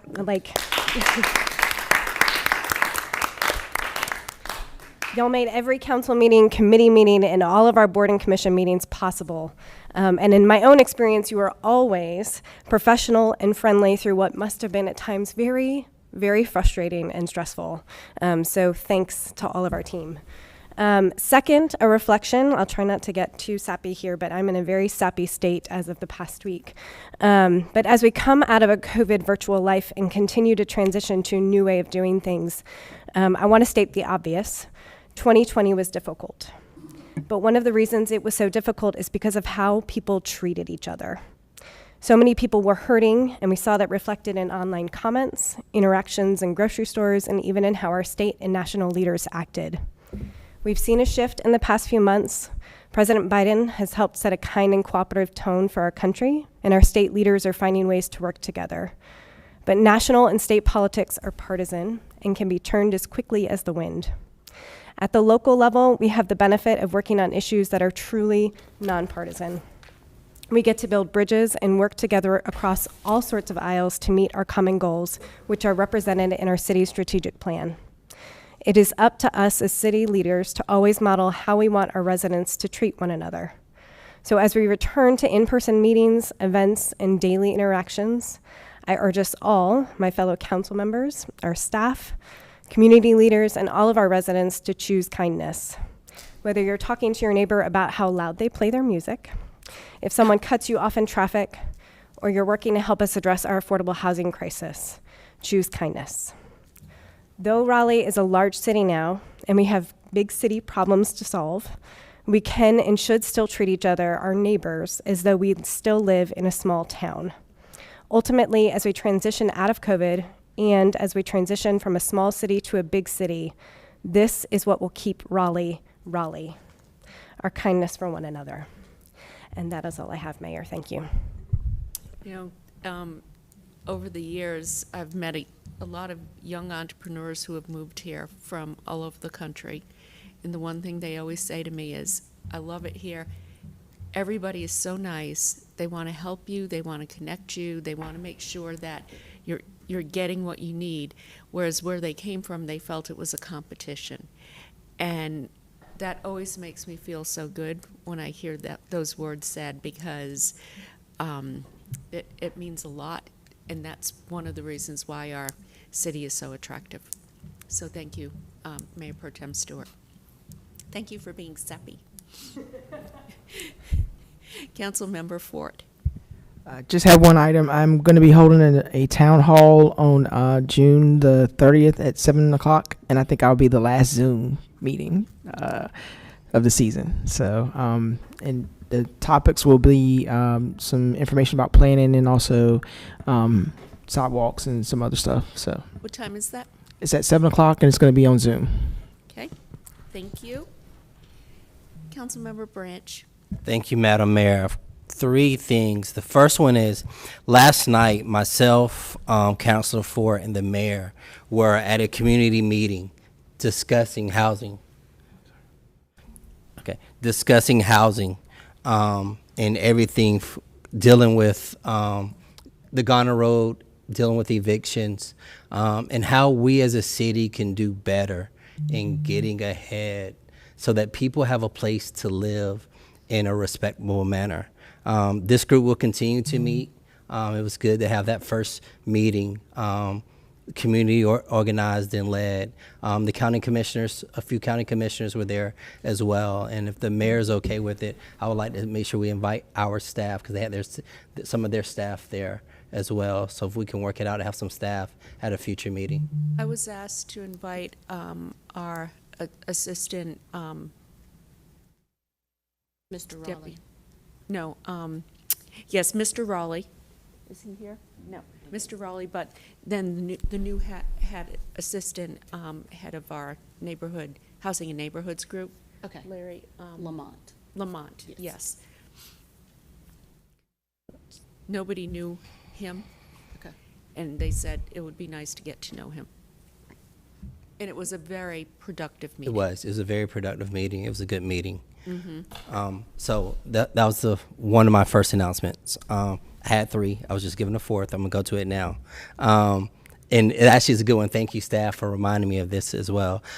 In our June 4th city manager's update, we received a report from the police department in response to predatory towing concerns raised at the public comments at our May 4th city council meeting. The report indicated that the city's towing ordinance is currently being evaluated by the city attorney's office. This matter is before city council separately from the text change request to loosen restrictions on towing yards within the city.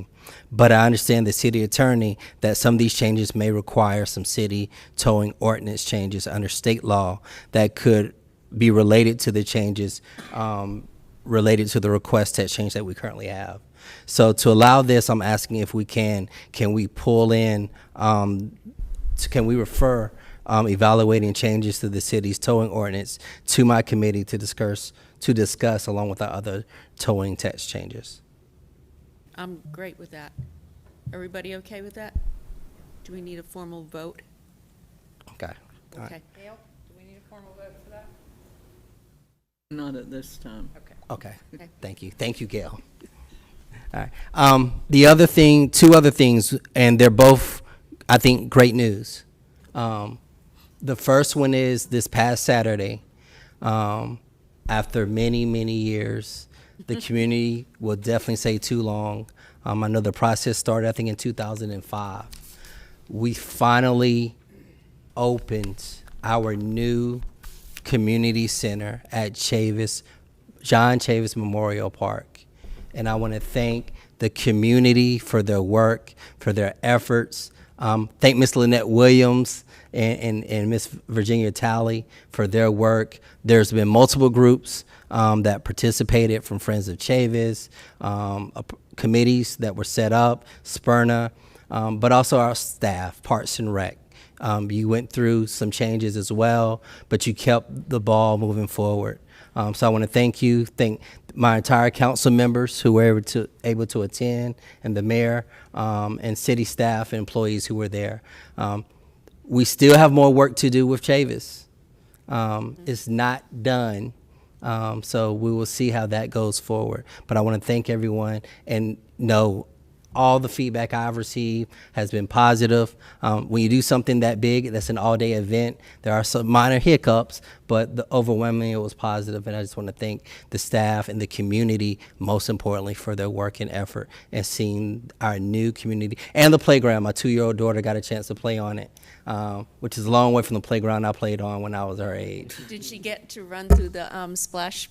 I would not let her run through the splashes because she was coming off of a cold. Oh. It was joyful seeing all the kids out there running through. That was so much fun. It definitely was. Mm-hmm. And my last comment is this coming weekend, as the city manager stated, Friday is now a holiday. The holiday is Juneteenth.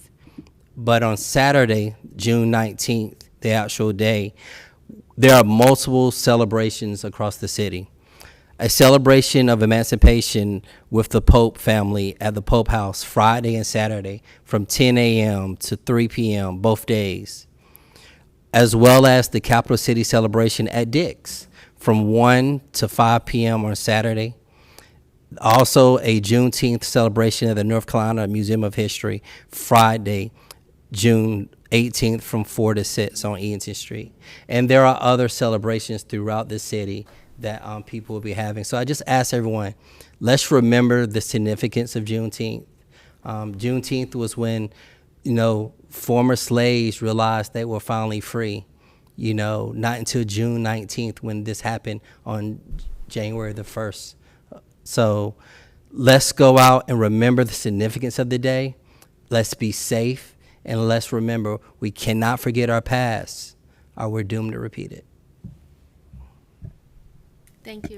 Councilmember Melton. Just one thing, AARP North Carolina, the LGBT Center of Raleigh, and SAGE of Central North Carolina are hosting a community forum. You can register through their website. It's on June 18th, so it's this Friday. It's a panel discussion. The panelists are Congresswoman Deborah Ross, Congressman David Price, Councilmember Stormy Fort, and me.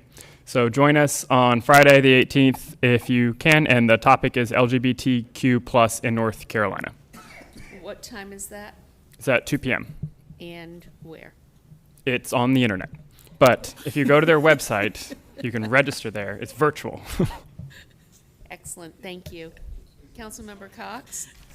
I really don't have any remarks, but I would like to follow up on an email I sent earlier about board docs, and was wondering if staff could take a look at board docs at the user interface. It hasn't changed much since we adopted it 5 or 6 years ago, and it's a little limited in terms of its user interface and its search capabilities. And I was wondering if we could review it and see what board docs has to offer in terms of improvements, and if not, if there might be other vendor software that might be more appropriate. Thank you. Yes, sir. Thank you, Councilmember Cox. Staff is working on that currently. Councilmember Buffkin. Thank you, Mayor, and I'll add a word of appreciation for the staff and all their efforts during the last year plus of virtual meetings, and extremely grateful to be back in person.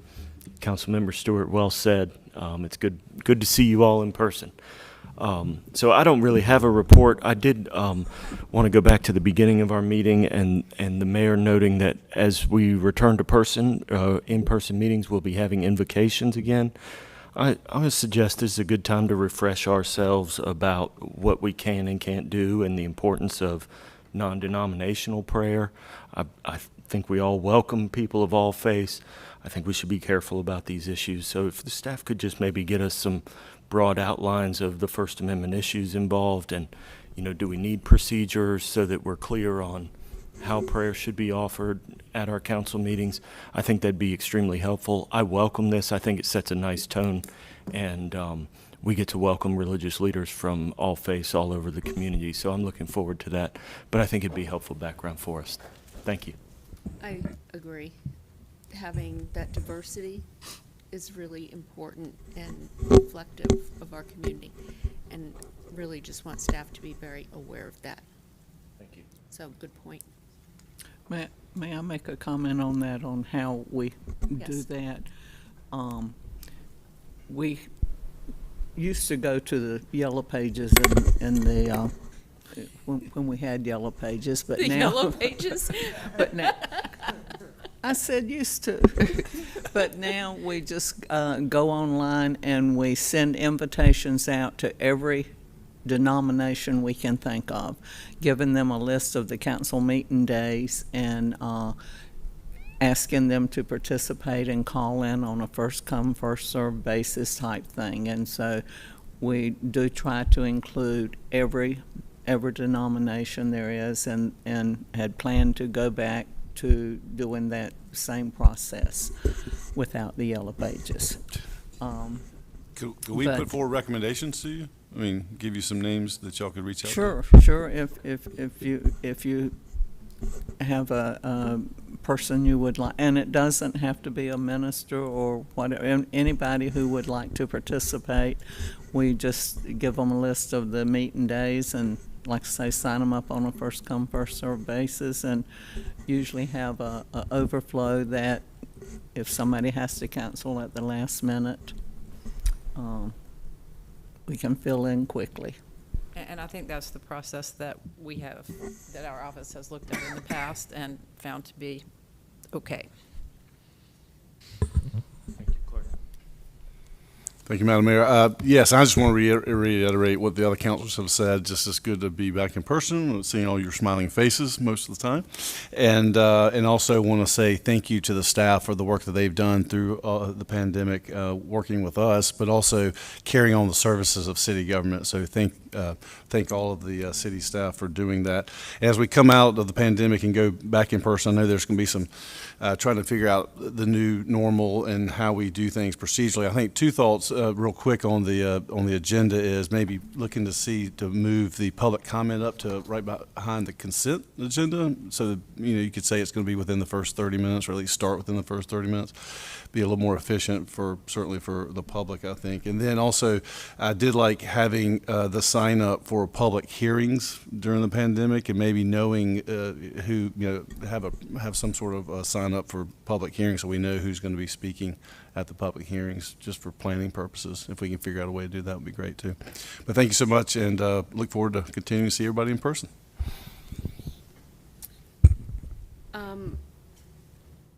So one of the items, just in terms of managing the meeting, having a sign up for public hearing would be helpful.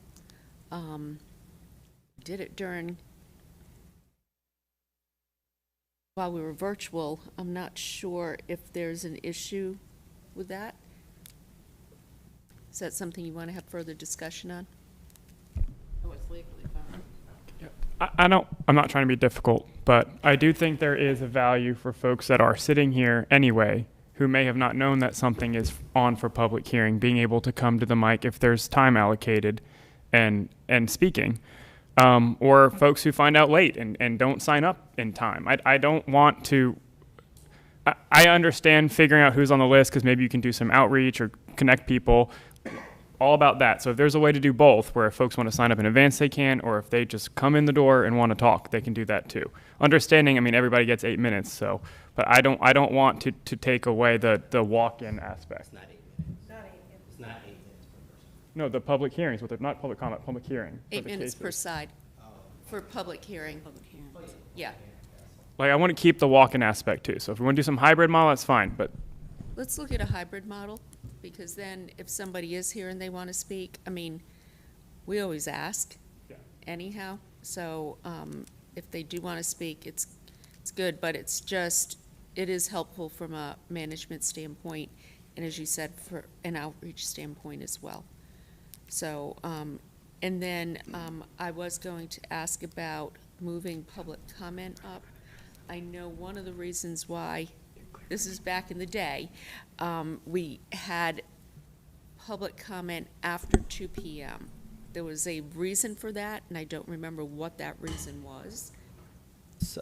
Gail, you're shaking your head. Do we know what that reason was? So that people who wanted to come in for public comment could, if it was in the middle of the day or in the daytime, they could take their lunch period at that time, and it was to give more opportunities for the public to know and not have to stay all day. We used to, in the afternoon meeting, when we had public comment, no matter where we were on the agenda, at 2 o'clock we stopped and went to public comment. I think it would be easier just to say it's after consent, because then it's consistent. Is everybody in agreement with that? I'm willing to try it. I'm just thinking about some based on their jobs that 1 o'clock, 1:15 may be a challenge, but we can try and see how it works. Okay. Well, we will move public comment then to after the consent agenda. Okay. All right, and I have one thing to follow up with Corey. Proclamation on Juneteenth Day. So I'm going to read this, and we will present it at Dix Park. Whereas our country is made up of people, I got to put on my glasses to read it. Sorry, everybody. Whereas our country is made up of people from every nation on earth who are declared equal, not only in freedom, but also in justice, both of which are essential for a healthy human civilization. And whereas our nation was conceived on July 4th, 1776, with the Declaration of Independence, the classic statement being, we hold these truths to be self-evident, that all men, and I should say, and women, are created equal, that they are endowed by their Creator with certain unalienable rights, that among these are life, liberty, and the pursuit of happiness. And whereas on New Year's Day, January 1st, 1863, using his war powers as president, Abraham Lincoln signed the Emancipation Proclamation, providing that all persons held as slaves within any state or designated part of a state shall be then, thenceforward, and forever free. The Emancipation Proclamation made the permanent abolition of slavery a Union war aim and provided the legal framework for the emancipation of nearly all 4 million slaves as the Union armies advanced. Hearing of the proclamation, many slaves escaped to Union lines as the Army units moved south. And whereas on June 19, 1865, almost 2.5 years later, Major General Gordon Granger arrived in Galveston, Texas, and announced the end of both the Civil War and slavery. And whereas Juneteenth, also known as National Freedom Day, marks the date that word that slavery was illegal in the United States reached all corners of the globe. And whereas we honor the brave African American men and women who suffered under slavery and all those who have fought for freedom and equality in North Carolina and across our country. And whereas last year, the city of Raleigh officially declared Juneteenth a holiday. Now therefore do I, Mary Ann Baldwin, Mayor of the city of Raleigh, proclaim June 19th as Juneteenth Day in the city, encourage all citizens and residents to recognize the end of slavery and to celebrate the culture and achievements of African Americans within our communities. Thank you.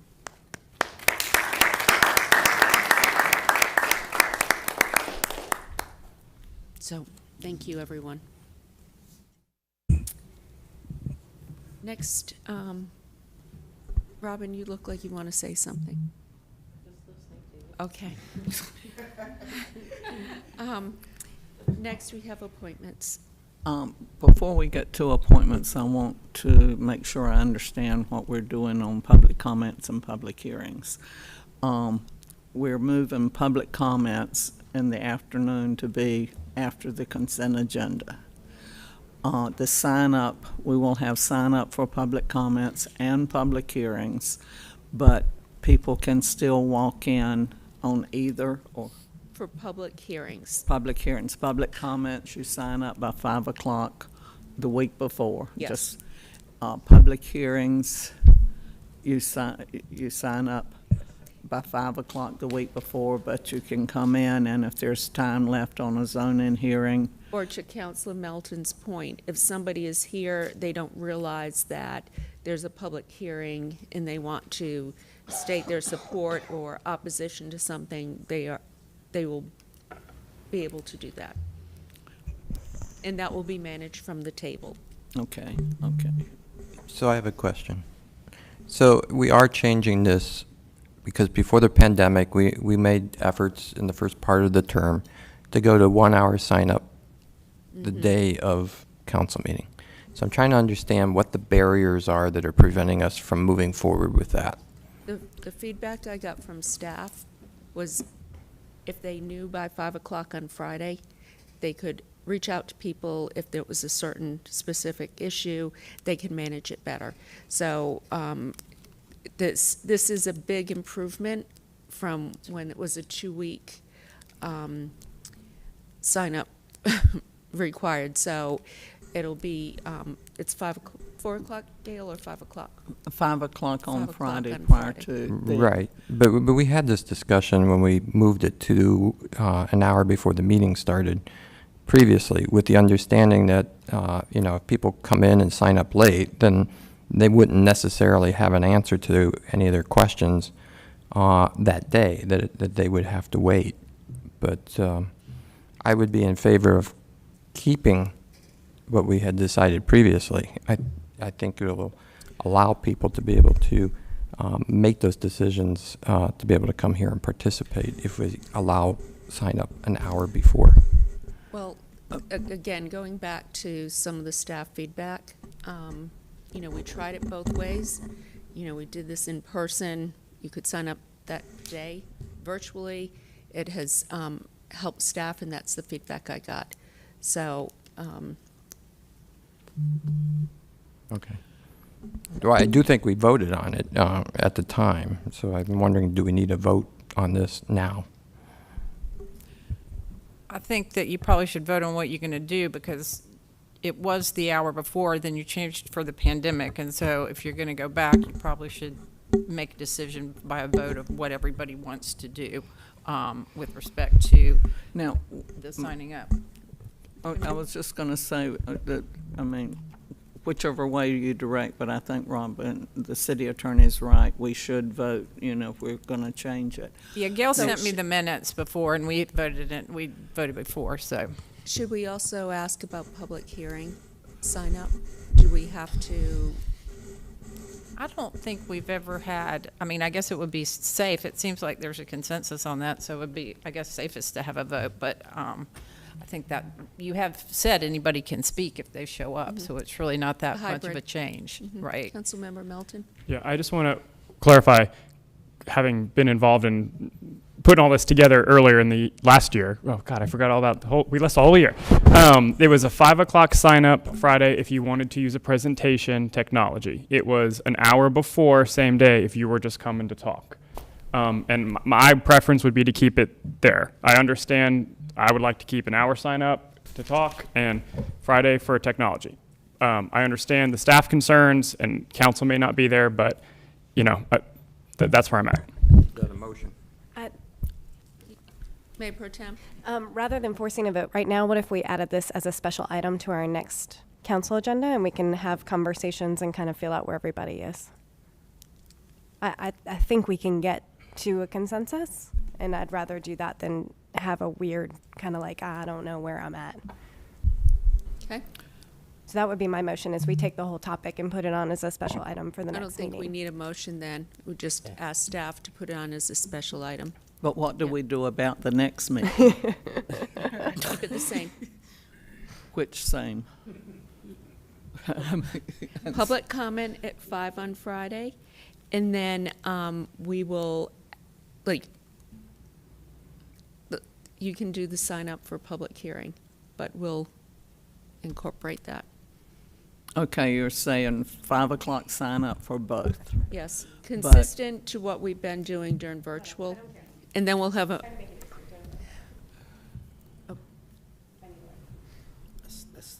We're losing daylight. The decision was January 7th, 2020, if you want to forward that what you forwarded me that outlined what the old ones were. It might be helpful for you in the meantime. Yeah, So, yeah, if we're reverting back to what it was before the pandemic, what would it be? That's what that would That's be. what it would be. That January 7th, 2020, and it's Yeah. pretty specific because we worked on all the, so you'll be able to see. All over Christmas break. I remember We it well. did. I was on a ferry talking to you on my cell phone. So you'll be able, if you just want to speak, you'll be able to sign up an hour before the meeting. That was before the pandemic. So if you want to look at what you approved when this group got sworn into office, that is the minute date. So you can see exactly what that looked like, if that would be helpful to you, because it was to me, because Gail sent it to me. So That, can you is that clear, Gail? That we will go back to what was decided on at that time?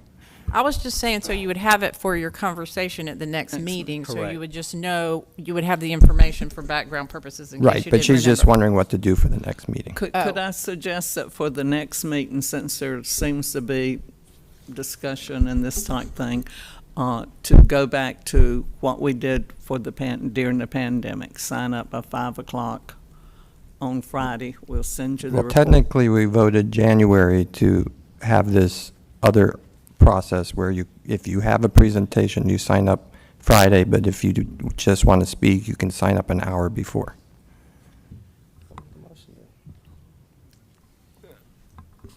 We can do So- whichever you prefer, but, you know. If that requires we need another to know motion, what I'm to do happy to next. make Right, it. but I think we changed it during the pandemic, and so that. And we it made w- a change in the pandemic without a vote.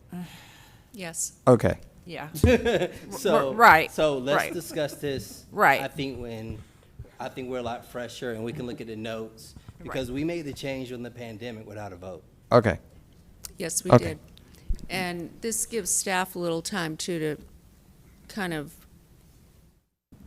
if they want to share some of the issues or how this makes it easier for them, I think that would be helpful. And Councilmember Fort, you weren't here yet when we made these changes, so, having you review all that we did might be helpful as well. And I know we're out of that, but that pandemic changes really, had to do with technology and We get being it. able to manage it, so now it's just sort of a blank slate, whatever you want to do. Right. Well, and one of the things we did learn, there are certain efficiencies that can occur. And so having public hearing information beforehand is an efficiency. So, okay, do you have clarity? Oh, sure. She's still looking at me like, what? How about the clerk and the city manager get together and the city attorney and they work it out? 5 o'clock both days, we vote on it, next time would be a special item. Yeah. Great. Okay. All right, appointments, please. That's where we started Maybe this from. is easier. On the Appearance Commission, you have one vacancy. There were no nominees. The second item is Fair Housing Hearing Board. There's 2 vacancies. One person had been nominated, Tallulah Arawal, received 6 votes, so would be appointed, leaving 1 vacancy. Human Relations Commission, 2 vacancies, Eric Solomon and Zubaydah Khan, both received 5, or one received Gail, 5, the I'm others. sorry, could you say that again, clerk? Sure. No, I was, Which one, the Human Relations? Or do you want me to start all over? no, human relations. The 2 candidates, Eric Solomon received 5 votes, Zubaydah Khan received 6, so those 2 would be appointed. So we have a full slate there. Planning Commission, 1 vacancy, Brian Daltell received 6 votes, so would be appointed. The Raleigh Historic Development Commission, you have 1 vacancy. Bridget Phillips received 2 votes. Sandy Feeser received 4, so we'll place that on the next agenda. Raleigh Transit Authority, you have 1 alternate vacancy. Jen Hoverstadt received 6 votes, so would be appointed. And that's all of nominations, but on transit. The Historic Cemeteries Advisory Board, there's a long history on this, but basically you agreed to keep it separate from the Human Resources and Museums Board, and the Historic Cemeteries Board had agreed if they were separate that they would revise their bylaws, and then that would reduce their membership to 7. And if do this step by step, you need to approve their amended bylaws first, and then you can start working on their membership. Presently, we have a number of terms that have expired, and the persons are not eligible for reappointment. That would be Jenny Harper, Terry Harper, and Barden Culber's terms expiring soon. Shelby Reap has resigned, and Melissa Timo does not wish to be considered for reappointment. That leaves 4 members that are currently serving and would like to be considered for reappointment. And the reason all of these have expired and no action was taken is the 2 boards were trying to decide whether they felt they should remain separate or be combined. So you have 4 members for consideration for reappointment. That was Robin Hammond, Drew McGill, Caleb Smith, and Dr. Kimberly Materian. So you can, the suggestion would be to take a vote on approving the revised bylaws first.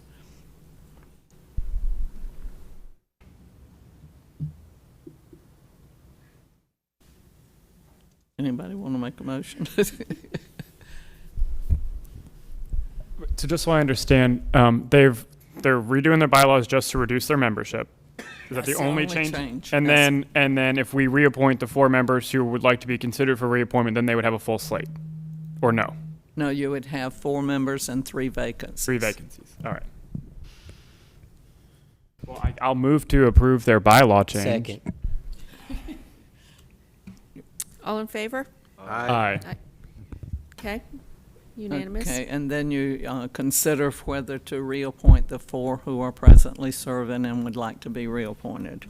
I'll move to reappoint the 4 members, Robin Hammond, Drew McGill, Caleb Smith, and Dr. Kimberly McTarian. Second. Okay, we have a Give it a fight over Starman. second. Give it a Starman. Counselor Fort? Counselor All in Fort. favor? Aye. Aye. So we now have 4 members and 3 vacancies, and the vacancies will appear on the next agenda, and you can start the nominating process. Yes. And then the next thing I have, under nominations, the Parks, Recreation, and Greenway Advisory Board.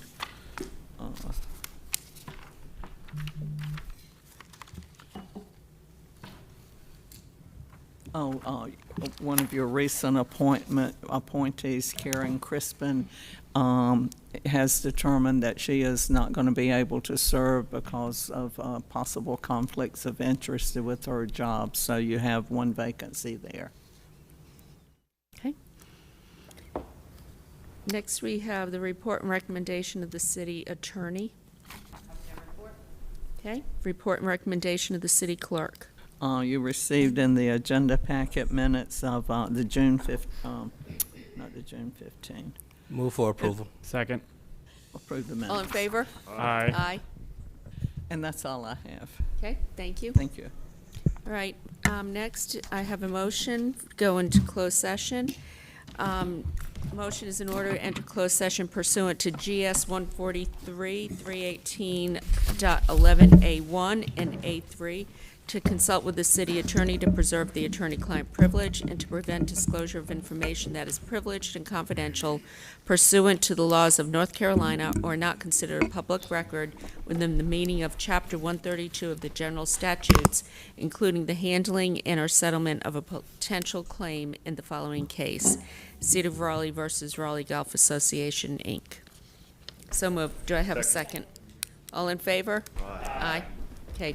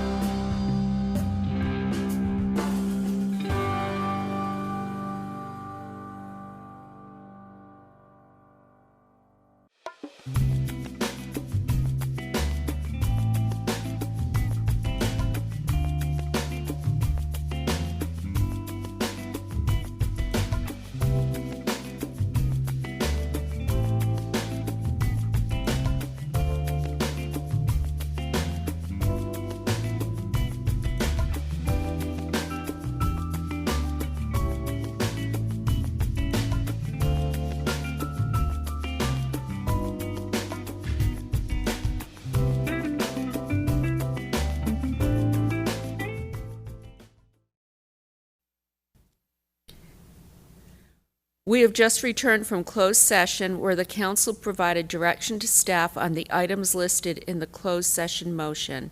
The meeting is now adjourned. Thank you.